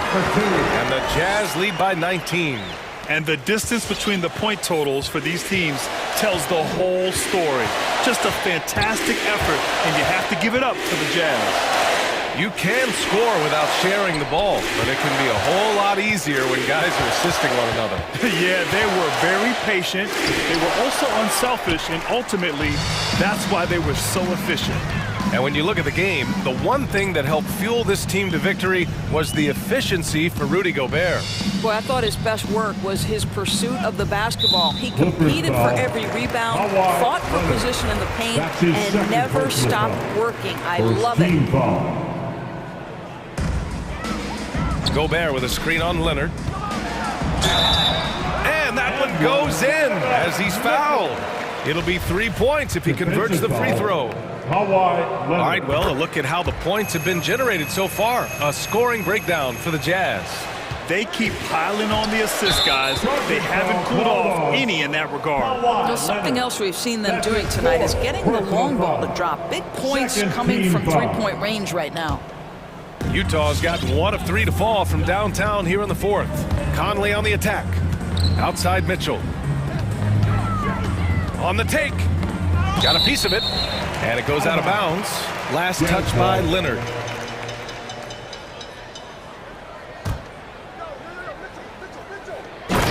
40 seconds left in the final quarter. Got to give them respect. They're doing everything they can to close this out. Well, just terrific teamwork. Each guy doing his part. You love what you're seeing from them tonight. Ooh, great D that time from Gobert. Mitchell with the ball, guarded by Covington. O'Neal on the wing. Stolen! And they're pushing it up. Leonard for three. Here's Covington. Yes, and it's Leonard with the assist that time. Well, Kawhi Leonard has improved his passing ability on time and on target. Yes, sir. Mitchell into the lane.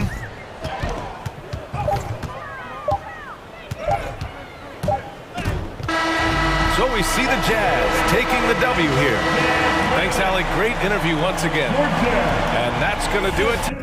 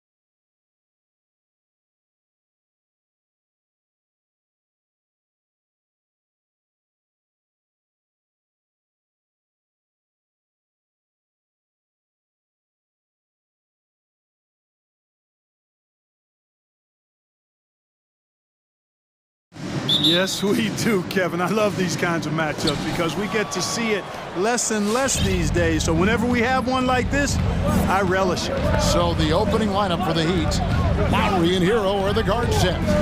Butler and Tucker up in the forward spots. And it's Adebayo in at center. And he makes that one. Oh, and the touch on the interior. Hero can hit jumpers as well as capitalize in close. The drive by Russell. A reverse. He lays it in. Man, he's got such a great touch and feel around the basket. He made that reverse look easy. Here's Hero. Doesn't go for him. And Minnesota will come the other way. It's Edwards on the wing. Defended by Butler. Edwards, that's good. Well, the defense trying to throw Edwards off with some contact, but he smartly stays focused on his shot. Here's Butler. And slam dunk by Butler. Oh, Kevin, not a petty, not a Manny, but a facial. Oh, a bounce to the ounce, Greg, yeah. Showing off the bunny. He's a highlight reel, always on the launch pad. Too open that time, made it look too easy. Yeah, you look at Russell, one of the things I like most about his game is this guy has great vision and passing ability. And something this team wants from Russell, his ability, Clark, to close games out on offense. Yeah, and that's something you grow into, Kevin. I mean, Russell is starting to develop that part of his game, but to create on his own, he knows how to do that now. It comes down to learning on the job as to when to do that and when not to. And Russell gets it to go. Well, I think the more Russell looks to score from there, guys, the more dangerous he becomes. And they double up Butler. Pass to Lowry. Hero on the wing. Fires the three. Rebound, Minnesota. Here is Edwards. Outside Russell from downtown. It's Adebayo with the rebound. For Miami, they've gone 3 of 5 shooting the ball so far. Here's Butler. Lays it up off the glass. Butler's got his second basket of the game. Playing with attitude and no fear. That's Jimmy Butler. Russell dishes to Edwards. Back to Russell. Towns a screen on Butler. It's Russell with the drive. And Butler sends it back. And he drives in. Here's Hero.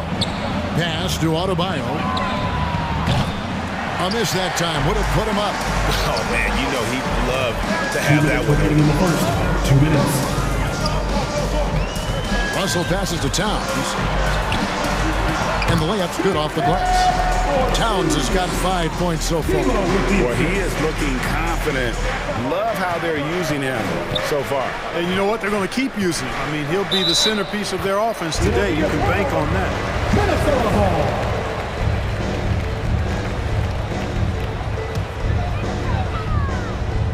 ball. First quarter of action, just under 3.5 minutes played. Russell feeling it out a bit. Takes it inside.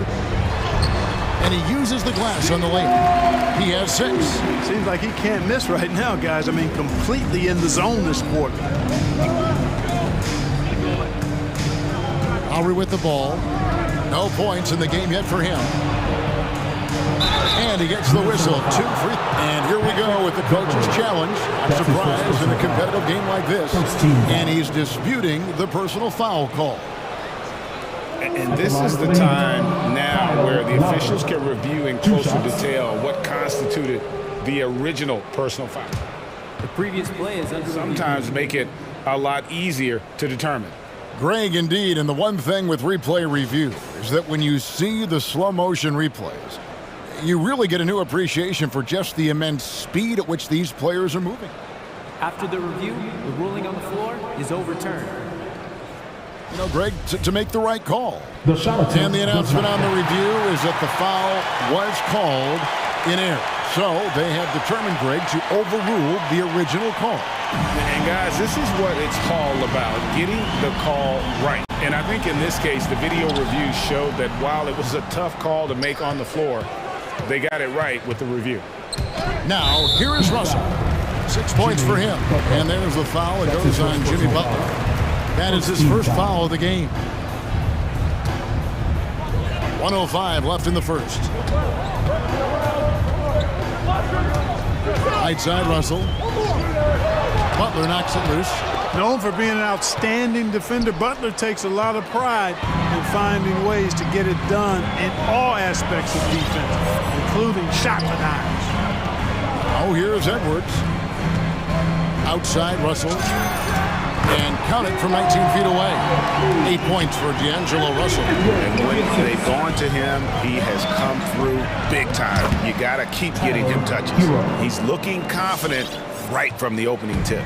Minnesota leading by 5. Russell inside, defended by Butler. Poked away. And here we go. Butler heading to the hoop. That shot, no good. And so it's Towns with it. He brings it up for the Minnesota Timberwolves. And that's 2 fouls for him this quarter. A third would be a problem. This is his first chance at the line tonight. And at the line last year, he was good at about 77% of his attempts. You know, Russell's known for his scoring ability, but I like the fact that he's eager and hungry to continue to improve. Here's Hero. Nice D from Russell. From deep. And no good on the last second attempt this time.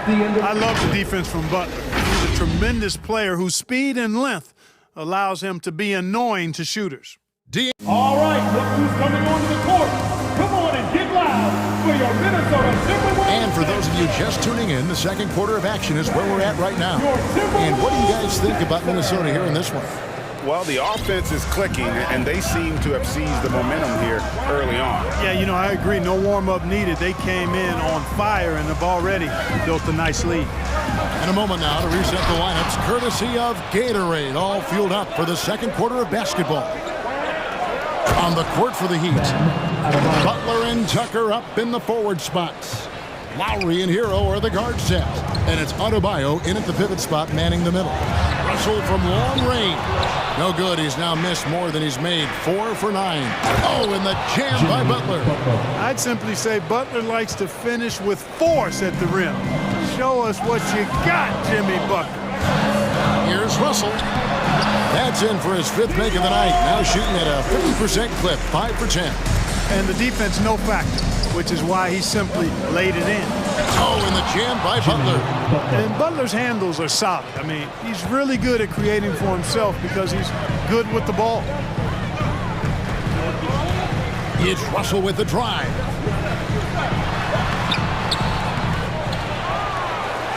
Second shot opportunity.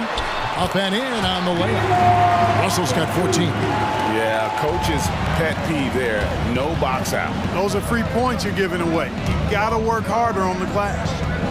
Now, Hero. He's got 6. Fires for 3. To the paint. Here's Adebayo. And it goes down 2 points. And competition is at the root of all sports. Certainly sometimes, you know, things get chippy. And as a player, Rick, how do you handle that aspect when emotions and physicality get going? Kevin, you're always taught to control your emotions, but easier said than done. And in reality, sometimes you have to man up. You have to let it be known that you're not going to accept things. And at the same time, you got to be smart. So the goal is to beat the other team, not literally. Now, Hero. Adebayo with a screen on Prince. And Adebayo throws it down. This is how Adebayo typically gets his points. Off the roll, off the lob, or off the glass. Towns, a screen on Butler. Russell with it. Now defended by Adebayo. Russell passes to Edwards.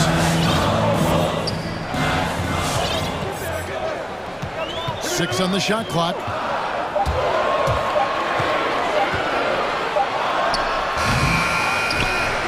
Second chance shot. Towns with the nice move. Towns has got his 3rd basket of the night. And without looking at the scoreboard, you think They were the team trailing and trying to fight their way back.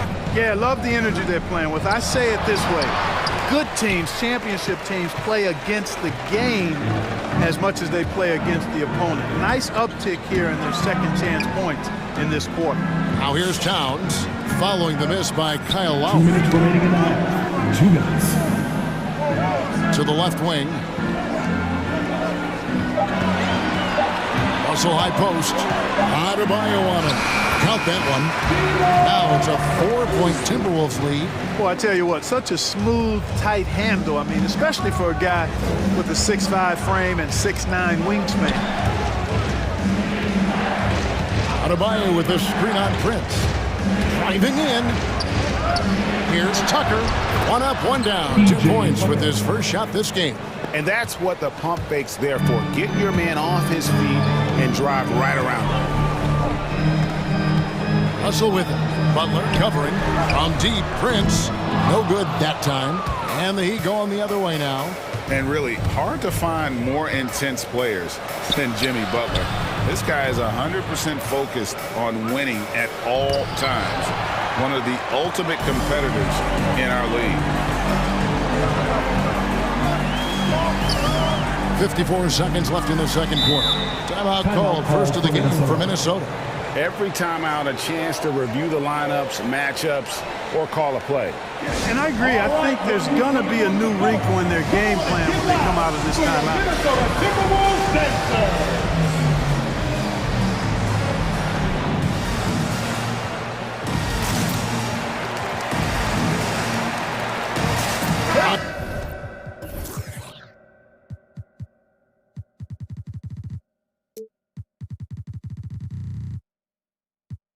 New lineup here for the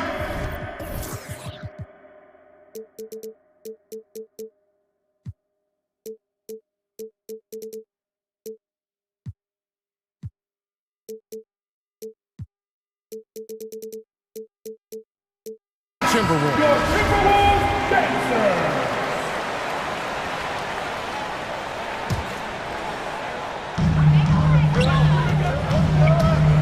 Beasley into the lane. The pass to Reed. Back to Beasley. 5 on the clock. Stolen by Robinson. Oladipo outside.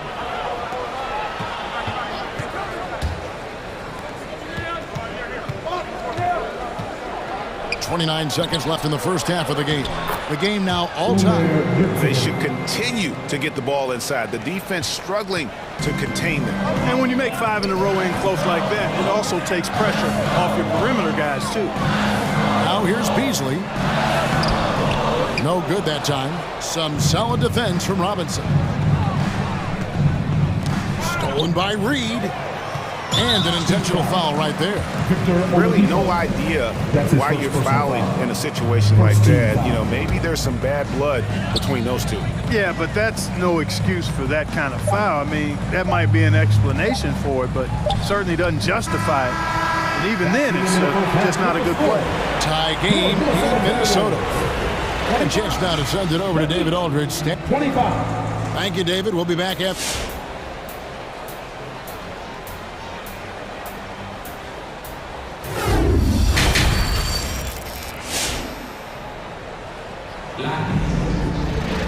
And in that first half, we saw a pretty tight battle. We'll soon find out what sort of adjustments were discussed during the half. It's been a clinic out there with D'Angelo Russell. No problems fighting his way to the rim in this one. A lot of points in close. Yeah, you know what, guys? They gave him too many free runs to the hoop in the first half. I think they've got to be a lot tougher on him. Body him up. Be physical with him. Outside the wings are Beasley and Okogie. Nas Reed out there with McDaniels. And it's Noel in at the point. So that's the lineup for Minnesota. Robinson kicks to Oladipo. Back to Robinson for the lead. Bangs home the trifecta. Robinson's got himself on the board with 3 there. Boy, that's outstanding court awareness from Oladipo. Head up and found the open man. It's Beasley on the wing. They set the pick. Dishes to McDaniels. Hangs. Martin with the block. And he's able to get it back. Here's Beasley. Robinson pulls it in. The Heat with the lead. Oladipo, the pass to Strus. And with a little over a minute gone, the second half is underway. Puts the move on. Hits the layup after the sweet pump fake to freeze the D. Strus has got his first 2 points. And there's a pattern starting to take shape here. They're working it inside and getting good shots from close range. Well, I agree with you. 4 of their last 5 baskets have been exactly of that variety. Beasley. And that's out of bounds. Minnesota will retain possession. And he made the right read on that play, but just couldn't secure the steal. You know, fellas, 1 second quicker, and that's going the other way. Here's Reed. Shakes him. He takes it up and lays it in. Reed's got his first 2 points of the night. You know, of all the things Okogie does well, his passing tends to get overshadowed at times. I mean, easy to see how creative he is on this feat. Martin for 3. Minnesota with the rebound. And one thing about Naz Reid, he knows how to play within himself. You're absolutely right, Greg. He doesn't force shots. He rarely takes any shot that's contested. That's why his efficiency is so good. There's a screen. Noel passes to Reed. Robinson with it. Beasley covering. And that one clearly a foul. Gets the whistle and 2 shots coming up. It's going to be on Malik Beasley. For Miami, they have made their only other free throw attempt today in an earlier trip to the line. And look back a season ago. They did a solid job at the line. About 79% of their free throws. Fans, your Timberwolves dancers. Give it up for your Timberwolves dancers.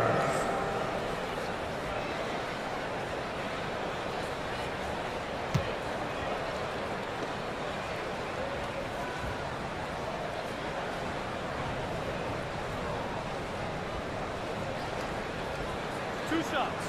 Relax on the first.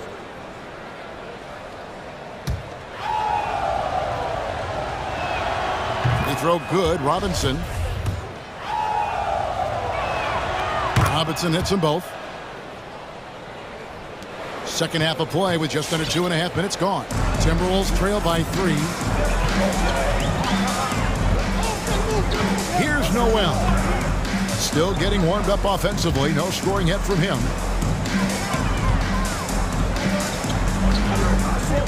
To the middle. Here's McDaniels. Kicks it out to Beasley. It's good. This game is all even. Beasley's got himself going there. His first points of the game on the deep ball. Oladipo goes in. Nifty move. That shot, no good. And Minnesota will come the other way. And gotta like what they've been doing down low in the post. I certainly do. You know, I like to see guys do their work inside. Their rebounding has been excellent, and that's always important in a close game. Here's McDaniels, and he banks in the layup. McDaniels got 4 points this quarter. That's the kind of aggressive and assertive play they need as we get closer and closer to crunch time. Oh, he blocked it and deflects off the backboard.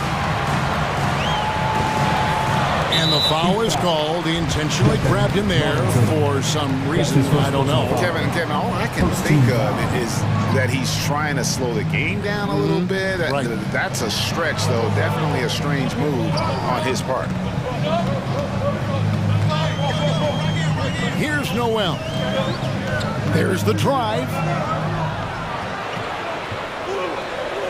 And here is McDaniel. And you know that's going to be goaltending, guys. So that's a free basket right there. And that's what he does. I mean, he is a bucket getter. Defense doesn't get much better than the mobile one block we just saw on replay. Quick thinking pays off big. What a block.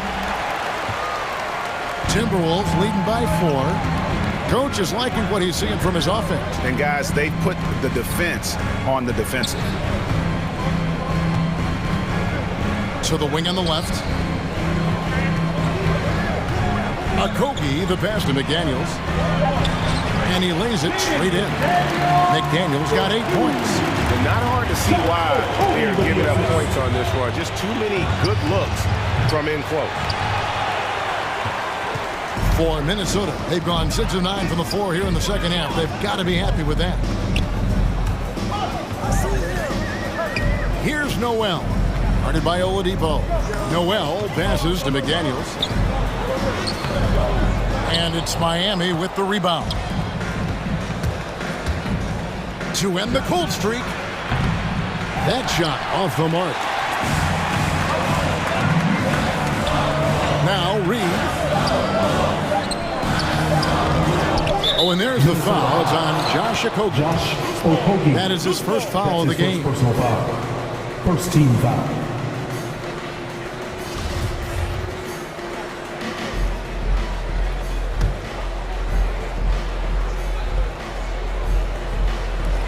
They swipe it. And so it's the Minnesota Timberwolves with a 6-point lead at the end of the quarter. They're shooting the ball so well in this one. A great performance from the field. And we'll be right back after this. Here now a chance to show you our assist of the game. And it's presented as always by State Farm. And the winner today, the big fella here with the sweetest of dimes. What a plus it is to have a post player who's got this ability to find. Boy, that's a nice asset to have. It's a huge boost to any offense, too. It adds a whole nother dimension when you've got a big guy that can pass. And it's been a very competitive game so far as we get rolling here in quarter number 4. So with Butler sitting on the bench, this is who Eric Spoelstra has on the floor. They've got Victor Oladipo. He's out there with Robinson. And it's Martin in at the power forward. Well, that's Beasley's shot right there. He loves to rise and fire and knock him down from behind the arc. And your Timberwolves dancers.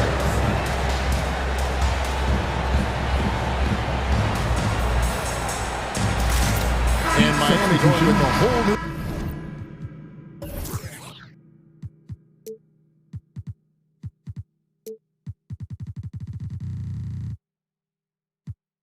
group out there. Okay, well, let's go down to David Aldridge for a report from the sideline. During that break, Eric Spoelstra had some words for his team.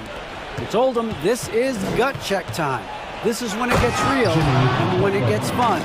We're here to play in these big moments. Let's make this one count.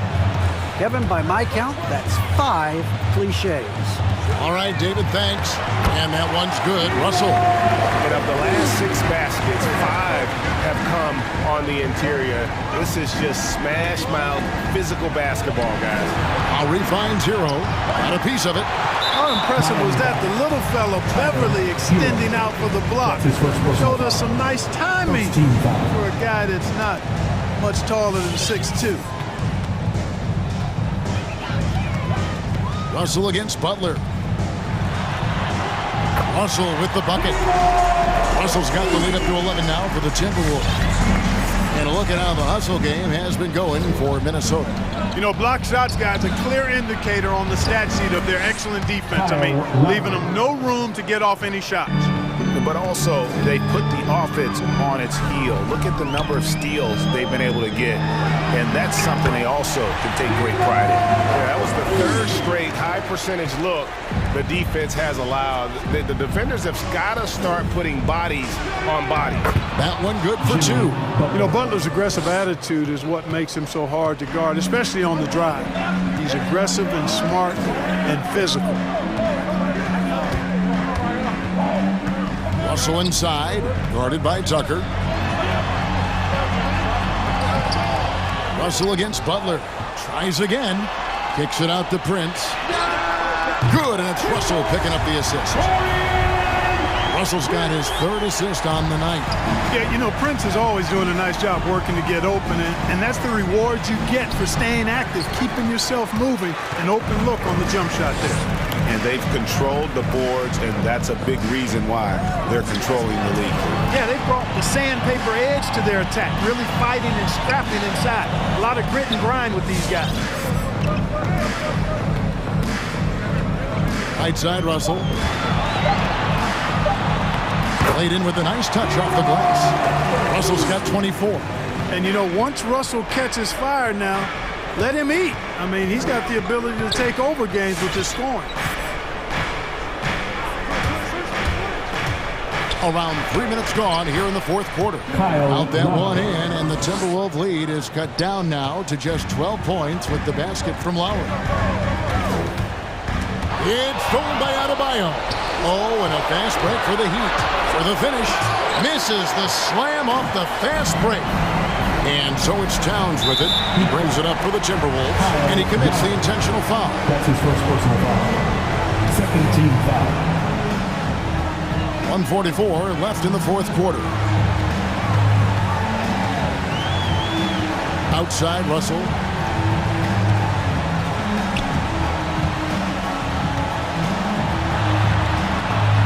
And he converts the layup. 26 points for him. And when the score is as lopsided as it is, and you can see they smell blood in the water, my man is going for the jugular. Well, he only plays one way, and that's full throttle, all day, all the time, cold-blooded and lethal. Russell dishes to Prince. Back to Russell. Prince setting a pick for Russell. Count that one. Russell's got 12 points here in the second half. And clearly, we will not be witnessing a spirited comeback tonight, albeit as exciting as that would be. This was an excellent all-around performance for the Timberwolves. They really lit it up in this one. Fantastic offensive performance. Definitely, just simply shot the ball well. One of those games to be proud of. And you know, looking back at all the contributions tonight, it was a really phenomenal all-around game for D'Angelo Russell. Just an outpouring of points from him. Nobody could do much to keep him from dropping it in. Jimmy Butler's work ethic is really impressive. I mean, it seems like he never stops improving his game and looking for ways to be more effective on the floor. And that's why he's been as good as he's been so far in his career. And stolen by Butler. And that one is stuffed right through. You got to be more careful around Butler. I mean, he's terrific at bouncing over the opposition and taking the ball away. Butler against Russell.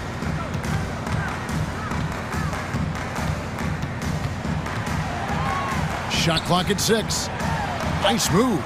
The kick out to Towns. Good, and the assist goes to Russell. And the Timberwolves lead by 13. And credit the whole team. It was a focused, concerted effort to put this one away. Yeah, what a time to put the hammer down. Any hope of a comeback diminished. So it's Minnesota winning this one easily.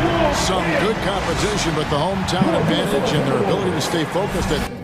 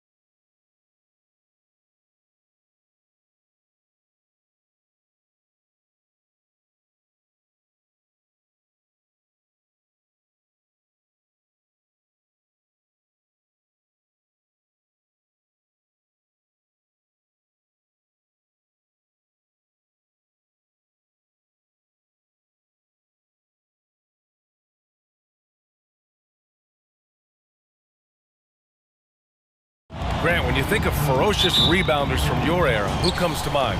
Oh, wow. I think of Dennis Rodman, Kevin Garnett, Dwight Howard, 3 of the best all-time rebounders.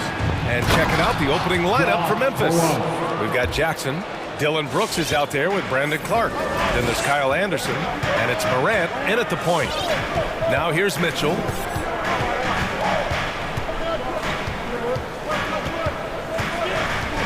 Down low. The kick out to Gay. Stolen by Anderson. And now the Grizzlies on the run. Brooks with it. He's picked up by Conley. Here's Morant. Oh, there's Morant with the slam. The quickness of Ja Morant is what makes his drives deadly. Where did he go? Gay, the pass to Mitchell. Now here's Gobert. Right side Conley. Into the lane. Finds the open look, and it's on target. Really enjoy watching Conley take it all the way. Defense can't match it with his blinding speed. And after 14 years in the NBA, Mike Conley finally an all-star in 2021, and he richly deserved it. A 3-time Joe Dumars Trophy winner for sportsmanship, like yours truly. I mean, he does it the right way. Pass to Morant. Finished off the break. Morant's got 6. Morant's got 3 of his 4 shots to fall, hitting 75%. And here's Conley. Back to Mitchell. Conley on the attack. Oh, it's blocked. It deflects off the backboard. 5 on the clock. Second chance shot from deep. Hey, yes, great play by Conley to set it up. This is the confidence Rudy has in himself, looking to score as soon as he gets the rock.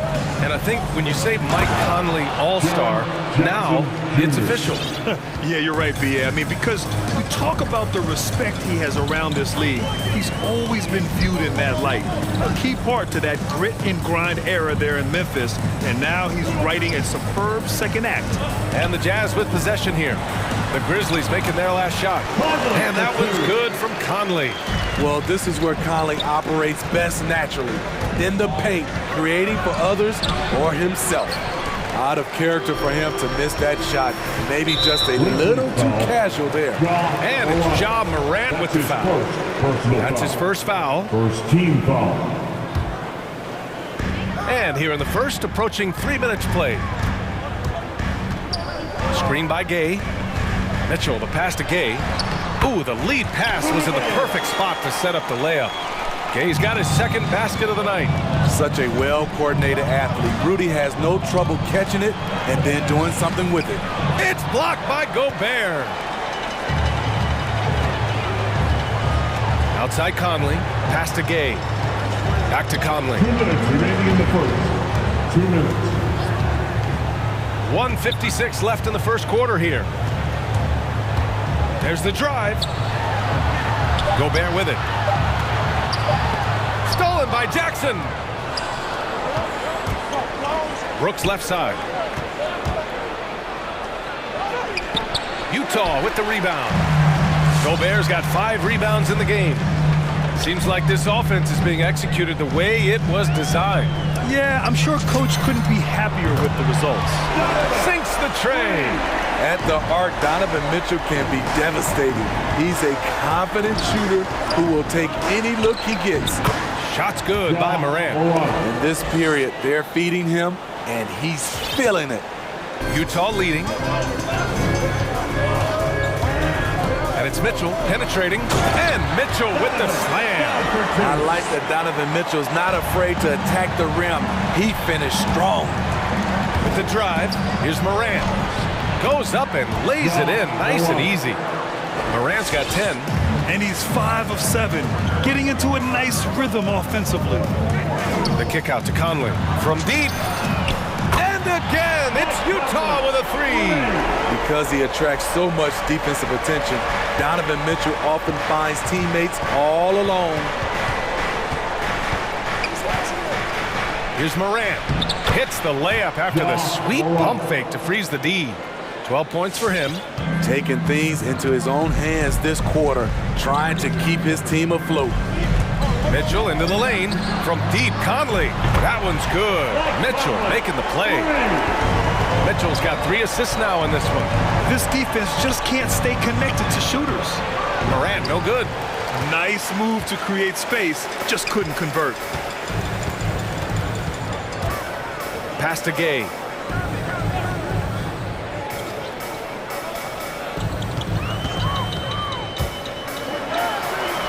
And it's good. 2 points. Such a fluid athlete. Rudy dancing on the offensive end, keeping defenders off balance.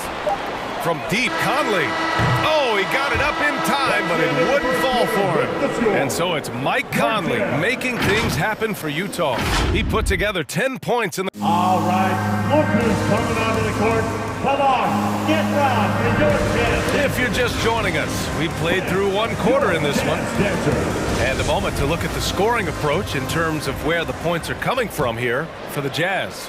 They didn't need any time to warm up from long range today. Their three-point shooting has been terrific in the first half. Also, their passing has been terrific in the first half. They'll be happy with all those assists. We've got Donovan Mitchell, Rudy Gay out there with Royce O'Neal. Then there's Rudy Gobert, and it's Conley in at the shooting guard position. That's the 5 on the floor for the Jazz. And the Utah Jazz with 3 All-Stars last season. But Grant, safe to say that Rudy Gobert is their most important player when it comes to winning games. You know, B.A., I think so. I agree. I mean, Donovan Mitchell is terrific. Definitely a star.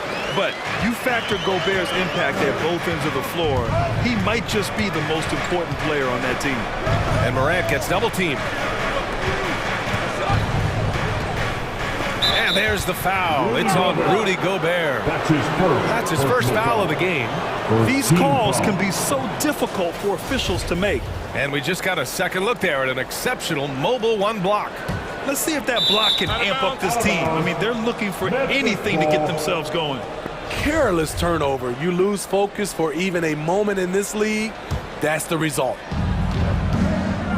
Morant finds Jackson and stolen by Gobert. Morant against Mitchell. And we played just over a minute of basketball in the second quarter. Gay is screen on Morant. 6 on the shot clock. And Gay the bucket on the assist by Mitchell. Mitchell's got his 4th assist in this one. Morant, the pass to Jackson. Bearing his 2nd of 3 attempts. The D has to be more assertive with Jaren Jackson inside. Even with some contact, he's still able to score. Mitchell, the pass to Gobert. Outside Conley. Oh, Brooks with the steal. To the middle. And stolen by Gobert. Here's O'Neal. Looking for his first basket still in this one. Mitchell, the pass to Gay. Well, Grant, does it seem like teams are carrying fewer specialists than they used to? You know, B.A., I actually think there's more specialists. I mean, think about it. You have certain players who can do everything, who are versatile, who can carry a team. But then you surround them and complement them with guys who can knock down open jump shots. So I actually think you have more specialists, a lot of them being shooters who can space the floor for their ball club. The drive by Morant. And it's Gobert with a rebound. For Utah, they've gone 3 of 5 since the beginning of the second. Gobert with a screen on Morant. Mitchell, the pass to Gay. Over to the left wing. Shot clock at 6. From deep, Conley. It's rebounded by Memphis. Well, he was in rhythm, hitting 2 threes in the opening quarter, but hasn't made one since. Chalk up 2 there. Brooks has gotten his first basket of the night. A good vertical athlete. Brooks can finish in there, even when challenged. Conley up top. He can't hit that time. Now Memphis takes it the other way. The drive by Morant. Good on the shot, and that shaves the lead to single digits. Morant's got 14. The creativity from Morant, always inventing new ways to score. The kick out to Conley. here in the second quarter of action as we approach 4 minutes played. Oh, it's stolen by Mitchell.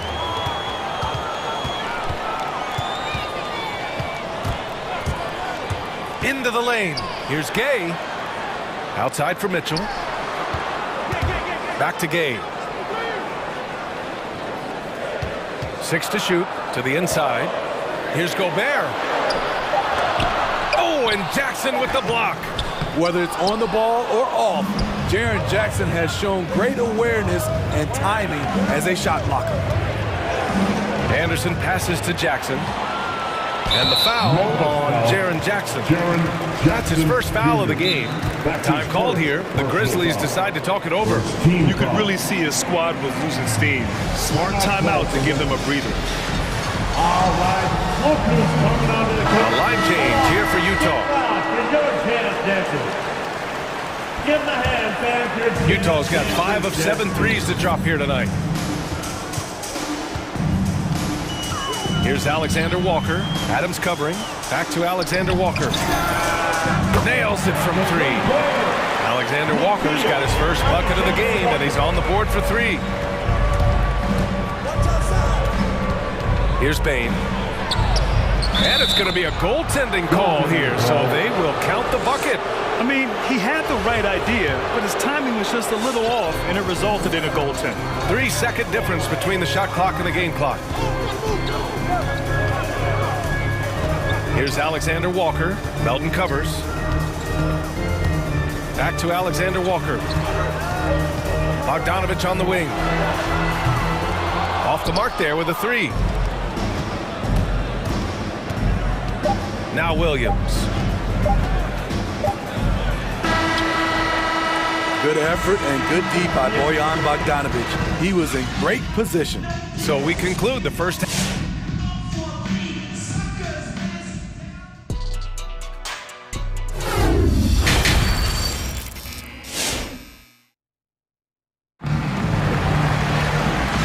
We've got third quarter basketball here. 2 quarters in the books.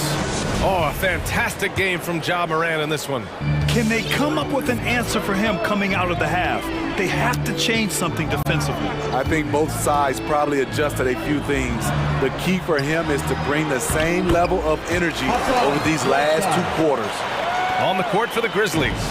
Xavier Tillman is out there with Steven Adams. Then there's DeAnthony Melton.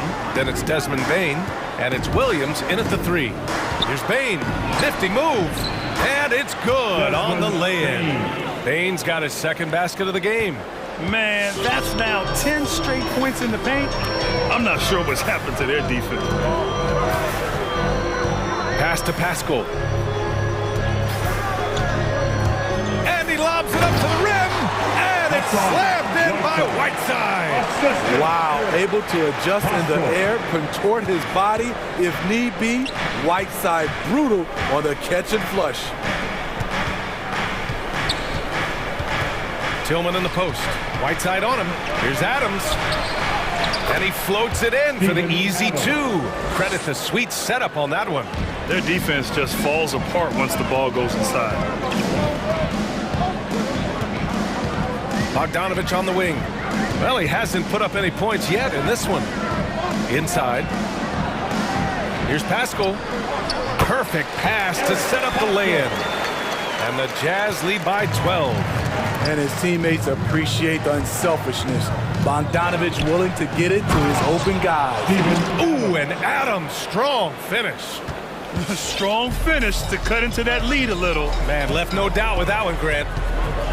Pass to Pascal. From deep 3-point range, Adams grabs the miss.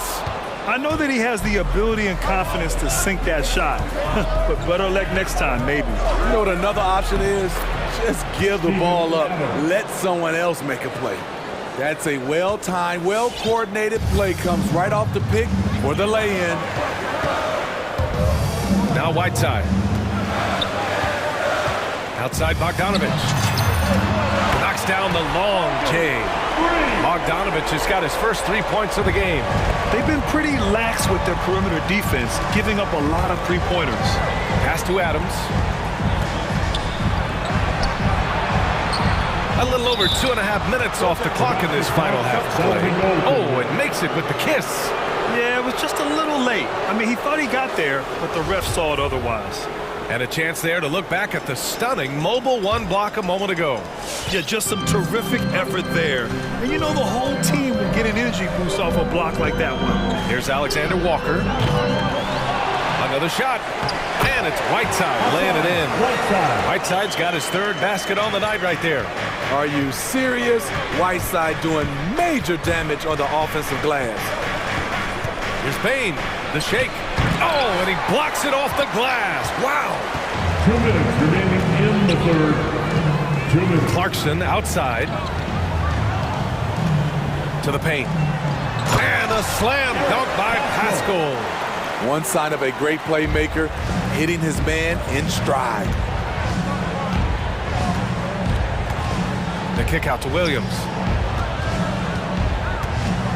Pass to Adams. Back to Williams.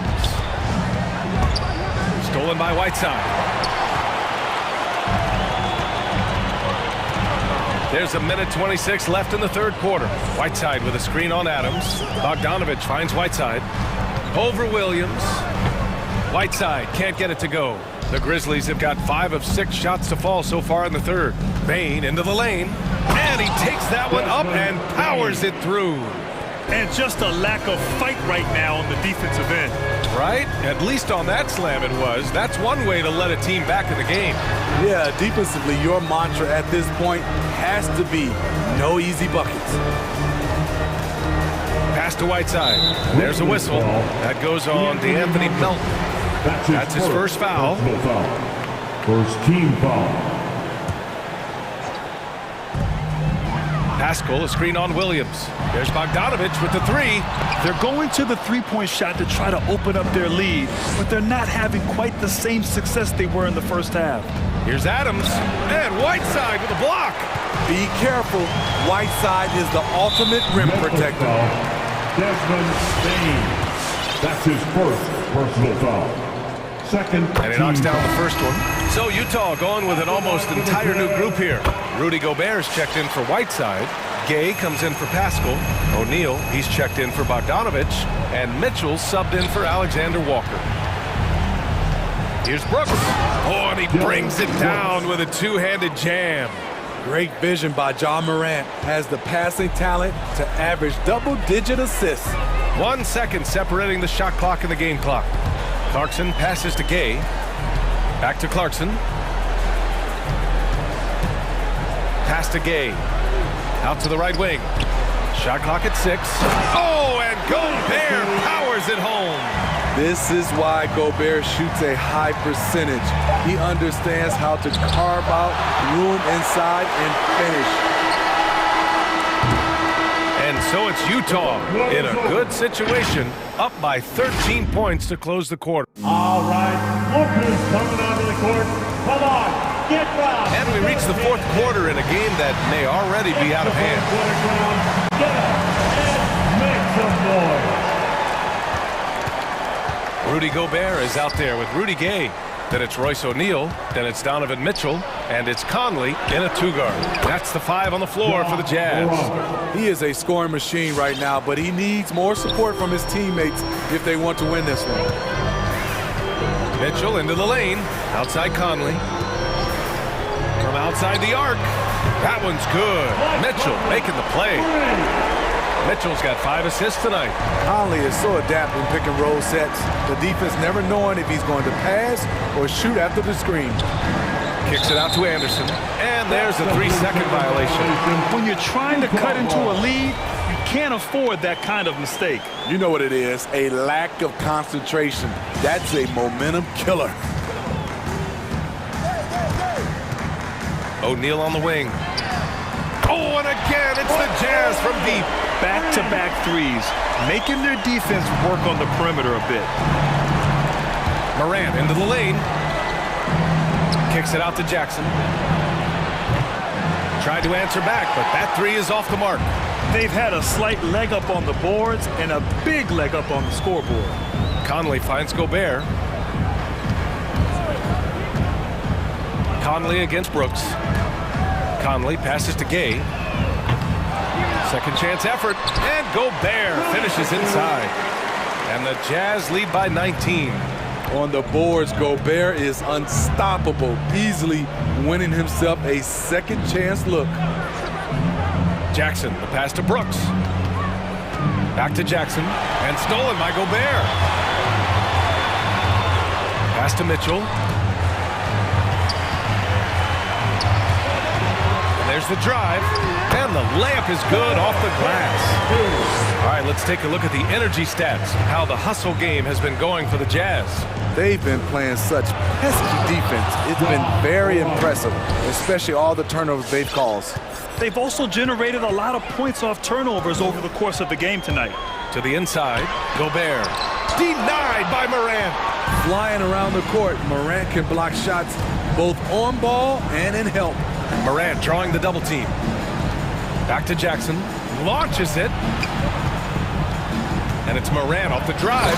And then Morant with the dunk. I'll tell you, those finishes are always extra special when they come from your point guard. Oh, forget about his passing. Can we see more dunking? It just shows you the versatility. This guy can do a lot of different things for you. Woo-wee! From deep, Conley. And stolen by Clark. Down low. And here's the fast break. Oh, there's Morant with the slam. John Morant in the open floor. This guy's speed is next level, and he can finish. Mitchell against Morant. 2 minutes remaining in the Outside game. Conley. 2 minutes. To the middle. Here's Gobert. Oh, and Jackson with the block. And he's able to get it back. Shot clock at 2. The three from Mitchell.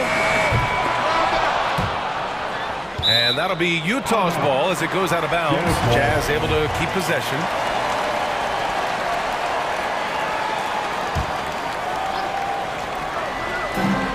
A minute 42 left to play in the fourth quarter of this one.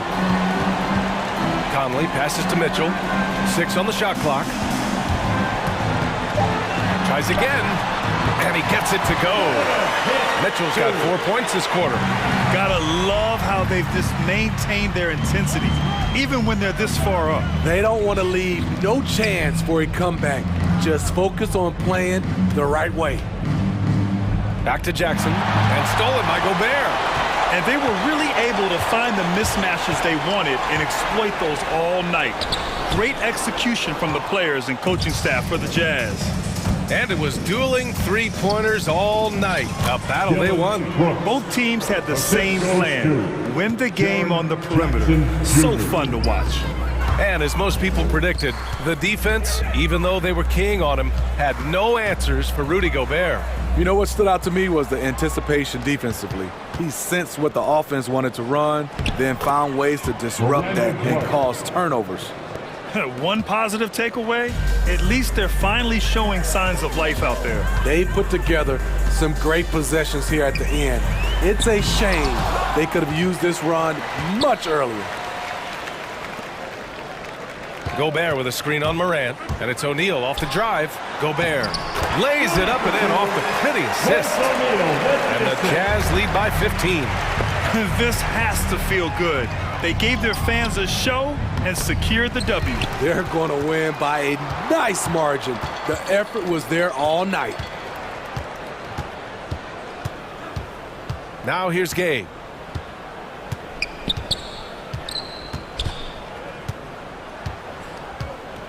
From deep. Doesn't go that time. So we see the Jazz taking the W here. A clean win, and one where they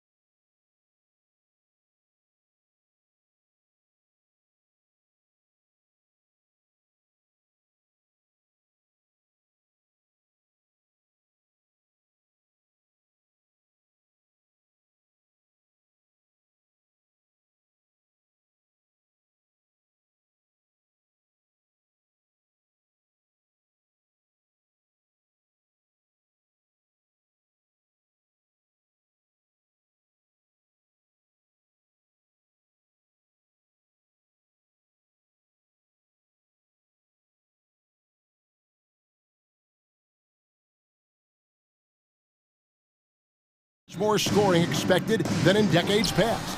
Yeah, you got to be a triple threat at every position, and at the point guard, it just commands so much more attention. They're the initiators of the offense.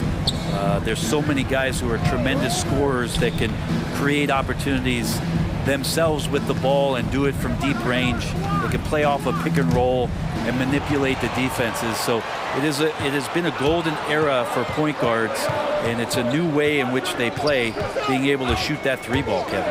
And the Clippers starting five. We've got Marcus Morris. Powell is out there with Paul George.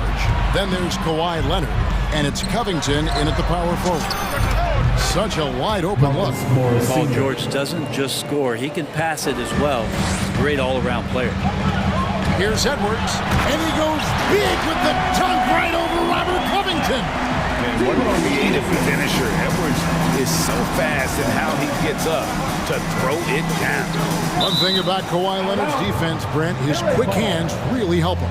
Well, isn't it incredible, Kevin, every year how many steals Kawhi gets that are so much different than any other defender in the NBA, where he literally rips that ball away from any offensive player and takes off down the other end of the floor. The defense is pretty close to Paul George, but not close enough as he powers right past him. Towns sets the pick for Edwards. And he takes that one up and powers it through.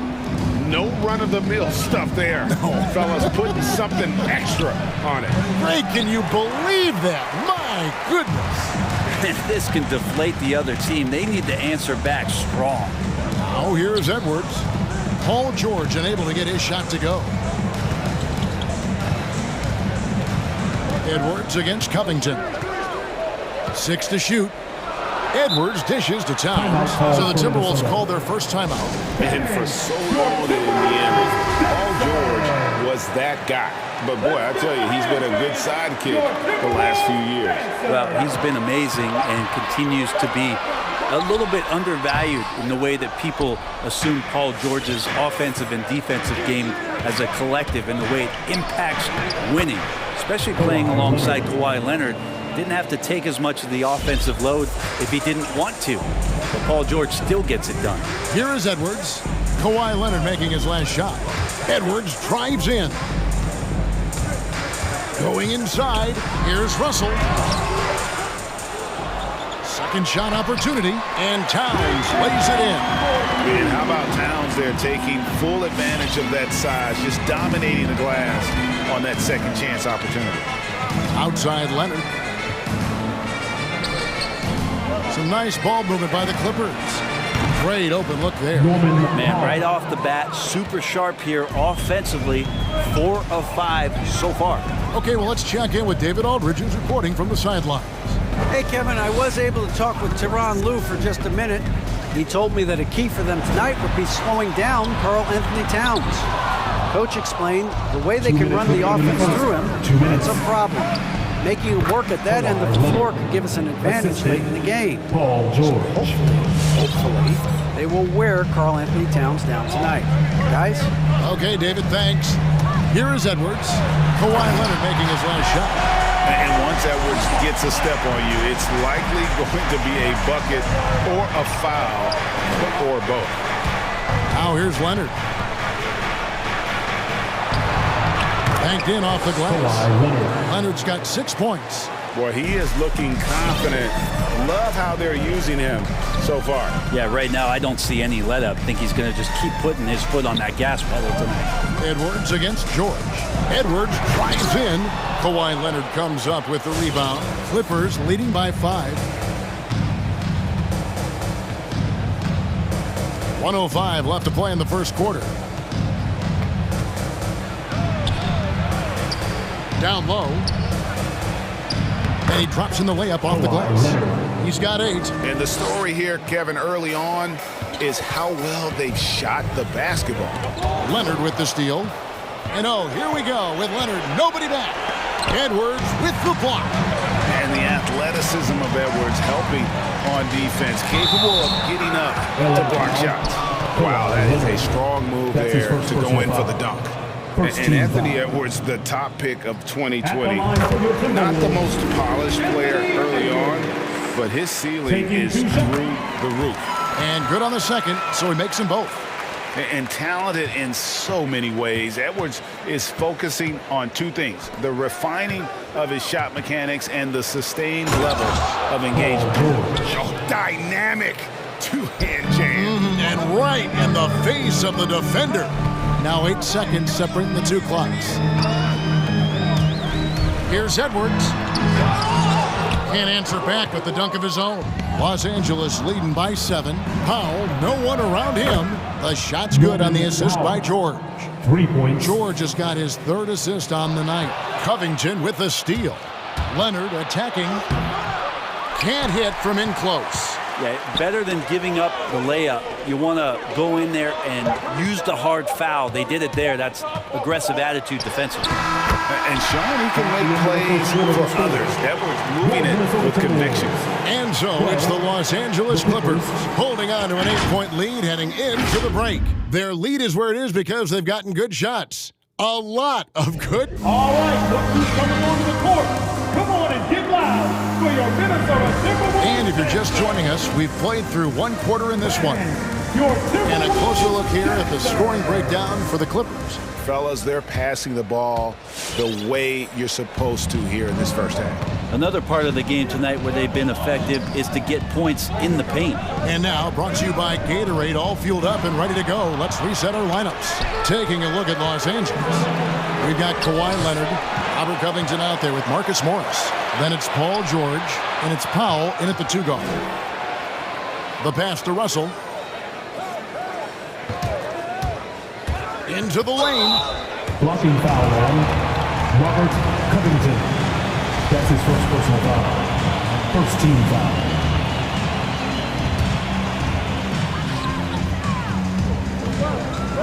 Russell left side.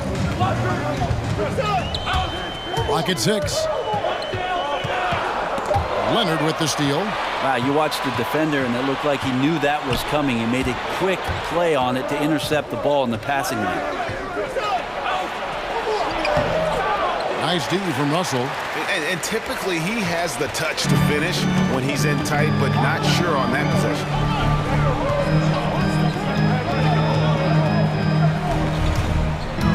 He takes it in. Towns for 3. Rebounded by Covington. And so George will bring it up for the Los Angeles Clippers. They haven't allowed any points in the second quarter. Kind of fun when you see his personality come out in his game like that. Here is Russell. Outside Edwards. Passes it to Russell. Towns a screen on Leonard. The kick out to Towns. Russell trying to free himself up.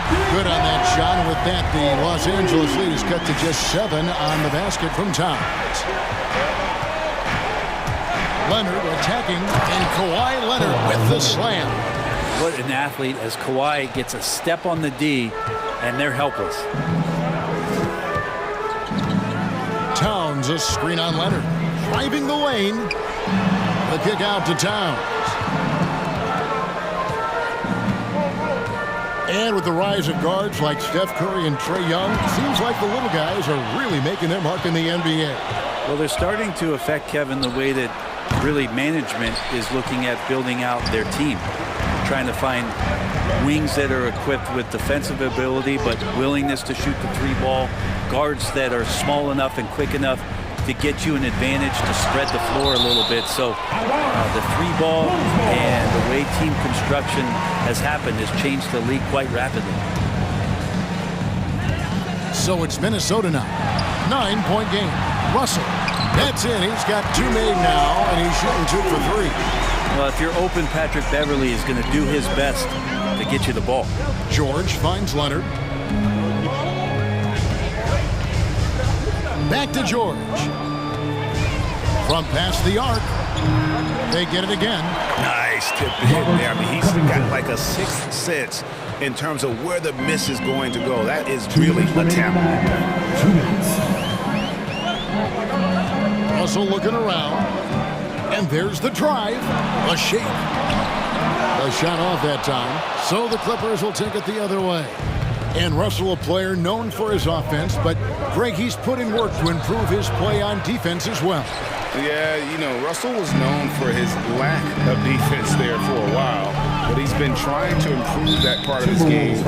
It's a long road, but I tell you what, he is definitely taking steps. Yeah, third turnover of the quarter, and he has got to value that basketball more. All right, look who's coming onto the court. Come on and get loud for your Minnesota Timberwolves dancer. Big group substitution now for Minnesota. Naz Reid, he's checked in for Karl Anthony Towns. Taurean Prince comes in for Vanderbilt. Okogie's checked in for Patrick Beverly, and it's Malik Beasley in for Edwards. Here's Hartenstein, and he buries that one, drilling the rim on the way down. Hartenstein's got the...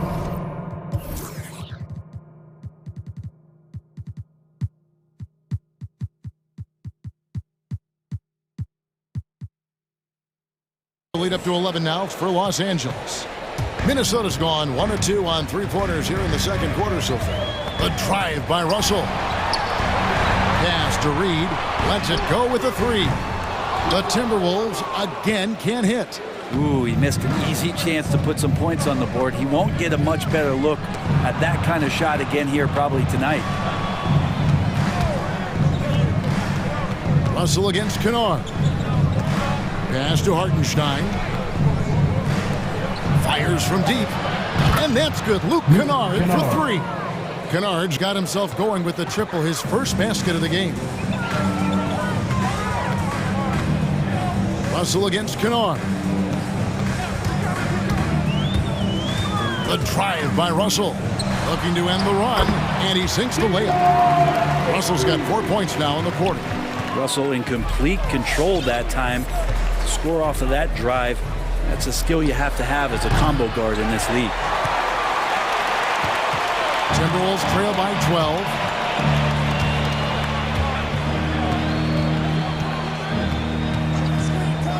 To the wing right side. Prince setting a pick for Russell. Here he goes. Kicks it out to Prince. And so it's the Los Angeles Clippers enjoying a 12-point lead as they talk things over during the break. They've had such great ball movement and shot selection, and it's led to a terrific field goal percentage. Thank you, David, and we'll be back after halftime.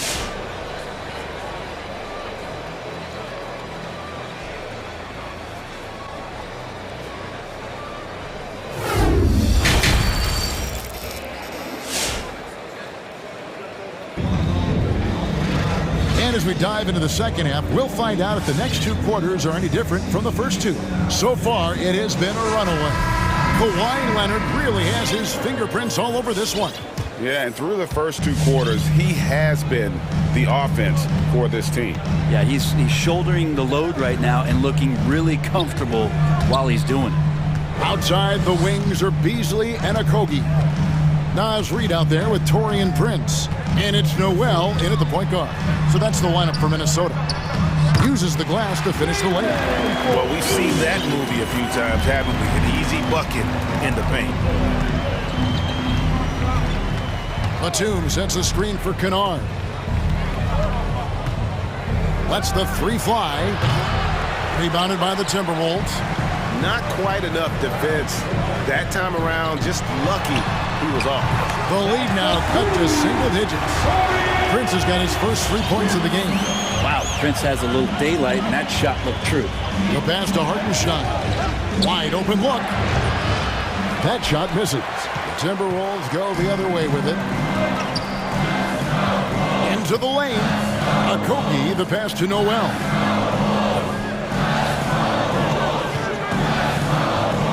Prince outside.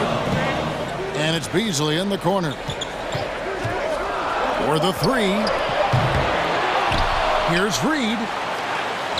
A second chance effort, and it's good on the way in. Reid's got his first basket of the night. That's a testament to the effort there on the boards. Never willing to give up on the possession, finding ways to sniff out the ball. Hartenstein passes to Batum.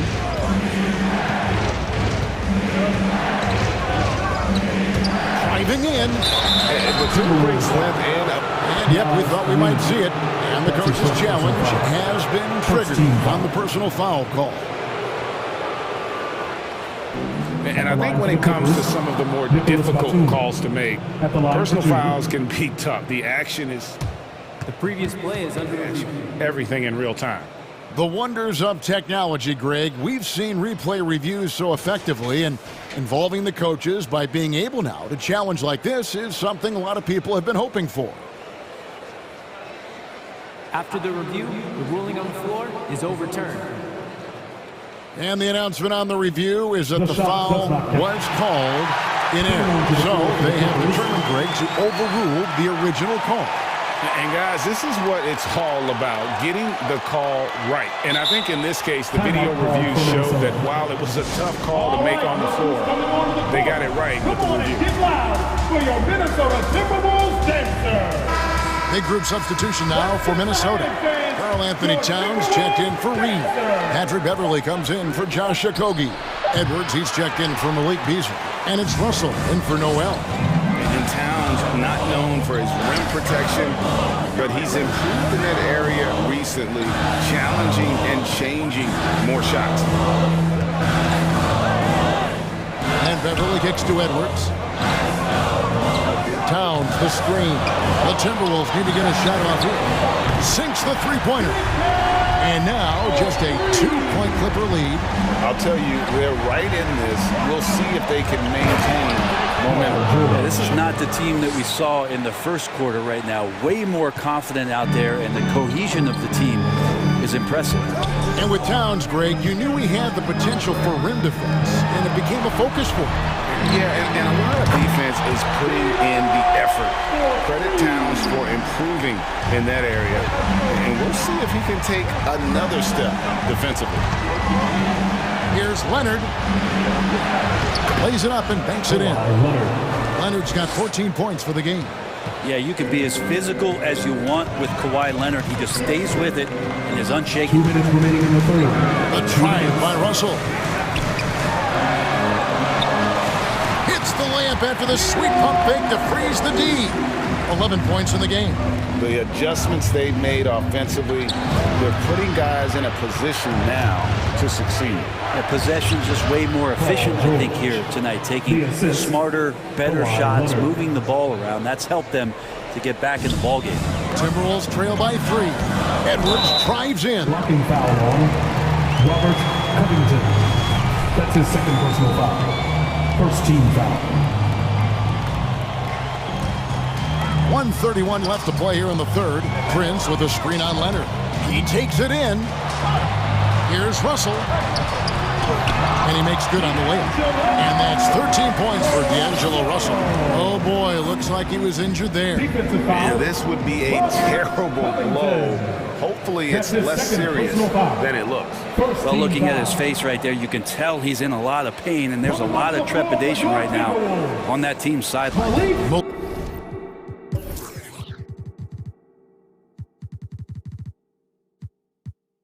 Malik Beasley, he's checked in for the Timberwolves. Timeout called for Minnesota. Bang! Your Timberwolves dancer!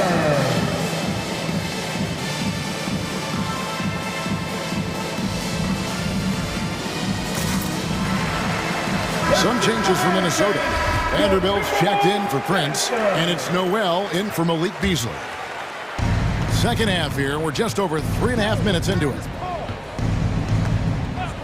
From deep, George. Towns with the steal. Beverly with the ball. George picks him up. Beverly dishes to Edwards. And he drives in. The kick out to Towns. Shot clock at 6. To the inside. Covington with the steal. Here's Leonard from outside the arc. And Marcus Morris, good for 3. 5 points in the game. You think about the growth of Kawhi Leonard's game, where in the first few seasons had very few assists as a playmaker, and now it's a key part of his game. Now here's Beverly. He's covered closely. with the drive. Passes to Vanderbilt. Here's Noel. Beat the shot clock, but it's off the mark. The defense there got away with a major lapse. Here's Leonard. The shot's good on the assist by George. George has got 5 assists tonight. And there's a pattern starting to take shape here.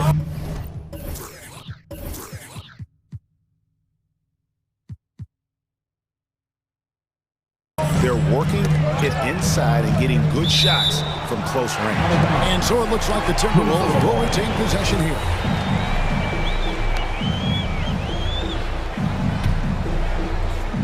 And Minnesota has possession. They trail by 6. Edwards drives in, and Edwards with the stuff. You can't let Edwards get in the lane. Outstanding at using that burst of speed on the drive.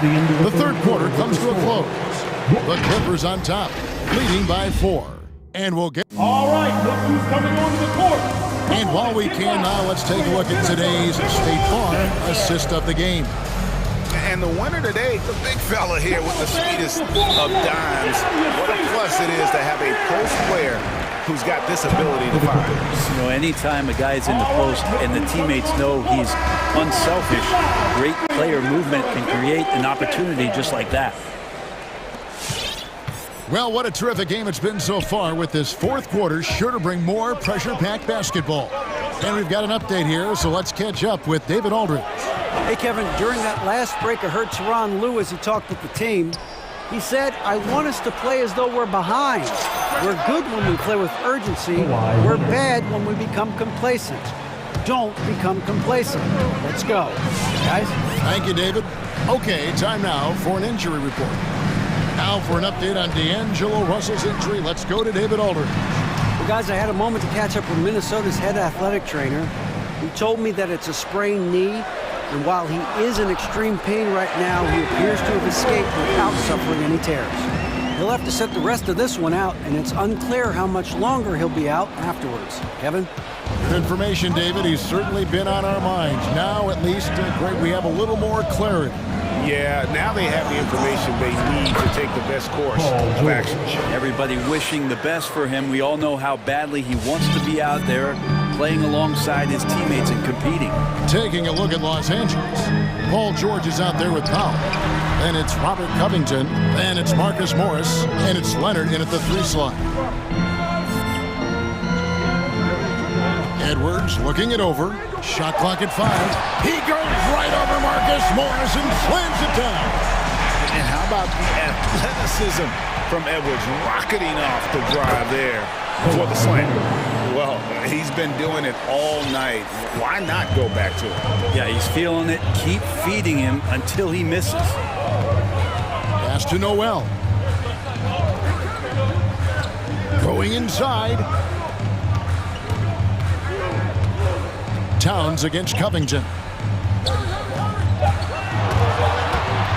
Here's Noel. And it's blocked. And a rare block shot from Morris. Anticipates the move and just times it out perfectly. How about that strong defensive performance for this half's Mobile 1 block? And boy, did he get up quick to reject that shot. That's as fundamental as defense gets. Edwards against George. Drives to the hoop. Goes up and lays it nice and easy. And now it's a 9-point Clipper lead. What a performance on the offensive end. He's making the defenders pay right now for all of the mistakes they're making. Feeds it to Edwards. Powell with the steal. Left side, Leonard jacks up a 3. Gets the 3-pointer to fall. Leonard's got 12 points in just the second half. And a breakdown here, guys. The hustle stats for the Clippers. The activity level defensively, I've really been impressed with. They've been an attack mode on the defensive end. Well, you add to that their block totals tonight. They've been very feisty and active on the defensive end. Here's the screen. Driving the lane. Beverly. Down to 5 on the shot clock. Here's Noel. Makes it off the glass.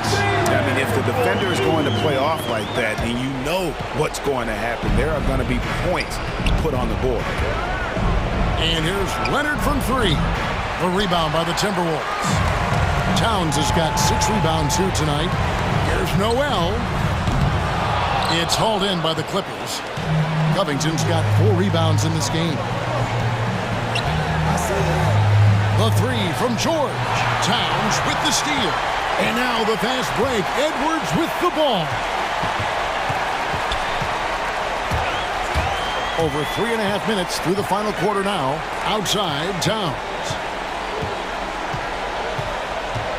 Beverly sets the screen for Towns.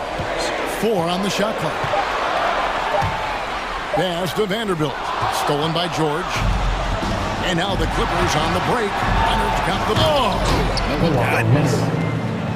Give them credit. They've worked hard all game now, looking to finish it. No, great job of getting in position to win a game. It's been an all-out effort from the squad. No problems knocking that one down. Edwards got it back down to within single digits for Minnesota. And this is big for Edwards' confidence, wanting to keep hitting from downtown and stretching that defense. Nice work to get it inside and draw the contact. At the line for the Clippers. Both free throws good from Kawhi Leonard. Minnesota's gone 5 of 10 from downtown tonight. 50% exactly. Here's Beverly. And it's the Clippers with the rebound. They've led by as many as 14 points. And again, it's the Clippers missing. And so Beverly will bring it up for the Minnesota Timberwolves. 11-point game. There's the pass to Noel. And another 3 for Minnesota. Yeah, here's a list of things I don't want to do, and right at the top is guard that guy. Here's the 3. That shot missing. George against Towns. Powell, the pass to George.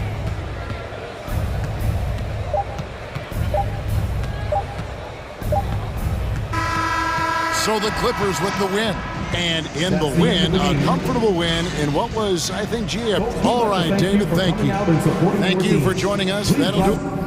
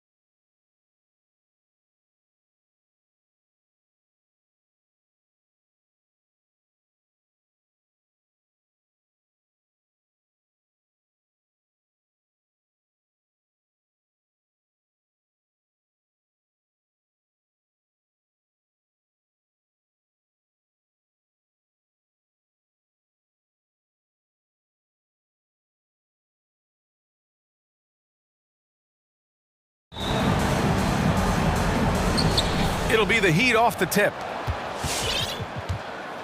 And let's check Miami's starting lineup. At the forward slots, Butler and Tucker. Kyle Lowry out there with Victor Oladipo. And it's Adebayo in at the 5. And a great center matchup down low tonight. Chris, today's centers are so skilled. You helped pave the way for that. Oh, thank you, B.A. But it's also because of the spacing. Today it seems like there's more great passing big men than ever. But that's also because of the shooting, the spacing on the floor, and the talent of these guys. And very honestly, watching those that came before them and taking it to them. Count that one. And once Bam gets the ball inside, the bucket is almost guaranteed. He's a serious producer in the paint. Morant, the pass to Jackson. Good, and the setup by Morant. Just taking it right to the rim, and no one was there to greet him. Yeah, very little resistance. I mean, you have to bring much faster help than that. And it's Lowry penetrating. Pass to Butler. Out to Lowry. Now here's Adebayo. And there's a whistle. That's going to go on Brandon Clark. That's his first foul of the game. That was a good call. The defense wasn't established.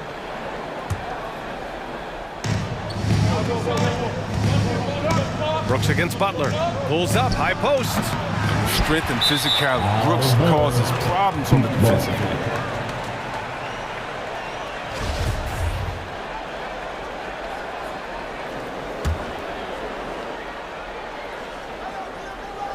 For Miami, they've gone 2 of 3 to get this one going. And he's one of those stat sheet stuffers. Kyle Anderson at 6'9", gives you rebounding, playmaking, and a little bit of everything. I mean, the combination of size with skill is what makes him special. And his wingspan helps him impact the game in so many ways. It's Oladipo with a drive. Plays with great energy. When Oladipo makes successful drives, things start to open up for the rest of his team. Pass to Clark. To the wing on the left. Anderson passes to Morant. Clock at 6. And stolen by Adebayo. Oladipo with the ball. Over to the wing. Here's Tucker. Nails it from beyond the arc. A dangerous shooter from outside the arc. Tucker feels confident in his ability to drain it from there. Morant with it, guarded by Adebayo. And so he draws the foul, and they're not happy with the call here. Coach has given the signal. He's going to use his challenge. Probably a good idea in such a close contest. And even we've seen so many of these personal foul calls still disputed even after the video review. There's no doubt there's going to be a gray area in a lot of these calls. But at least we have the option to take a second look so the officials can be sure. The ruling on the floor is confirmed. And they've made their decision. The call will stand. And as much as it hurts to lose a challenge, I think Coach would challenge that call again if he could. He really disagreed with the foul, and he's still peeved. What you appreciate about Morant is the heart he plays with. I mean, it's clear he wants to be a great player for a long time. The Heat have gone 4 of 5 so far, looking sharp. It's Lowry with a drive. Pass to Adebayo. Oladipo outside. And the Heat, another 3. You don't want to let him get into a rhythm from out there. For Memphis, they've gone 3 of 3 out of the gate. Now Anderson.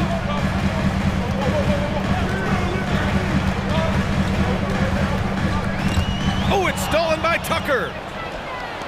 Here's Oladipo. All sorts of time. And Miami again with the bucket. Now, this is something Butler's been working on, becoming a stronger facility.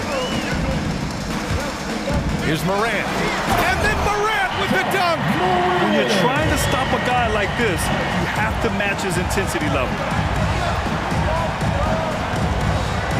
Lowry against Clark. Outside Tucker. Stolen by Anderson.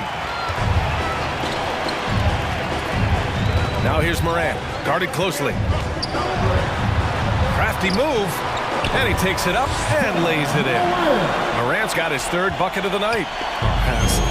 Closer in, Morant finding a way to score. He has fantastic touch around the 10. Lowry finds Adebayo. Butler with the ball. Brooks defending. Butler passes to Adebayo. For three, Lowry. The Grizzlies pull it in. Would you say testing the limits of his range there? Oh, trying to take advantage of that extra space on the perimeter. I see a lot of this now. Now here's Jackson. Hits the layup after the sweep pump fake to freeze the D. Jackson's got his second basket. Yeah, their defense is starting to wear down. That's 3 straight buckets at the rim. Lowry, the pass to Oladipo. And the Grizzlies pushing it up now. Jackson with it. Guarded by Adebayo. Butler with a steal. Adebayo with it. Right wing. Not sure why he committed the intentional foul. No purpose. I think everyone's a little confused, but weird plays happen. You don't want to stop the clock right there. I'm not quite sure what he was thinking. Now here's Tucker. Back to Oladipo. Takes it inside. Oh, it's blocked by Jackson. With good anticipation and instincts, Jackson, he's established himself as a quality shot blocker. Shot's good by Morant. Morant's got 10 points in the game. And you like the balance here, not just falling in love with the 3-ball. Ja Morant, he's feeling it tonight and has been the driving force for... And one of the league's best at drawing charges, Kyle Lowry. It's a real-life momentum. Boy, Grant, he's as tough as they come, isn't he? Yeah, I mean, he grew up in Philly, idolizing Allen Iverson. Lowry's tenacity and willingness to put his body on the line, actually reminiscent of Iverson's. And it's been a pretty even game here after 1 quarter of play. And guys, let's get your take on the scoring breakdown for the Grizzlies. They've carried out a great game plan in the paint so far, working it down low a lot and getting high percentage looks. One thing I've also noticed is how quick their hands have been tonight. Thanks to that, they've gotten a lot of points off turnovers. Setting the floor for Miami. Inside, it's Adebayo with Tucker playing the 4. Victor Oladipo is out there with Kyle Lowry. And it's Butler in at the 3. That's 10 straight points they've given up in the painted area. Brooks against Butler. And there's the call on Dillon Brooks. That's his first foul of the game. He didn't have his feet planted.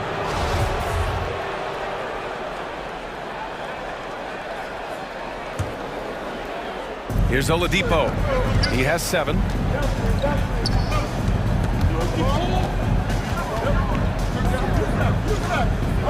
Outside Butler, just 4 to shoot.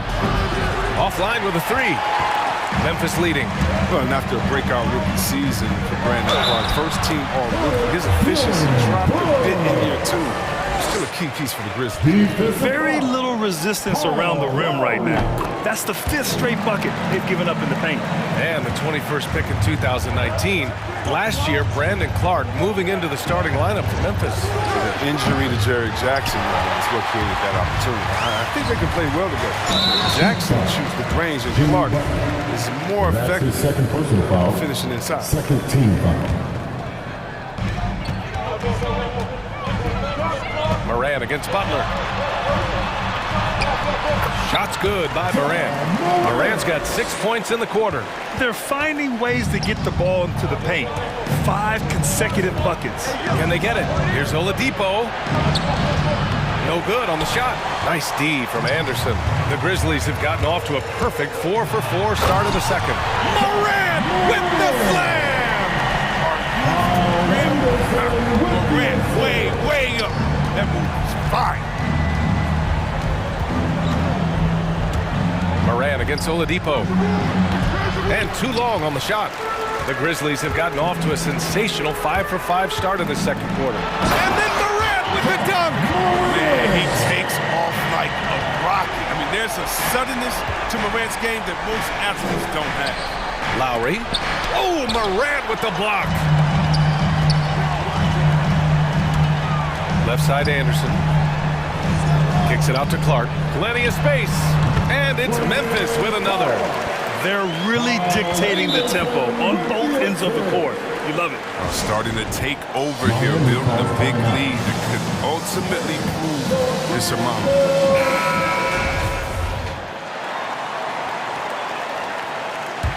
Miami has gone 0 for 2 from outside in the second quarter.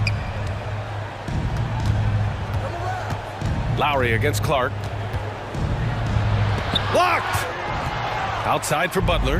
Oh, Brooks with the steal. On the break. And finished off by Anderson. Agile hands and precise timing. Brooks gets the fast break started. Quality defensive effort. Here's Lowry. Blocked. And he recovers it. And he banks in the layup. A minute 53 left in the first half. Here's Morant. Adebayo grabs the board. It's not easy to keep him from converting those. I mean, the D has to be airtight. A little mid-range shot is up. Lowry with another miss. Setup's good. That's the shot they're looking for, but you can't get them all to go. Morant, pass to Jackson. Back to Morant. Second chance effort. Kicks it out to Anderson. Lets it go from deep. And the shot's off. 1 for 2 in this one. Well, Miami shooting 40% so far in this one. Back to Lowry. Outside Tucker. Back to Lowry. Adebayo passes to Lowry. Here's Butler. Out to Oladipo. Shot clock at 3. Up and over Brooks. That one off the back iron and out. The Grizzlies on offense. They're on a 17-4 run. And it's Morant off the drive. Out of bounds. It'll be Miami's ball. An outstanding defensive play to earn the mobile 1 block. You know, you can't ask for any better defense than that. He responded so fast to the shooter, and it stifled him. Who wants a t-shirt?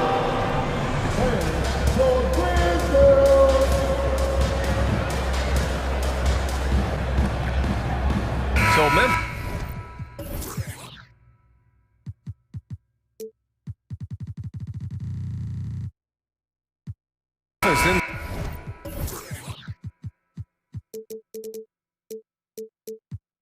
up going with a new group.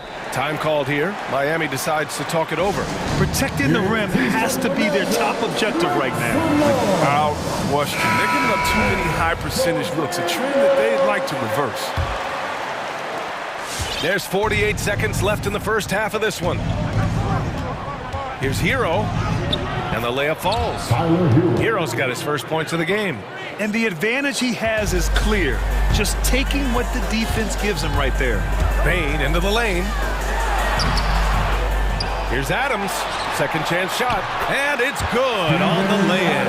They really have a commanding lead, not just in points, but in rebounds as well. Here's Hero driving inside. Perfect night so far, 2 for 2. Oh, they've tailored their offense around him. And let me tell you, he loves playing in this system. 2 seconds separating the shot clock and the game clock. Here's Bain. Oh, sweet move. Gets his second attempt to go. Now he's 1 for 2. And just totally relentless, only increasing the intensity level.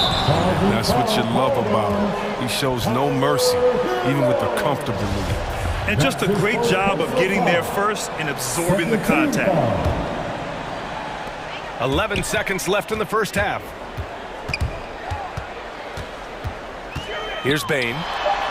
And the basket is good. Bain's got his second bucket of the night. And trust me, when the D's slow to react, he'll be the first guy to make them pay.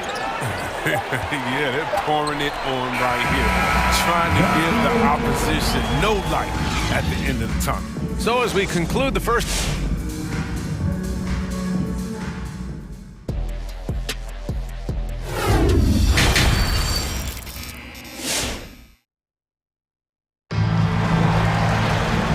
Wasn't too much drama in the first half, but maybe things will tighten up here in the second. Oh, a fantastic game from Ja Morant in this one. Slicing up the defense, living in the lane. Terrific first half for him. He did a great job of attacking the seams, getting to the rim, and then finishing strong. They've got Desmond Bain Xavier Tillman is out there with Steven Adams. Then there's DeAnthony Melton, and it's Williams in at the 3 slot. That's the lineup out there for the Grizzlies. And now they decide to foul intentionally.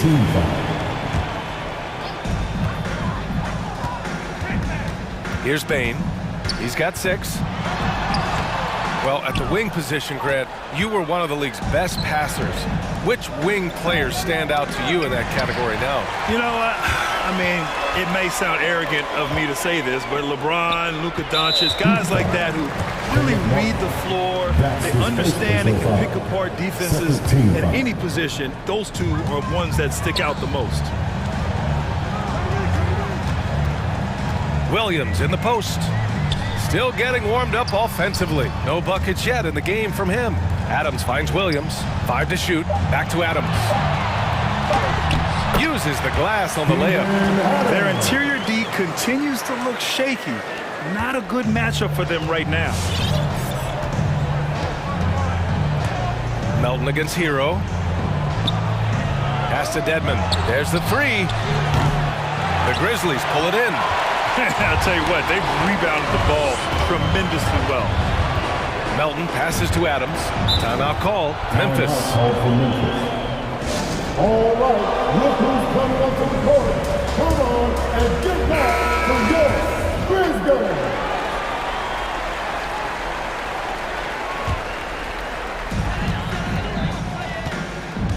Williams into the lane.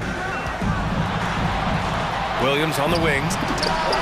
Releases from the wing and drills it. Way to work the inside-out game. Draws the defense in and kicks it out for the open shot. If they're going to go on a run, Grant, there's no better time than right now. You're so right, B.A. I think they definitely expected a closer game than this. Here's Vincent. Back to Hero. 6 to shoot. Tipped away. The Heat need to get one up in a hurry. Martin misses. The Grizzlies have gotten 3 of 4 shots to fall so far in the third. And it's Williams off the drive. Puts it in off the killer crossover.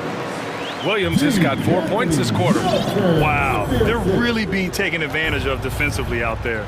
No rim protection whatsoever. Pass to Dedmon. Here's Strus. Now quiet so far offensively, searching for his first points of the game. And you never want to give a shooter like him a clean look. And see, Webb, you look at Desmond Bain out of college, an NBA-ready physique right out of the gates. And his game is NBA-ready as well. He's played significant minutes already.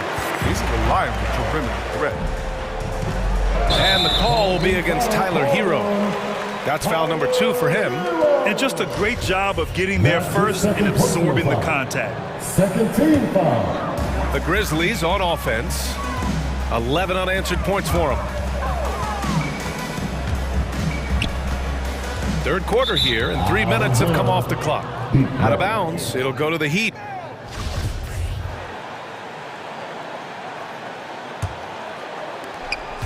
Miami has got nothing to fall from outside in this third quarter. 2 minutes remaining in the third. Here's Vincent. Goes back up. Lays it up and banks it in. And they finally get one to go. I mean, and just in time, an 0 for 4 start to the second half can really make a team tighten up. Pass to Tillman. Williams with it. Driving in. Back to Tillman. Picked his pocket. Hero on the wing. Melton covers. Here's Strus. We've gone about 3.5 minutes here into the third. Hero with the bucket. Who knows what this score would look like if he wasn't on his game tonight. He's got to get back to playing in control. After 0 turnovers in the first half, he's out there loose.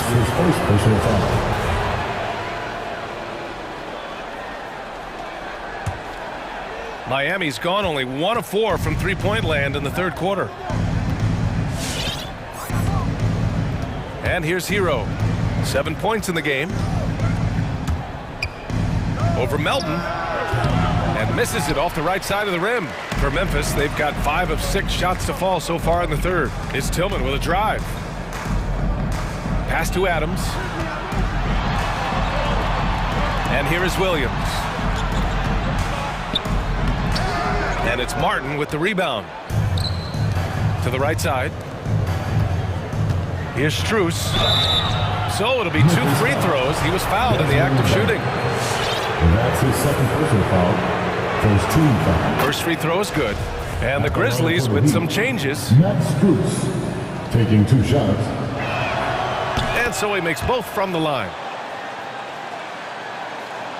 And the Grizzlies shooting a legendary 79%. Their offense is just on a tear. And now we have an intentional foul. I'm not sure why. Yeah, bizarre play, BA. Not sure what got into him. Miami calls timeout. So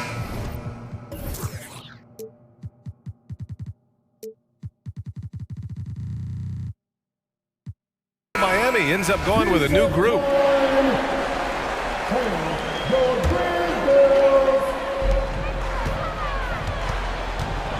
Moran against Butler. Shot's good by Moran. Moran's got 22 points. Still a little bit of a streak shooter, but Morant has been deadly accurate. Man. Lowry uses the glass to finish the layup. Another shot right in the lane. That's been their MO this evening. Outside Moran. Off target from outside. Now Lowry. Good work defensively by Brooks. And so it's Memphis continuing to pile it on. Up 22 as we head to the break. All right, let's take a look at our assist of the game presented by State Farm. And he definitely deserves the award. Reading the defense like a point guard. Oh, beautiful feed. Always a luxury to have a big man who can see the whole floor. And as we head into the fourth, we'll see if there's a comeback in the works or if it's more of the same for the first 3 quarters. And let's take a look at Miami. At the forward slots, Butler and Tucker. Kyle Lowry out there with Victor Oladipo. And it's Adebayo in at the center position, locking down the middle. Pass to Jackson. And stolen by Adebayo. Here's Butler. And it's Butler with the jam. Getting out on the break. Butler completes the transition play. And here's Memphis. It's an 18-point game. Here's Moran. And Butler with the block. And he gets it back. Here's Jackson. There's the drive. And the dunk by Jackson. Attacking the rim. I love seeing this from bigs like Jackson. Steps back. Pass to Oladipo. And it's Ja Morant with the foul. That'll be a second foul of the game. Tough break for the defense. I mean, he took the hit, but he didn't get the call.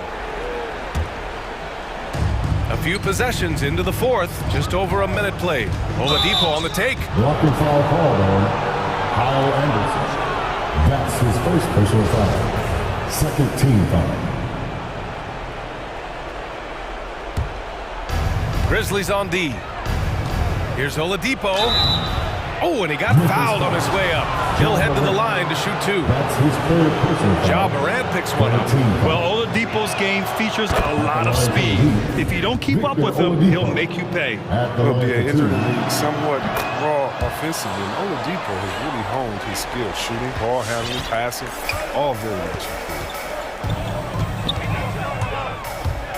From deep, Morant connects from downtown. Morant's got 25 points in the game. They have ridden him today, and it has paid off in a big way. Lowry against Clark. Lowry, the pass to Adebayo. No good there. Ooh, excellent D there from Jackson. And Oladipo now is not only more prolific, he's more efficient. He's taking better shots. He's committed fewer turnovers. The team can run the offense. He's shaking the hoop. He's actually shaking the whole building. Oh, what a slam. Look here, the fans going crazy right now. Adebayo finds Oladipo. Now here's Lowry, hounded by Moran. Oh, stolen by Moran. Jackson down low, working on Adebayo. And that one's good for Brooks. And a closer look here at the hustle stats for the Grizzlies. Well, they played a heads-up brand of basketball this entire game, and they've got the steals to prove it. Another thing, they haven't missed a beat on the fast break in either half tonight. Lowry, good. Playing way bigger than his 6-foot height. Lowry scores it inside. He just plays with so much heart. Here's Morant. Denied by Adebayo. The three. Got a piece of it. Anderson with it. Picked up by Lowry. Back to Anderson.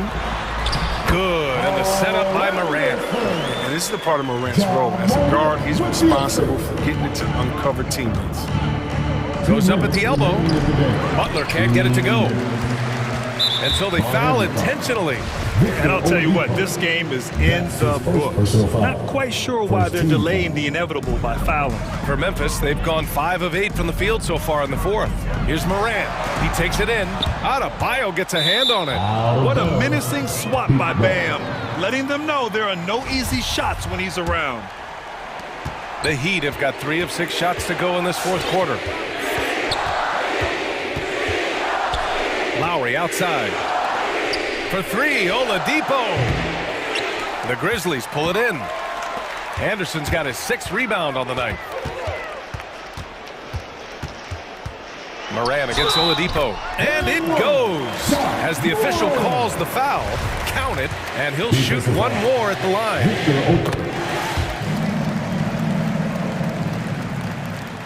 A little over 3.5 minutes in the books now in this fourth quarter. Well, the scoreboard tells you everything you need to know about this one. A great showing here for the Grizzlies. And you don't usually see this kind of blowout, but tonight they delivered the punishment. I mean, what's so impressive is they never wavered in their approach. They just kept at it and showed they were without a doubt the better team. And what a huge performance it was for Ja Morant. He hung a big number on the scoreboard, and it wasn't just because he was hot. He did it with movement and tenacity. 56 seconds left to play in the fourth.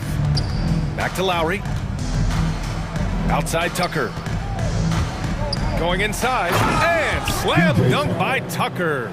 It's nice they found their rhythm here, but the clock is just not their friend. Yeah, it has to be frustrating to catch fire when the game is already over. I mean, it's not the outcome. And that's an intentional foul. Yeah, I think he's letting his emotions get the better of him on that foul. And the first one at the line is good. Multi-talented Anderson. I mean, he's awesome, man. He's an awesome glue guy, if you ask me. Someone who scores, rebounds, passes, defends. I mean, name it. He does it. Lowry against Clark. Puts up a 3. Grizzlies with the rebound. 2 seconds separating the shot clock and the game clock. Jackson against Adebayo. 12 seconds left to play in the fourth quarter. Just 5 to shoot. Now here's Jackson. Misses the deep three-point attempt. And so Memphis takes this one by a big margin. Well, this might not have been the most competitive game we've ever seen, but you've got to appreciate their masterful performance. And I'm